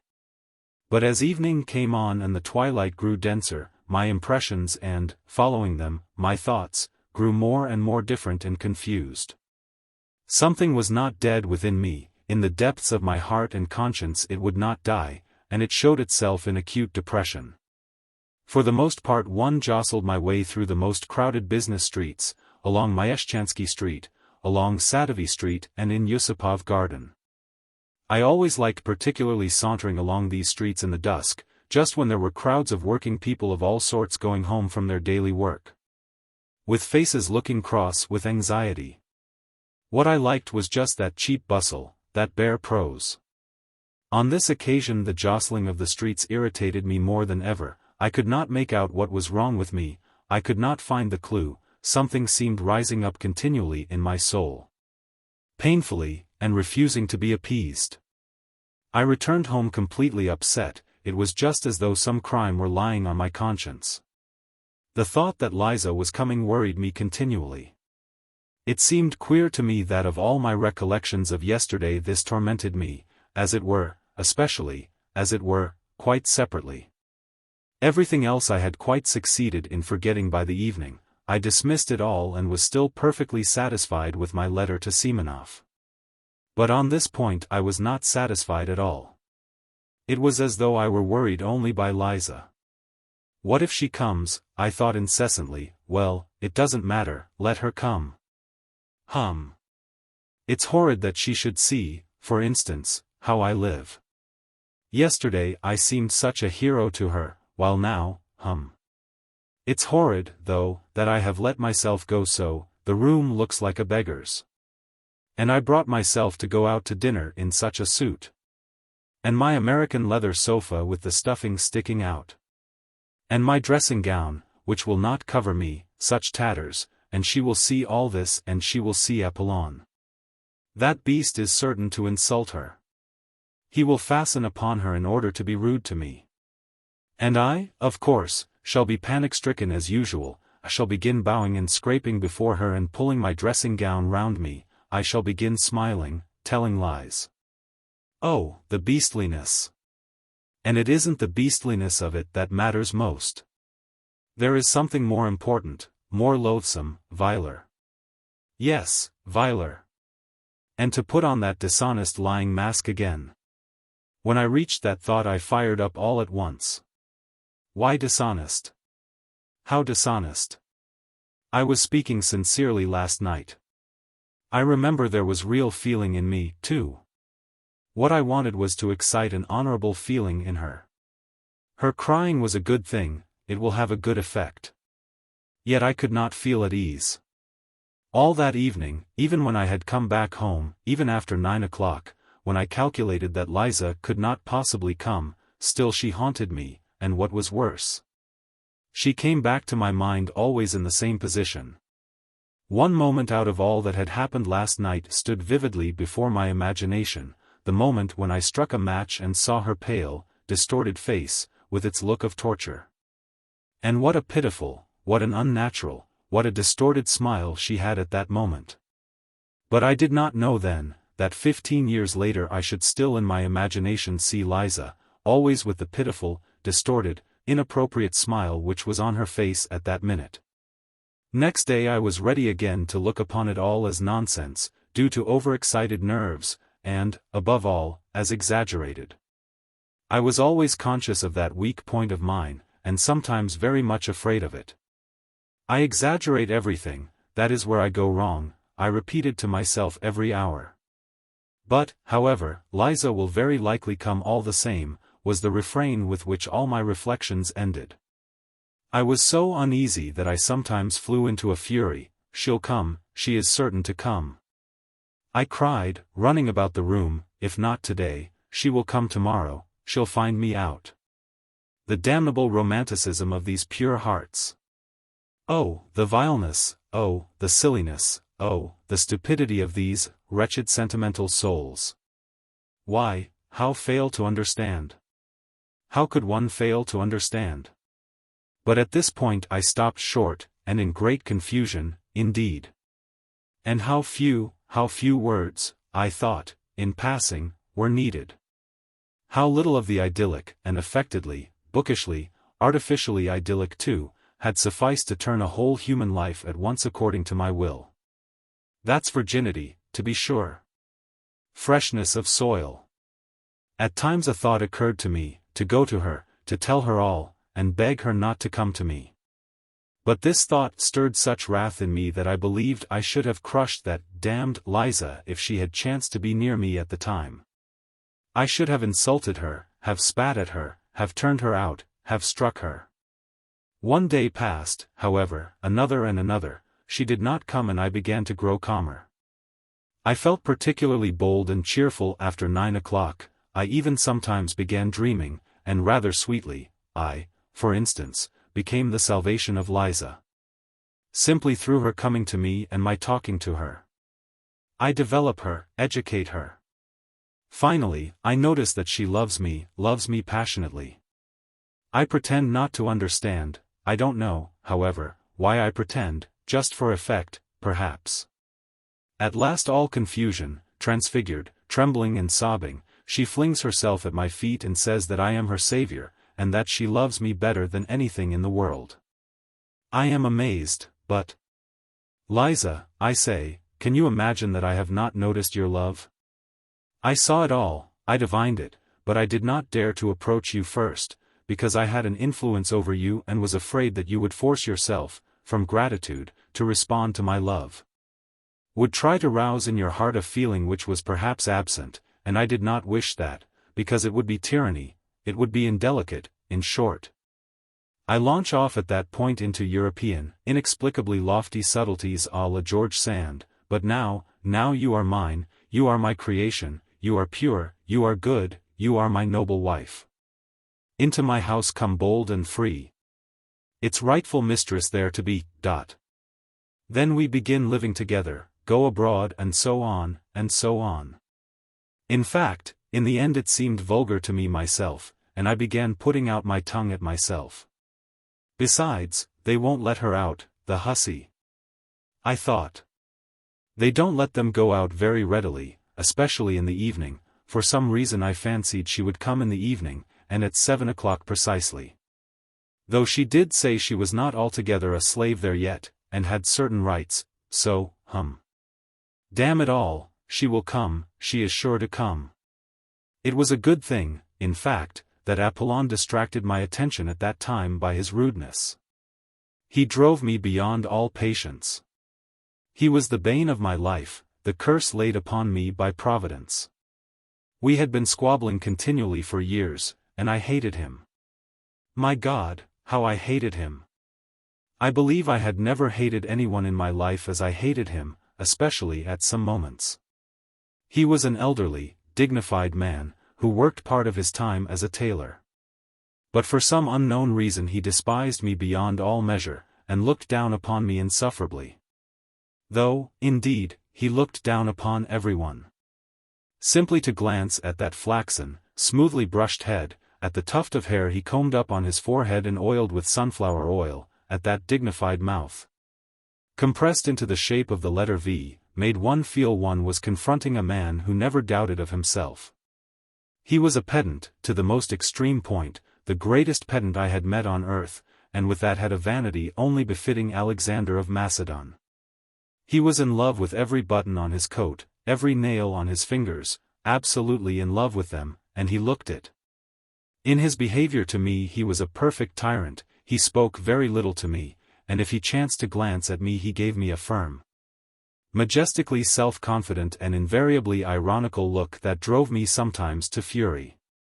He did his work with the air of doing me the greatest favor, though he did scarcely anything for me, and did not, indeed, consider himself bound to do anything.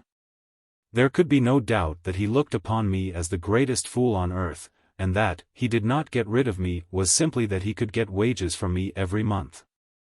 He consented to do nothing for me for 7 rubles a month. Many sins should be forgiven me for what I suffered from him. My hatred reached such a point that sometimes his very step almost threw me into convulsions.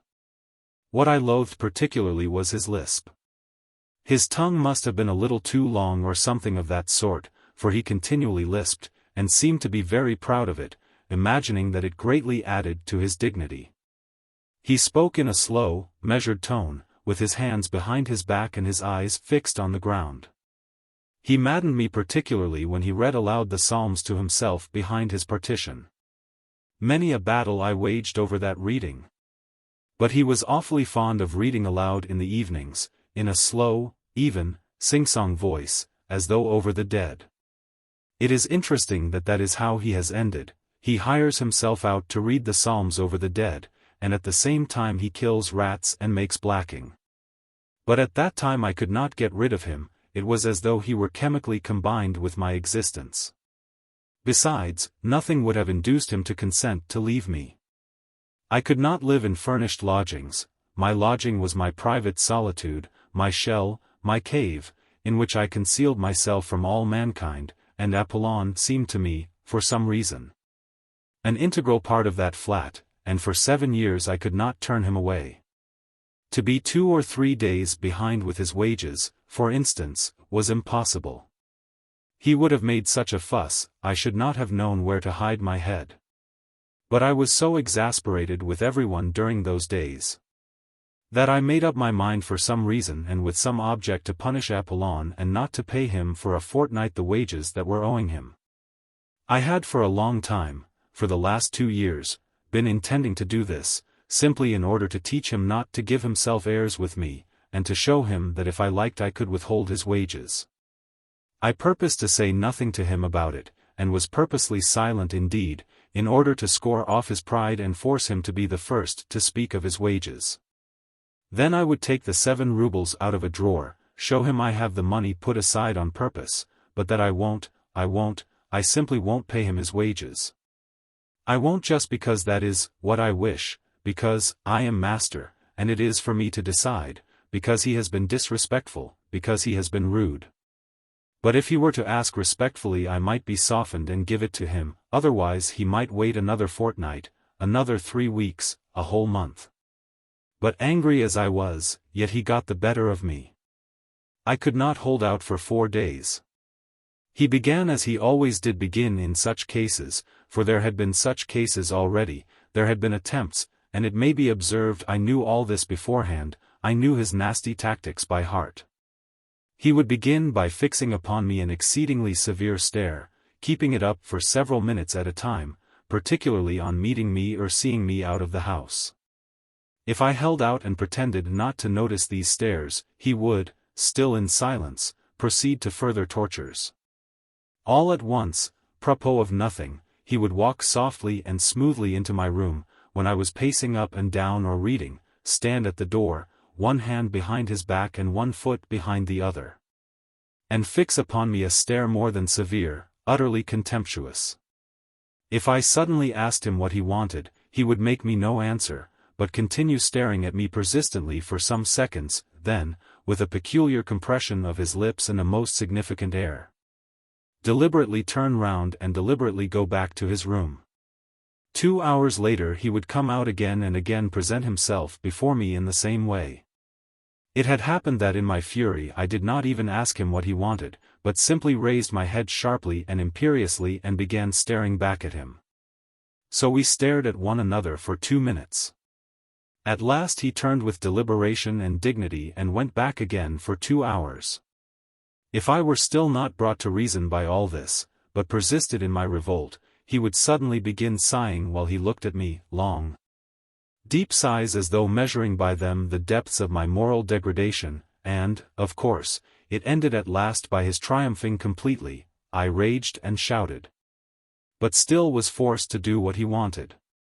This time the usual staring maneuvers had scarcely begun when I lost my temper and flew at him in a fury. I was irritated beyond endurance apart from him. "Stay," I cried, in a frenzy, as he was slowly and silently turning, with one hand behind his back, to go to his room. "Stay. Come back, I tell you." And I must have bawled so unnaturally, that he turned round and even looked at me with some wonder. However, he persisted in saying nothing, and that infuriated me. "How dare you come and look at me like that without being sent for? Answer." After looking at me calmly for half a minute, he began turning round again. "Stay," I roared, running up to him, "don't stir. There. Answer, now, what did you come in to look at? If you have any order to give me, it's my duty to carry it out," he answered, after another silent pause, with a slow, measured lisp. Raising his eyebrows and calmly twisting his head from one side to another, all this with exasperating composure. "That's not what I am asking you about, you torturer," I shouted, turning crimson with anger. "I'll tell you why you came here myself. You see, I don't give you your wages, you are so proud you don't want to bow down and ask for it, and so you come to punish me with your stupid stares. To worry me, and you have no sus pick eye on how stupid it is. Stupid, stupid, stupid, stupid." He would have turned round again without a word, but I seized him. "Listen," I shouted to him. "Here's the money, do you see? Here it is." I took it out of the table drawer. "Here's the 7 rubles complete, but you are not going to have it, you are not going to have it until you come respectfully with bowed head to beg my pardon. Do you hear?" "That cannot be," he answered, with the most unnatural self-confidence.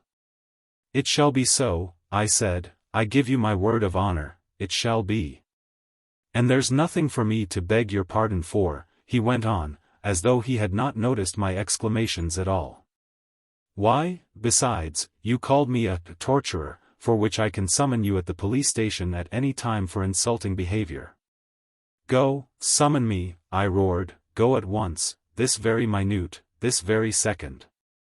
You are a torturer all the same. A torturer." But he merely looked at me, then turned, and regardless of my loud calls to him, he walked to his room with an even step and without looking round. If it had not been for Liza, nothing of this would have happened, I decided inwardly. Then, after waiting a minute, I went myself behind his screen with a dignified and solemn air, though my heart was beating slowly and violently. "Apollon," I said quietly and emphatically, though I was breathless, "go at once without a minute's delay and fetch the police officer." He had meanwhile settled himself at his table, put on his spectacles and taken up some sewing. But, hearing my order, he burst into a guffaw. "At once, go this minute. Go on, or else you can't imagine what will happen." "You are certainly out of your mind," he observed, without even raising his head, lisping as deliberately as ever and threading his needle. "Whoever heard of a man sending for the police against himself? And as for being frightened, you are upsetting yourself about nothing, for nothing will come of it. Go!" I shrieked, clutching him by the shoulder. I felt I should strike him in a minute.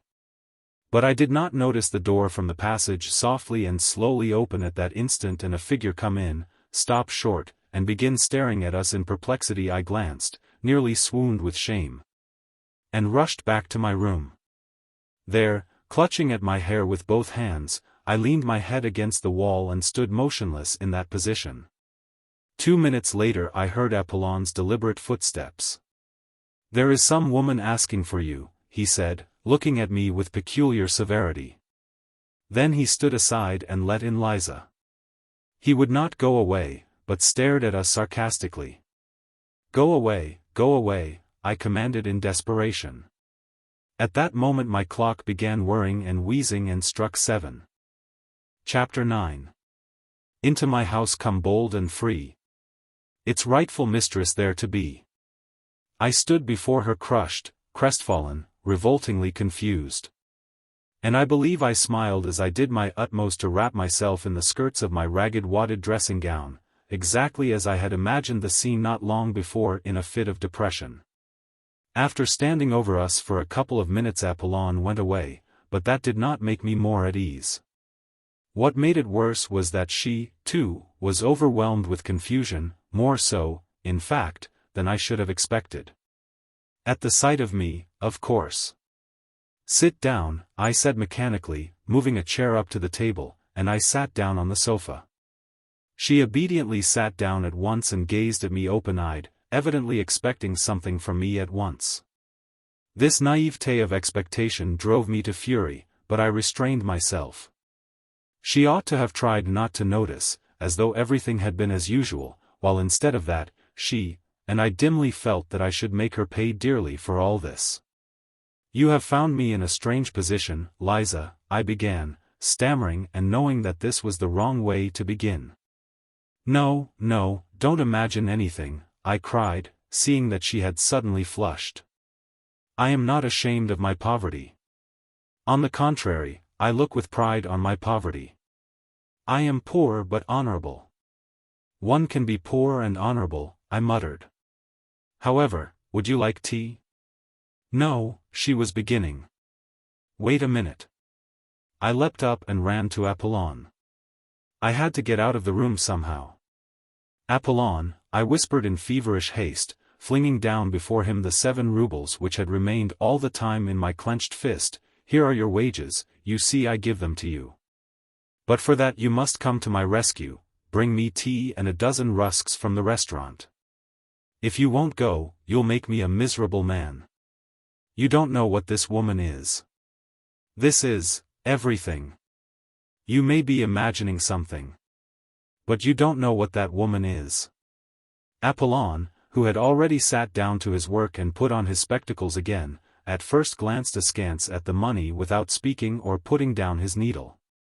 Then, without paying the slightest attention to me or making any answer, he went on busying himself with his needle, which he had not yet threaded. I waited before him for 3 minutes with my arms crossed à la Napoleon. My temples were moist with sweat. I was pale, I felt it. But, thank God, he must have been moved to pity, looking at me. Having threaded his needle he deliberately got up from his seat, deliberately moved back his chair, deliberately took off his spectacles, deliberately counted the money. And finally asking me over his shoulder, "Shall I get a whole portion?" deliberately walked out of the room. As I was going back to Liza, the thought occurred to me on the way, shouldn't I run away just as I was in my dressing gown, no matter where, and then let happen what would?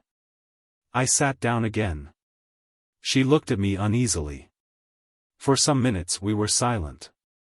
"I will kill him," I shouted suddenly, striking the table with my fist so that the ink spurted out of the inkstand. "What are you saying?" she cried, starting. "I will kill him. Kill him," I shrieked, suddenly striking the table in absolute frenzy, and at the same time fully understanding how stupid it was to be in such a frenzy. "You don't know, Liza, what that torturer is to me. He is my torturer. He has gone now to fetch some rusks, And suddenly I burst into tears. It was an hysterical attack. How ashamed I felt in the midst of my sobs. But still I could not restrain them. She was frightened. "What is the matter? What is wrong?" she cried, fussing about me. "Water, give me water, over there." I muttered in a faint voice, though I was inwardly conscious that I could have got on very well without water and without muttering in a faint voice. But I was, what is called, putting it on, to save appearances, though the attack was a genuine one. She gave me water, looking at me in bewilderment. At that moment Apollon brought in the tea. It suddenly seemed to me that this commonplace, prosaic tea was horribly undignified and paltry after all that had happened, and I blushed crimson. Liza looked at Apollon with positive alarm. He went out without a glance at either of us. "Liza, do you despise me?" I asked, looking at her fixedly, trembling with impatience to know what she was thinking. She was confused, and did not know what to answer. "Drink your tea," I said to her angrily. I was angry with myself, but, of course, it was she who would have to pay for it. A horrible spite against her suddenly surged up in my heart. I believe I could have killed her. To revenge myself on her I swore inwardly not to say a word to her all the time. She is the cause of it all, I thought. Our silence lasted for 5 minutes. The tea stood on the table, we did not touch it. I had got to the point of purposely refraining from beginning in order to embarrass her further. It was awkward for her to begin alone. Several times she glanced at me with mournful perplexity. I was obstinately silent. I was, of course, myself the chief sufferer, because I was fully conscious of the disgusting meanness of my spiteful stupidity, and yet at the same time I could not restrain myself. "I want to get away from there altogether," she began, to break the silence in some way, but, poor girl. That was just what she ought not to have spoken about at such a stupid moment to a man so stupid as I was. My heart positively ached with pity for her tactless and unnecessary straightforwardness. But something hideous at once stifled all compassion in me, it even provoked me to greater venom. I did not care what happened. Another 5 minutes passed. "Perhaps I am in your way," she began timidly, hardly audibly, and was getting up. But as soon as I saw this first impulse of wounded dignity I positively trembled with spite, and at once burst out. "Why have you come to me? Tell me that, please." I began, gasping for breath and regardless of logical connection in my words. I longed to have it all out at once, at one burst. I did not even trouble how to begin. "Why have you come?" "Answer, answer," I cried, hardly knowing what I was doing. "I'll tell you, my good girl, why you have come. You've come because I talked sentimental stuff to you then. So now you are soft as butter and longing for fine sentiments again. So you may as well know that I was laughing at you then. And I am laughing at you now. Why are you shuddering?" "Yes, I was laughing at you. I had been insulted just before, at dinner, by the fellows who came that evening before me. I came to you, meaning to thrash one of them, an officer. But I didn't succeed, I didn't find him, I had to avenge the insult on someone to get back my own again. You turned up, I vented my spleen on you and laughed at you. I had been humiliated, so I wanted to humiliate, I had been treated like a rag, so I wanted to show my power. That's what it was, and you imagined I had come there on purpose to save you. Yes? You imagined that? You imagined that? I knew that she would perhaps be muddled and not take it all in exactly, but I knew, too, that she would grasp the gist of it, very well indeed. And so, indeed, she did. She turned white as a handkerchief, tried to say something, and her lips worked painfully, but she sank on a chair as though she had been felled by an axe. And all the time afterwards she listened to me with her lips parted and her eyes wide open, shuddering with awful terror. The cynicism of my words overwhelmed her. "Save you," I went on, jumping up from my chair and running up and down the room before her. "Save you from what? But perhaps I am worse than you myself. Why didn't you throw it in my teeth when I was giving you that sermon? But what did you come here yourself for? Was it to read us a sermon? Power was what I wanted then, sport was what I wanted to wring out your tears, your humiliation, your hysteria, that was what I wanted then. Of course, I couldn't keep it up then, because I am a wretched creature, I was frightened, and, the devil knows why, gave you my address in my folly. Afterwards, before I got home, I was cursing and swearing at you because of that address. I hated you already because of the lies I had told you. Because I only like playing with words, only dreaming, but, do you know, what I really want is that you should all go to hell. That is what I want. I want peace. Yes, I'd sell the whole world for a farthing, straight off, so long as I was left in peace. Is the world to go to pot, or am I to go without my tea? I say that the world may go to pot for me so long as I always get my tea. Did you know that, or not? Well, anyway, I know that I am a blackguard, a scoundrel, an egoist, a sluggard. Here I have been shuddering for the last 3 days at the thought of your coming. And do you know what has worried me particularly for these 3 days? That I posed as such a hero to you, and now you would see me in a wretched torn dressing gown, beggarly, loathsome. I told you just now that I was not ashamed of my poverty. So you may as well know that I am ashamed of it. I am more ashamed of it than of anything, more afraid of it than of being found out if I were a thief, because I am as vain as though I had been skinned and the very air blowing on me hurt. Surely by now you must realize that I shall never forgive you for having found me in this wretched dressing gown, just as I was flying at Apollon like a spiteful cur. The Saviour, the former hero, was flying like a mangy, unkempt sheepdog at his lackey, and the lackey was jeering at him. And I shall never forgive you for the tears I could not help shedding before you just now, like some silly woman put to shame.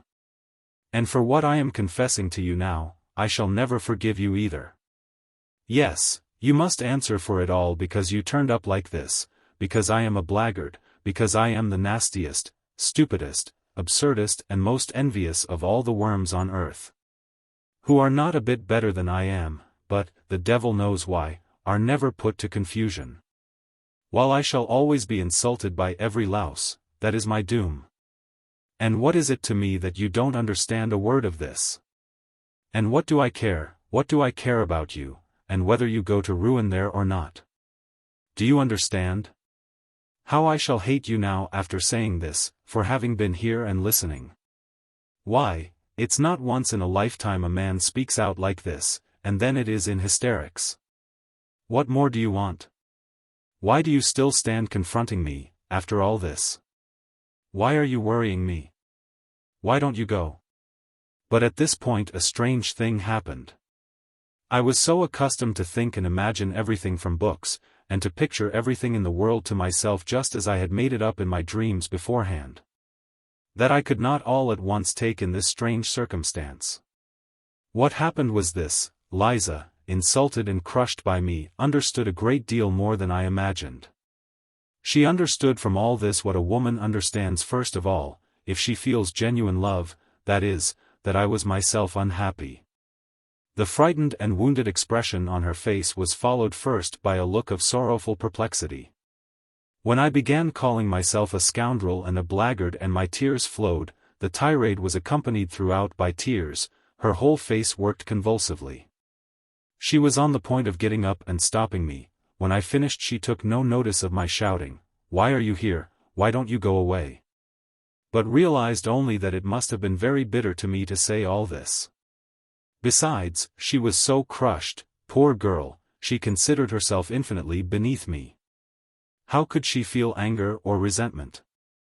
She suddenly leapt up from her chair with an irresistible impulse and held out her hands, yearning towards me, though still timid and not daring to stir. At this point there was a revulsion in my heart too. Then she suddenly rushed to me, threw her arms round me and burst into tears. I, too, could not restrain myself, and sobbed as I never had before. "They won't let me. I can't be good," I managed to articulate. Then I went to the sofa, fell on it face downwards, and sobbed on it for a quarter of an hour in genuine hysterics.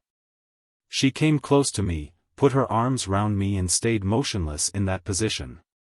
But the trouble was that the hysterics could not go on forever, and, I am writing the loathsome truth, lying face downwards on the sofa with my face thrust into my nasty leather pillow. I began by degrees to be aware of a faraway, involuntary but irresistible feeling that it would be awkward now for me to raise my head and look Liza straight in the face. Why was I ashamed? I don't know, but I was ashamed. The thought, too, came into my overwrought brain that our parts now were completely changed, that she was now the heroine, while I was just a crushed and humiliated creature as she had been before me that night, 4 days before. And all this came into my mind during the minutes I was lying on my face on the sofa. My God! Surely I was not envious of her then. I don't know, to this day I cannot decide, and at the time, of course, I was still less able to understand what I was feeling than now. I cannot get on without domineering and tyrannizing over someone, but there is no explaining anything by reasoning, and so it is useless to reason. I conquered myself, however, and raised my head. I had to do so sooner or later, and I am convinced to this day that it was just because I was ashamed to look at her that another feeling was suddenly kindled and flamed up in my heart, a feeling of mastery and possession. My eyes gleamed with passion, and I gripped her hands tightly. How I hated her and how I was drawn to her at that minute. The one feeling intensified the other. It was almost like an act of vengeance. At first there was a look of amazement, even of terror on her face, but only for one instant. She warmly and rapturously embraced me. Chapter 10. A quarter of an hour later I was rushing up and down the room in frenzied impatience. From minute to minute I went up to the screen and peeped through the crack at Liza. She was sitting on the ground with her head leaning against the bed, and must have been crying. But she did not go away, and that irritated me. This time she understood it all. I had insulted her finally, but there's no need to describe it. She realized that my outburst of passion had been simply revenge, a fresh humiliation, and that to my earlier, almost causeless hatred was added now a personal hatred, born of envy. Though I do not maintain positively that she understood all this distinctly, but she certainly did fully understand that I was a despicable man, and what was worse, incapable of loving her. I know I shall be told that this is incredible, but it is incredible to be as spiteful and stupid as I was. It may be added that it was strange I should not love her, or at any rate, appreciate her love. Why is it strange? In the first place, by then I was incapable of love, for I repeat, with me loving meant tyrannizing and showing my moral superiority. I have never in my life been able to imagine any other sort of love. And have nowadays come to the point of sometimes thinking that love really consists in the right, freely given by the beloved object, to tyrannize over her. Even in my underground dreams I did not imagine love except as a struggle. I began it always with hatred and ended it with moral subjugation, and afterwards I never knew what to do with the subjugated object. And what is there to wonder at in that, since I had succeeded in so corrupting myself, since I was so out of touch with real life, as to have actually thought of reproaching her, and putting her to shame for having come to me to hear fine sentiments, and did not even guess that she had come not to hear fine sentiments, but to love me, because to a woman all reformation, all salvation from any sort of ruin, and all moral renewal is included in love and can only show itself in that form. I did not hate her so much, however, when I was running about the room and peeping through the crack in the screen. I was only insufferably oppressed by her being here.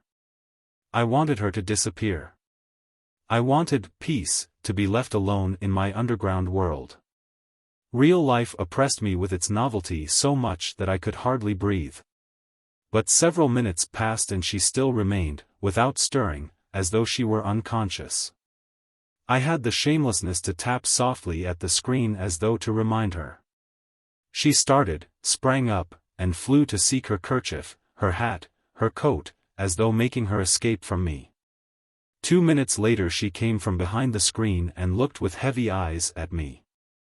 I gave a spiteful grin, which was forced, however, to keep up appearances, and I turned away from her eyes. "Goodbye," she said, going towards the door. I ran up to her, seized her hand, opened it, thrust something in it and closed it again. Then I turned at once and dashed away in haste to the other corner of the room to avoid seeing, anyway. I did mean a moment since to tell a lie, to write that I did this accidentally, not knowing what I was doing through foolishness, through losing my head. But I don't want to lie, and so I will say straight out that I opened her hand and put the money in it, from spite. It came into my head to do this while I was running up and down the room and she was sitting behind the screen. But this I can say for certain, though I did that cruel thing purposely, it was not an impulse from the heart, but came from my evil brain. This cruelty was so affected, so purposely made up, so completely a product of the brain, of books, that I could not even keep it up a minute. First I dashed away to avoid seeing her. And then in shame and despair rushed after Liza. I opened the door in the passage and began listening. Liza! Liza! I cried on the stairs, but in a low voice, not boldly. There was no answer, but I fancied I heard her footsteps, lower down on the stairs. Liza! I cried, more loudly. No answer. But at that minute I heard the stiff outer glass door open heavily with a creak and slam violently. The sound echoed up the stairs. She had gone. I went back to my room in hesitation. I felt horribly oppressed. I stood still at the table, beside the chair on which she had sat, and looked aimlessly before me. A minute passed. Suddenly I started. Straight before me on the table I saw. In short, I saw a crumpled blue 5-ruble note, the one I had thrust into her hand a minute before. It was the same note. It could be no other, there was no other in the flat. So she had managed to fling it from her hand on the table at the moment when I had dashed into the further corner. Well, I might have expected that she would do that. Might I have expected it? No, I was such an egoist, I was so lacking in respect for my fellow creatures that I could not even imagine she would do so. I could not endure it. A minute later I flew like a madman to dress, flinging on what I could at random, and ran headlong after her. She could not have got 200 paces away when I ran out into the street. It was a still night and the snow was coming down in masses and falling almost perpendicularly, covering the pavement and the empty street as though with a pillow. There was no one in the street, no sound was to be heard. The street lamps gave a disconsolate and useless glimmer. I ran 200 paces to the crossroads and stopped short. Where had she gone? And why was I running after her? Why? To fall down before her, to sob with remorse, to kiss her feet, to entreat her forgiveness. I longed for that. My whole breast was being rent to pieces, and never, never shall I recall that minute with indifference. But, what for? I thought. Should I not begin to hate her, perhaps, even tomorrow, just because I had kissed her feet today? Should I give her happiness? Had I not recognized that day, for the 100th time, what I was worth? Should I not torture her? I stood in the snow, gazing into the troubled darkness, and pondered this. And will it not be better? I mused fantastically, afterwards at home, stifling the living pang of my heart with fantastic dreams. Will it not be better that she should keep the resentment of the insult forever? Resentment, why, it is purification, it is a most stinging and painful consciousness. Tomorrow I should have defiled her soul and have exhausted her heart, while now the feeling of insult will never die in her heart. And however loathsome the filth awaiting her, the feeling of insult will elevate and purify her, by hatred, perhaps, too, by forgiveness. Will all that make things easier for her though? And, indeed, I will ask on my own account here, an idle question, which is better, cheap happiness or exalted sufferings? Well, which is better? So I dreamed as I sat at home that evening, almost dead with the pain in my soul. Never had I endured such suffering and remorse, yet could there have been the faintest doubt when I ran out from my lodging that I should turn back halfway? I never met Liza again, and I have heard nothing of her. I will add, too, that I remained for a long time afterwards pleased with the phrase about the benefit from resentment and hatred, in spite of the fact that I almost fell ill from misery. Even now, so many years later, all this is somehow a very evil memory. I have many evil memories now, but, hadn't I better end my notes here? I believe I made a mistake in beginning to write them. Anyway, I have felt ashamed all the time I've been writing this story, so it's hardly literature so much as a corrective punishment. Why, to tell long stories, showing how I have spoiled my life through morally rotting in my corner, through lack of fitting environment, through divorce from real life. And rankling spite in my underground world, would certainly not be interesting. A novel needs a hero, and all the traits for an anti-hero are expressly gathered together here, and what matters most, it all produces an unpleasant impression, for we are all divorced from life. We are all cripples, every one of us, more or less. We are so divorced from it that we feel at once a sort of loathing for real life, and so cannot bear to be reminded of it.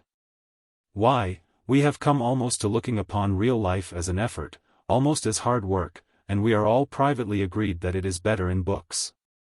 And why do we fuss and fume sometimes? Why are we perverse and ask for something else? We don't know what ourselves. It would be the worse for us if our petulant prayers were answered. Come, try, give any one of us, for instance, a little more independence, untie our hands, widen the spheres of our activity, relax the control and yes. I assure you, we should be begging to be under control again at once. I know that you will very likely be angry with me for that, and will begin shouting and stamping. Speak for yourself, you will say, and for your miseries in your underground holes, and don't dare to say all of us. Excuse me, gentlemen, I am not justifying myself with that, all of us. As for what concerns me in particular, I have only in my life carried to an extreme what you have not dared to carry halfway, and what's more, you have taken your cowardice for good sense. And have found comfort in deceiving yourselves. So that perhaps, after all, there is more life in me than in you. Look into it more carefully. Why, we don't even know what living means now, what it is, and what it is called. Leave us alone without books and we shall be lost and in confusion at once. We shall not know what to join on to, what to cling to, what to love and what to hate, what to respect and what to despise. We are oppressed at being men, men with a real individual body and blood, we are ashamed of it, we think it a disgrace and try to contrive to be some sort of impossible generalized man. We are stillborn, and for generations past have been begotten, not by living fathers, and that suits us better and better. We are developing a taste for it. Soon we shall contrive to be born somehow from an idea. But enough, I don't want to write more from underground. The notes of this paradoxalist do not end here, however. He could not refrain from going on with them, but it seems to us that we may stop here.